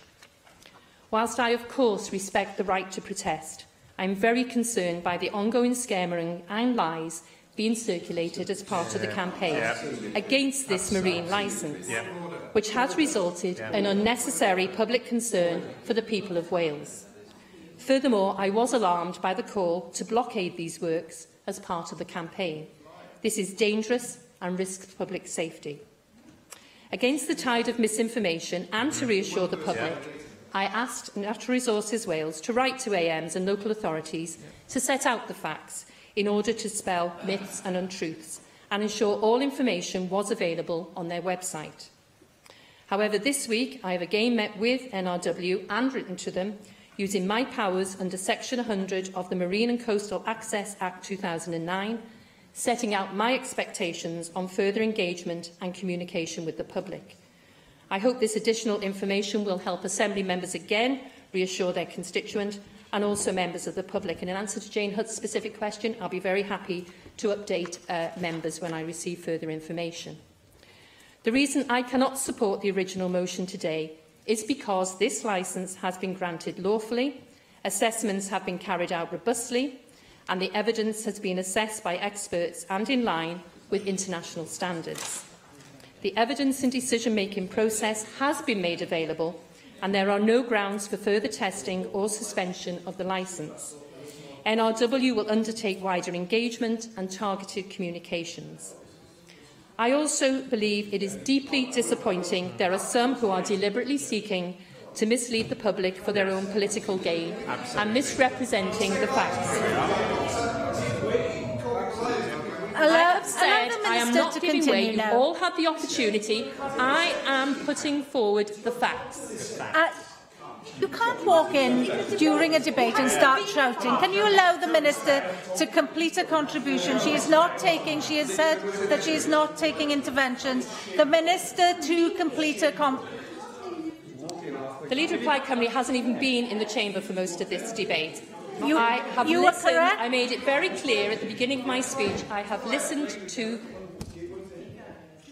You were correct in that decision, and you can continue now with the rest of your contribution, as you have said that you are not taking interventions.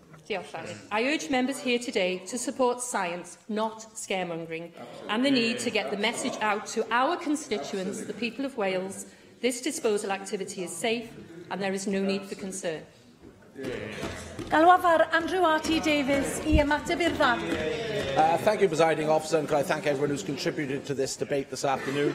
It has captured the public's concern this particular issue has, and I find myself on the line, as it were, with people who wouldn't naturally align themselves with a Conservative politician, and indeed someone who does support the building of Hinkley Point and other nuclear power stations to meet our energy needs. But I do recognise the genuine concerns that constituents and on a wider basis have expressed over this particular issue.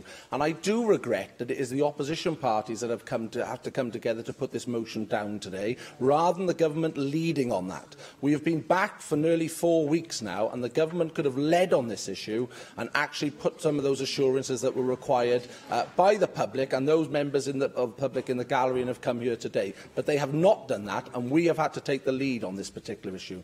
I think I am correct in saying, Presiding Officer, that this motion would not lead to an unlawful act, as was introduced into the debate by the Cabinet Secretary and also by the member for Caerphilly, because otherwise it would not be accepted, because you can't put a motion down that then would lead to an unlawful act. I believe I'm correct in saying that, and that's an important consideration to be considered here when voting tonight. And I do pass comment on the comments from the member from the Vale of Glamorgan, who I wholesomely support in her conveying her constituents' views into this chamber, but she read our motion out. She read the motion out from Barry Town Council, who felt so compelled to participate in this debate that they had an emergency meeting and they conveyed their sentiments via that letter. You will now, if you take the government whip, vote against the motion that you were talking to in your contribution. So I do hope that you will reflect on the position that you have tried to convey in the chamber here tonight, with the way that you might vote when the vote is called in about 5–10 minutes' time. The opener of the debate, Rhyn ap Iorwerth, clearly identified the work that the Petitions Committee has undertaken in this particular area. And he introduced the point about NRW and CFAS saying that they would welcome the opportunity to actually undertake further tests at depth, to reassure people who have concerns at what sediment might be lurking below the test levels that they've undertaken to date. That doesn't seem unreasonable to me. That seems perfectly reasonable, that does. Because when you look at the widespread concerns that are out there, if people require that information, they should have that information. And it is our role as politicians to make sure that information is secured. As I say, I am talking as someone who actually supports the construction of Hinkley Point and other nuclear power stations to meet our energy needs. But, Cabinet Secretary, I would hope that you will reflect on what has been said here tonight, and you will reflect on allowing your amendment to go through to shoot this motion down, because you have the votes here tonight, you do. Looking at the chamber, you clearly have the votes. But I cannot see anything unreasonable in the motion that is before us here tonight. It is merely calling for wider consultation, which you have recognised in your own amendment that NRW have not undertaken that consultation, and in the meantime suspending the licence so further testing can be undertaken. As I understand it, the licence continues until March next year. They are halfway through the dredging already, so there would be plenty of time to undertake the testing and satisfy the widespread concern, and if that testing proves positive, they could continue with that testing. Why will you not sanction that? As Clea Griffiths said when he talked about your intervention over shooting on public land. You were prepared to direct NRW to do that, you were, and we disagree over that point. Why will you not lead on this issue, Cabinet Secretary? We are not seeing that. Now, well, the Labour backbench can shout facts wrong. I'll gladly take an intervention if someone wants to make the intervention. I am merely stating what has happened in this place over the last couple of weeks since we come from recess. I am merely asking a personal, reasonable question why that at-depth testing cannot be undertaken, as evidenced in the Petition Committee. As evidenced in the Petition Committee. I'll take the intervention. So it seems to me that they do a drilling down to 2 metres. They then do a further drilling down to 4.7 metres. They can't find any radioactive material. If they go even deeper, they're not going to find any material that wasn't already detectable at 4.7 metres. It's just completely ridiculous that they're going to go down further, as if because it's only on the surface that you're most likely to find any material, and they couldn't find it. With the greatest respect, I will defer to the expert evidence that's been given as introduced into this debate to the Petitions Committee from NRW and CBAS, who said that they were prepared to undertake that if they were instructed. I respect the position you occupy in this institution, Jenny, but I would defer to the expert evidence here, and I believe that testing should be undertaken. Thank you for taking the intervention. And just to add weight to what you're saying, I remind the Chamber that this debate happened in the Petitions Committee on the 9th of January this year. Just imagine what that time could have been used in doing in 8 or 9 months in doing the retesting that the experts, the scientists said they thought was a very good suggestion. I quote. The timeline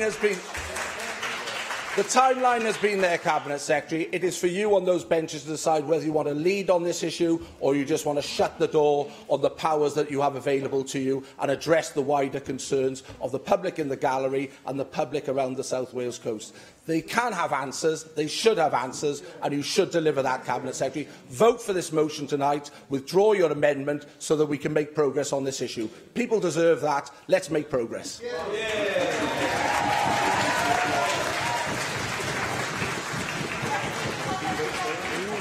Ddiwygio, oes unrhyw aelod yn gwrthwynebu? Gohiriaf y bleidlais ar y cynnig tan i ni gyrraedd y cyfnod pleidleisio. Dyma ni felly yn cyrraedd y cyfnod pleidleisio ac mae'r bleidlais gyntaf ar yr ddadl yn ceisio cytundeb y cynulliad i gyflwyno mesur arfaethedig y Comisiwn ar fesur Senedd Cymru ac etholiadau Cymru a galwaf yn bleidlais ar y cynnig a gyflwynwyd yn fy enw i. Agorwch y bleidlais.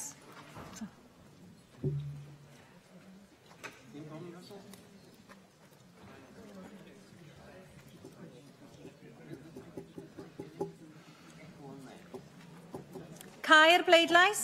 O blaid 4, 3 yn ymatal, 1 yn erbyn, felly derbyniwyd y cynnig. Where is he? Can I just check that that vote was properly conducted? Yes, it was properly conducted, but not properly described by me, obviously. So, 44 for the motion, 3, and you would have thought I'd have got it right on that motion of all motions, yeah. 44 in favour, 3 abstaining, 1 against, and the motion is therefore carried. Felly dyma ni'n dod i'r bleidlais ar y ddadl ar waredu deunyddiau a garthwyd o Fôr Hafren, a dwi'n galw am bleidlais ar y cynnig a gyflwynwyd yn enw Rhun ap Iorwerth a Darren Miller. Agorwch y bleidlais.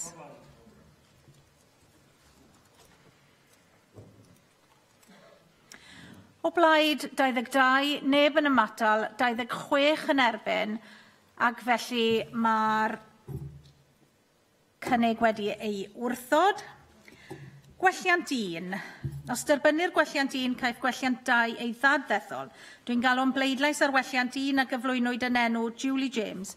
Agorwch y bleidlais.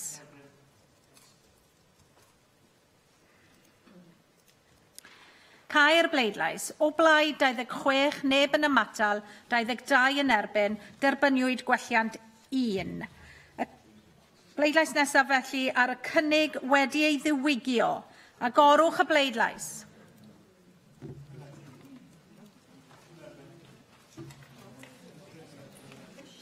Caer bleidlais. O blaid 38, neb yn ymatal, 10 yn erbyn, ac felly derbyniwyd y cynnig.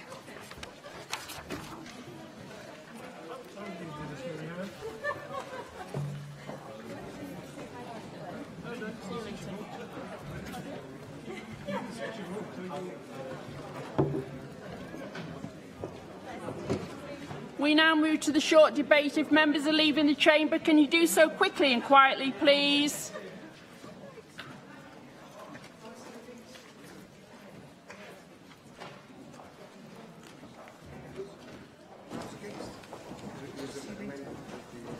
So I will move to the short debate, and I call on Mark Reckless to speak on the topic he's chosen. Mark. I'm grateful to you and the Cabinet Secretary for facilitating this debate. On the 17th of December, tolls on the Severn bridges will be abolished. The economic geography of South Wales and the west of England will be revolutionised. Nowhere is better placed to reap the benefit than Newport. And ending the tolls is not the only change to our infrastructure that will boost Newport. Railway electrification from London to Cardiff should mean trains from Newport reaching London Paddington in 1 hour 35 minutes. With Crossrail, that will mean that you can leave Newport and be in Canary Wharf in under 2 hours. And then, of course, there is the M4. Labour's manifesto promised, and I quote, "We will deliver a relief road for the M4." The Cabinet Secretary has since promoted that road through a public inquiry. So 3 big prizes promised for Newport, South Wales and beyond. Will they be delivered? On the tolls, yes, they are going. Unlike some other projects, notably the second Dartford crossing, the promise made and legislated for in 1992 that tolls to fund the second Severn crossing would be temporary is going to be kept. And if the housing market in Newport and Monmouthshire is anything to go by, the private sector is responding. And through Help to Buy, Welsh Government is supporting significant construction of new homes. Indeed, since April 2016, fully 20% of new home building in Wales, supported through Help to Buy, has been in Newport. Would the Cabinet Secretary confirm that Welsh Government welcomes this scale of house building supported by the scrapping of the Severn tolls? The reason I ask is because not all voices, including some from within his own party, do appear to welcome it. Within the Labour Party, the Cabinet Secretary's party, and yours, indeed. Some complain that no tolls will just mean more congestion. Others, that people moving here from Bristol will just drive up house prices and not benefit Wales. Of course, one way to mitigate any rise in house prices is to build more homes. And at least on the basis of the Help to Buy statistics, Newport has been building 10 times the number of homes as Monmouthshire, where price rises have been greater. Further, does the Cabinet Secretary recognise that it is rising residential values which will unlock many more sites in Newport and help house builders pay towards infrastructure, Section 106 agreements and affordable housing? I would emphasise that house building does not just increase the amount and choice of housing available. it also drives economic growth, creates jobs, and generates tax revenue. Land transaction tax is now devolved, and a good slice of income tax will be from April. If Newport is able to attract more people working in Bristol on good salaries, both Newport and Welsh Government will benefit. Higher numbers of professionals living in the centre of the city will also boost demand for reviving the nighttime, retail and leisure economy in Newport. That, of course, would also be supported by more action to improve the street scene, particularly pavements and shop frontages. We also need council and police to redouble their efforts to keep people secure in the city centre, particularly at night. I also recognise that I've agreed with Jane Bryant. We'll have a minute of time later on. I look forward to hearing her thoughts on some of these issues. Cabinet Secretary, I believe that you have an ambition that we should be able to travel between Cardiff Central and Bristol Temple Meads in just half an hour. Could you clarify whether that allows for a stop in Newport? Could you also explain the likely impact of changes in Network Rail's electrification plans? We rightly hear a lot about the disappointment caused by cancellation of electrification between Cardiff and Swansea.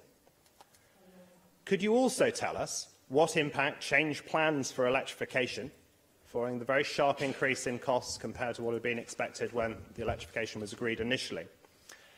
The changes between the main line and Bristol Temple Meads, what impact will that have on our ambitions to improve connectivity between Cardiff, Newport and Bristol?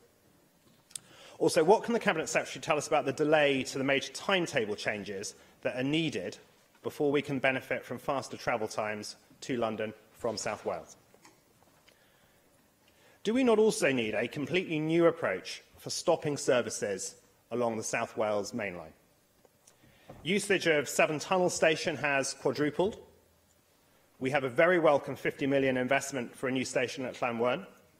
I'm also grateful that the Cabinet Secretary has been encouraging when he's met campaigners for a new walkway station at Mega and Undy. Amazingly, we may also be set to see a new privately funded train station at St Mellons, which could constitute a Cardiff Parkway.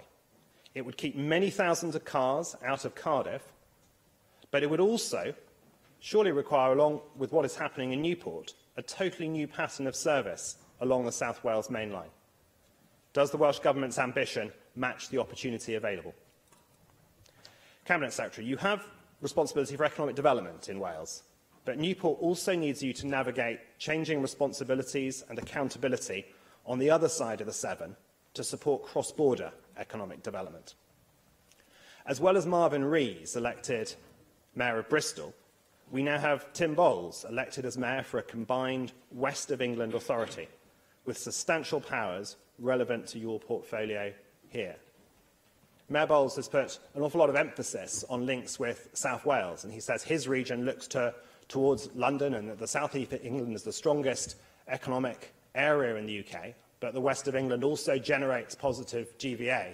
And he thinks he has a lot in common with us in South Wales in looking to improve that link and ensure that more of that economic prosperity comes further west to benefit our people. When I met Mayor Bowles last month, he was keen to work more closely with you as Cabinet Secretary, as well as with the Cardiff City region.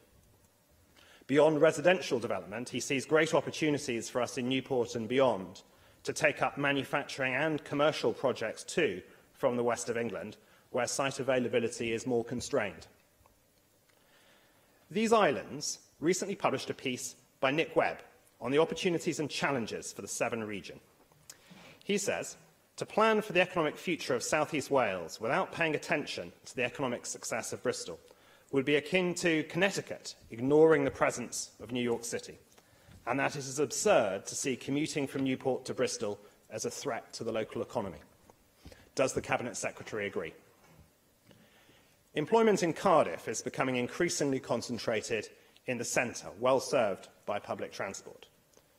Newport employment is more reliant on business parks off the M4, reinforced by welcome investment in compound semiconductors and the ONS-supported data science park.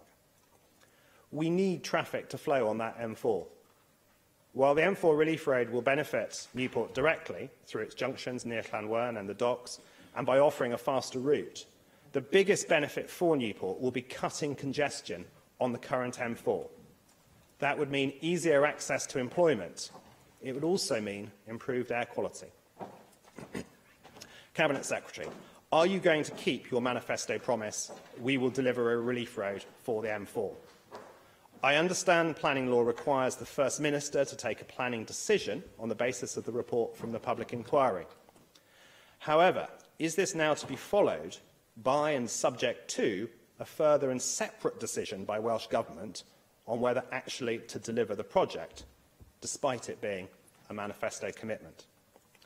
Cabinet Secretary, can voters in Newport rely on what you promised them in your manifesto? Will you support Newport's economy with the infrastructure it needs to exploit its opportunities? Thank you. Jane Bryant. Diolch, Deputy Llywydd. Thank you for allowing me, I'd like to thank Mark Ratcliffe for allowing me a minute in this debate today. And as a proud Newportonian, I'm glad to speak today. Newport has a rich culture and history and is placed well to take advantage of the opportunities ahead. It was a pleasure to host the Cabinet Secretary at a business summit that I held at the Celtic Manor in my constituency in April. Representatives from a wide range of successful local businesses, big and small, attended the event, overlooking the exciting International Convention Centre, which is set to open next year. Innovation in the private sector and support from the Welsh Government have greatly boosted the local economy. Established businesses like GoCompare, Airbus, Tata Steel and the Rutherford Cancer Centre have all chosen to be based in Newport. We have the Intellectual Property Office, ONS, and their excellent data science campus. And the new economy relies heavily on access to superfast broadband, and I note that to date the Welsh Government's Superfast Cymru programme has invested over £2 million across the city, facilitating greater connectivity for thousands of households and businesses. Newport is the gateway to Wales, and the abolition of the 7 bridge tolls in December will bring great opportunities to the city. Yet, as with every opportunity, there are challenges, and we cannot ignore the congestion problems, and this must be tackled. Newport is a great place to live, and we know that more and more people are choosing to make their home in the city. This brings with it the challenge of ensuring we have the right infrastructure to support the growth. Can I now call Cabinet Secretary for Economy and Transport to reply to the debate?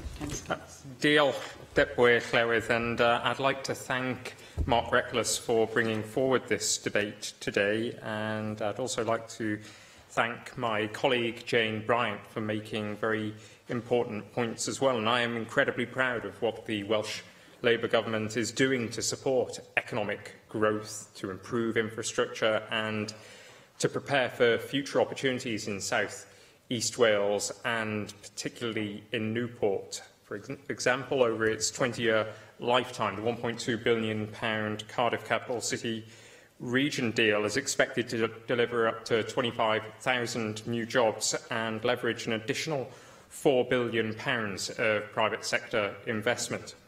And with £734 million of planned investment, the £1.2 billion deal places the South Wales Metro right at the centre of a significant infrastructure programme.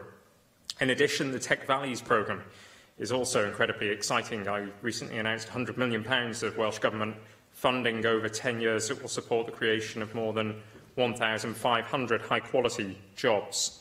And in recognition of the growing importance of digital technologies, we are supporting a number of initiatives to assist the region's technological credentials. Our support to the compound semiconductor sector is an example of the value we place on high-value industries.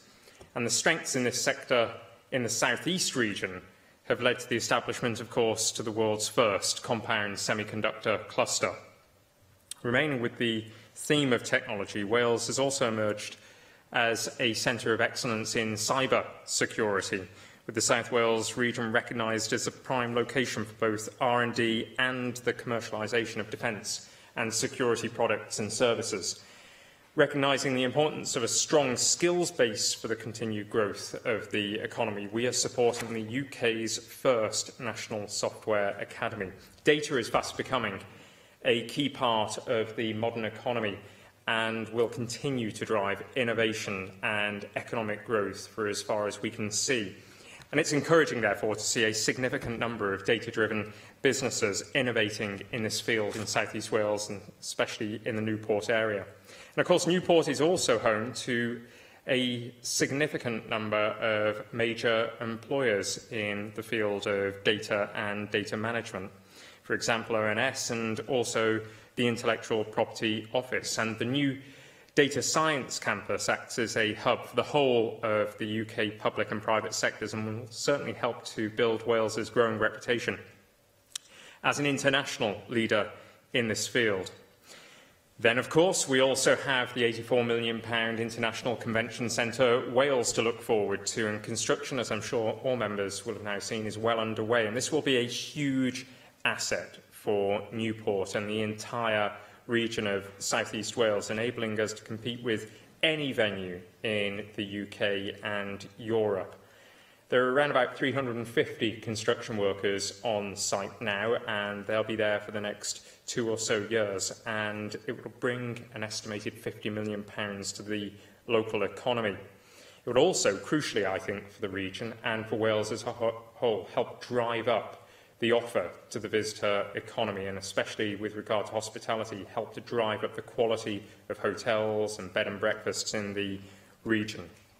Now, following the inaugural Seven Growth Summit event on the 22nd of January at the Celtic Manor Resort, at which David Rosser, our Chief Regional Officer for South East Wales, spoke, I jointly led with the Secretary of State for Wales a discussion with business and civic leaders from across South East Wales, and crucially as well with the west of England, to gauge an appetite for more joint working on both sides of the border. And I'm clear that both regions can certainly benefit from closer economic ties, and that creating a Western powerhouse around the Severn estuary will present a compelling proposition to draw in more investment, whether from the UK government or from overseas investors. And I've asked the Chief Regional Officer to lead this work with counterparts in the Bristol region to explore how this can be taken forward. I would welcome the construction of additional new homes, and the announcement that the 7 bridge tolls will be scrapped on the 17th of December will also boost economic connectivity into the region. We know that the figure in terms of benefit to Wales is around about £100 million a year, and with regard to house building, whilst I would welcome the building of new homes, I'd say it's absolutely essential that those homes are built for people who would otherwise perhaps be forced to leave the community in which they've grown up because of a lack of housing stock and therefore too high a price to be paid for existing properties. In terms of rail connectivity, I've been very clear in my correspondence and engagement with the UK Government that we need to see reduced journey times between South Wales and London and other parts of the south of England, not through implementing a closure of services along the Wales side of the main line, but on the English side we believe that time savings could be achieved through certain stops not taking place. But it's a tragic fact that as a result of years of underinvestment and a cancellation of electrification from Cardiff through to Swansea, that it's now no longer possible to reach London in a faster time than it would have taken 41 years ago. It's absolutely clear that whilst we may have electrification to Cardiff, further electrification or remedial work to ensure that times are improved must take place at great speed. I'm pleased to say that I've also met with Tim Bowles on a number of occasions. We have, I believe, a very strong working relationship. He's visited me here, he's sat in my office, and we've shared our views, which are incredibly similar on cross-border collaboration. Likewise, I have similar relationships with Metro mayors in the northwest of England, and I'm looking to develop a similar relationship, positive relationship, with the Metro mayor in the West Midlands. I am a firm believer and passionate believer in cross-border collaboration. I know that some in this chamber, although they're not present here now, vehemently and vociferously object to working with our partners just across the border. But what does it say about our country as an outward-looking internationalist country if we are saying to our neighbours just across the border that we do not want to work with them, and I'll gladly give way. You know, Cabinet Secretary, what I'm going to mention. I mentioned it earlier with the Finance Secretary. I've done with you previously, and that's the Chepstow bypass. That's an example of where cross-border cooperation isn't just important, it's absolutely vital. So I hope that you will progress that, because if we can get traffic to solve the congestion problems within Chepstow, and there's more capacity there, then there's greater capacity on the M4 as well. Well, I'd agree entirely, and the Chepstow bypass is potentially a great example of how, by working closely together and aligning priorities on both sides of the border, we can deliver for the people that we all want to see have improved life chances. And there's another example closer to my home with the work that I've been doing with counterparts just across the border, with Owen Patterson and with Shropshire Council and Highways England, looking at how we can improve traffic flow along the A5, utilising our investment on the Welsh side and hoping and encouraging Highways England to invest similarly on the English side. But as I say, I am a firm believer in cross-border collaboration, working with our partners, not just in England, but also, of course, in Scotland and in Ireland and beyond. And I firmly believe, Deputy Presiding Officer, that we can never allow the politics of hate that drives nationalism to stifle partnership or collaboration or solidarity or, indeed, our very prosperity. And in terms of the year-long M4, M4 public inquiry, well, that is now concluded. I don't think I've ever had so many cheers from opposition benches. It's very kind of you.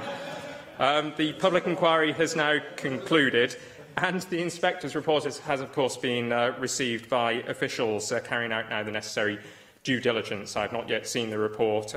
Whilst officials are conducting that due diligence, I will not be seeing that report. But upon receiving their advice, the order's decision, effectively the planning decision, can be made. And that decision and the inspector's report will then be made available to all members in this chamber. Yes. You might be going on to this, Minister, but could you clarify, as I work out, I think we've got about 7 weeks of term left, 2 weeks this side of half-term, and then the First Minister said he's going to take that announcement, or make that announcement. Yes. So he's standing down in the last week, so that leaves 5 weeks the other side of half-term. So there's 7 parliamentary weeks left.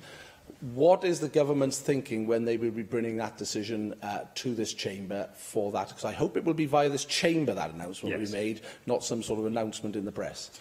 And I was just about to say, actually, that that decision in the inspector's report will then be made available to members before a debate and a vote on this issue in the chamber, before final decisions are made on whether to proceed with construction. But our position is very clear and remains consistent with what our manifesto pledge was. There are, of course, many more transformational projects that we have led the way on, and I was particularly pleased to see the investment from CAF in the Newport area, bringing an invaluable train assembly plant. That has enabled us to attract further interest in Wales, and I'm sure members will have seen just yesterday the announcement by Talgo of North Wales being shortlisted as a potential site for the creation of 1,000 new high-quality jobs, producing some of the world's greatest high-speed trains. From a standing start, Wales has now got an enviable reputation as being an area of rail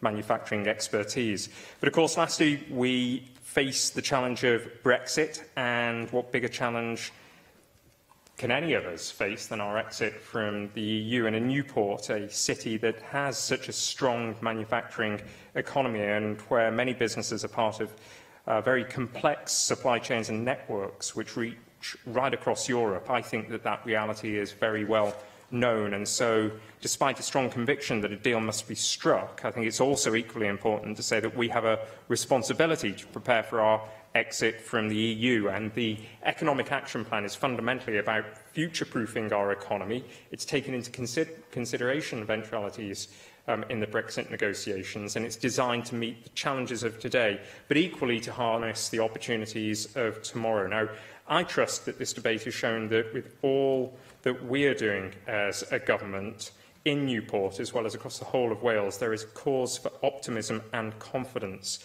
in the city and in the region now and for the future. And I am particularly pleased as well that there is cross-party for the most part, consensus that our future prosperity does indeed rest in strong cross-border collaboration. Thank you very much. And that brings today's proceedings to a close. Thank you.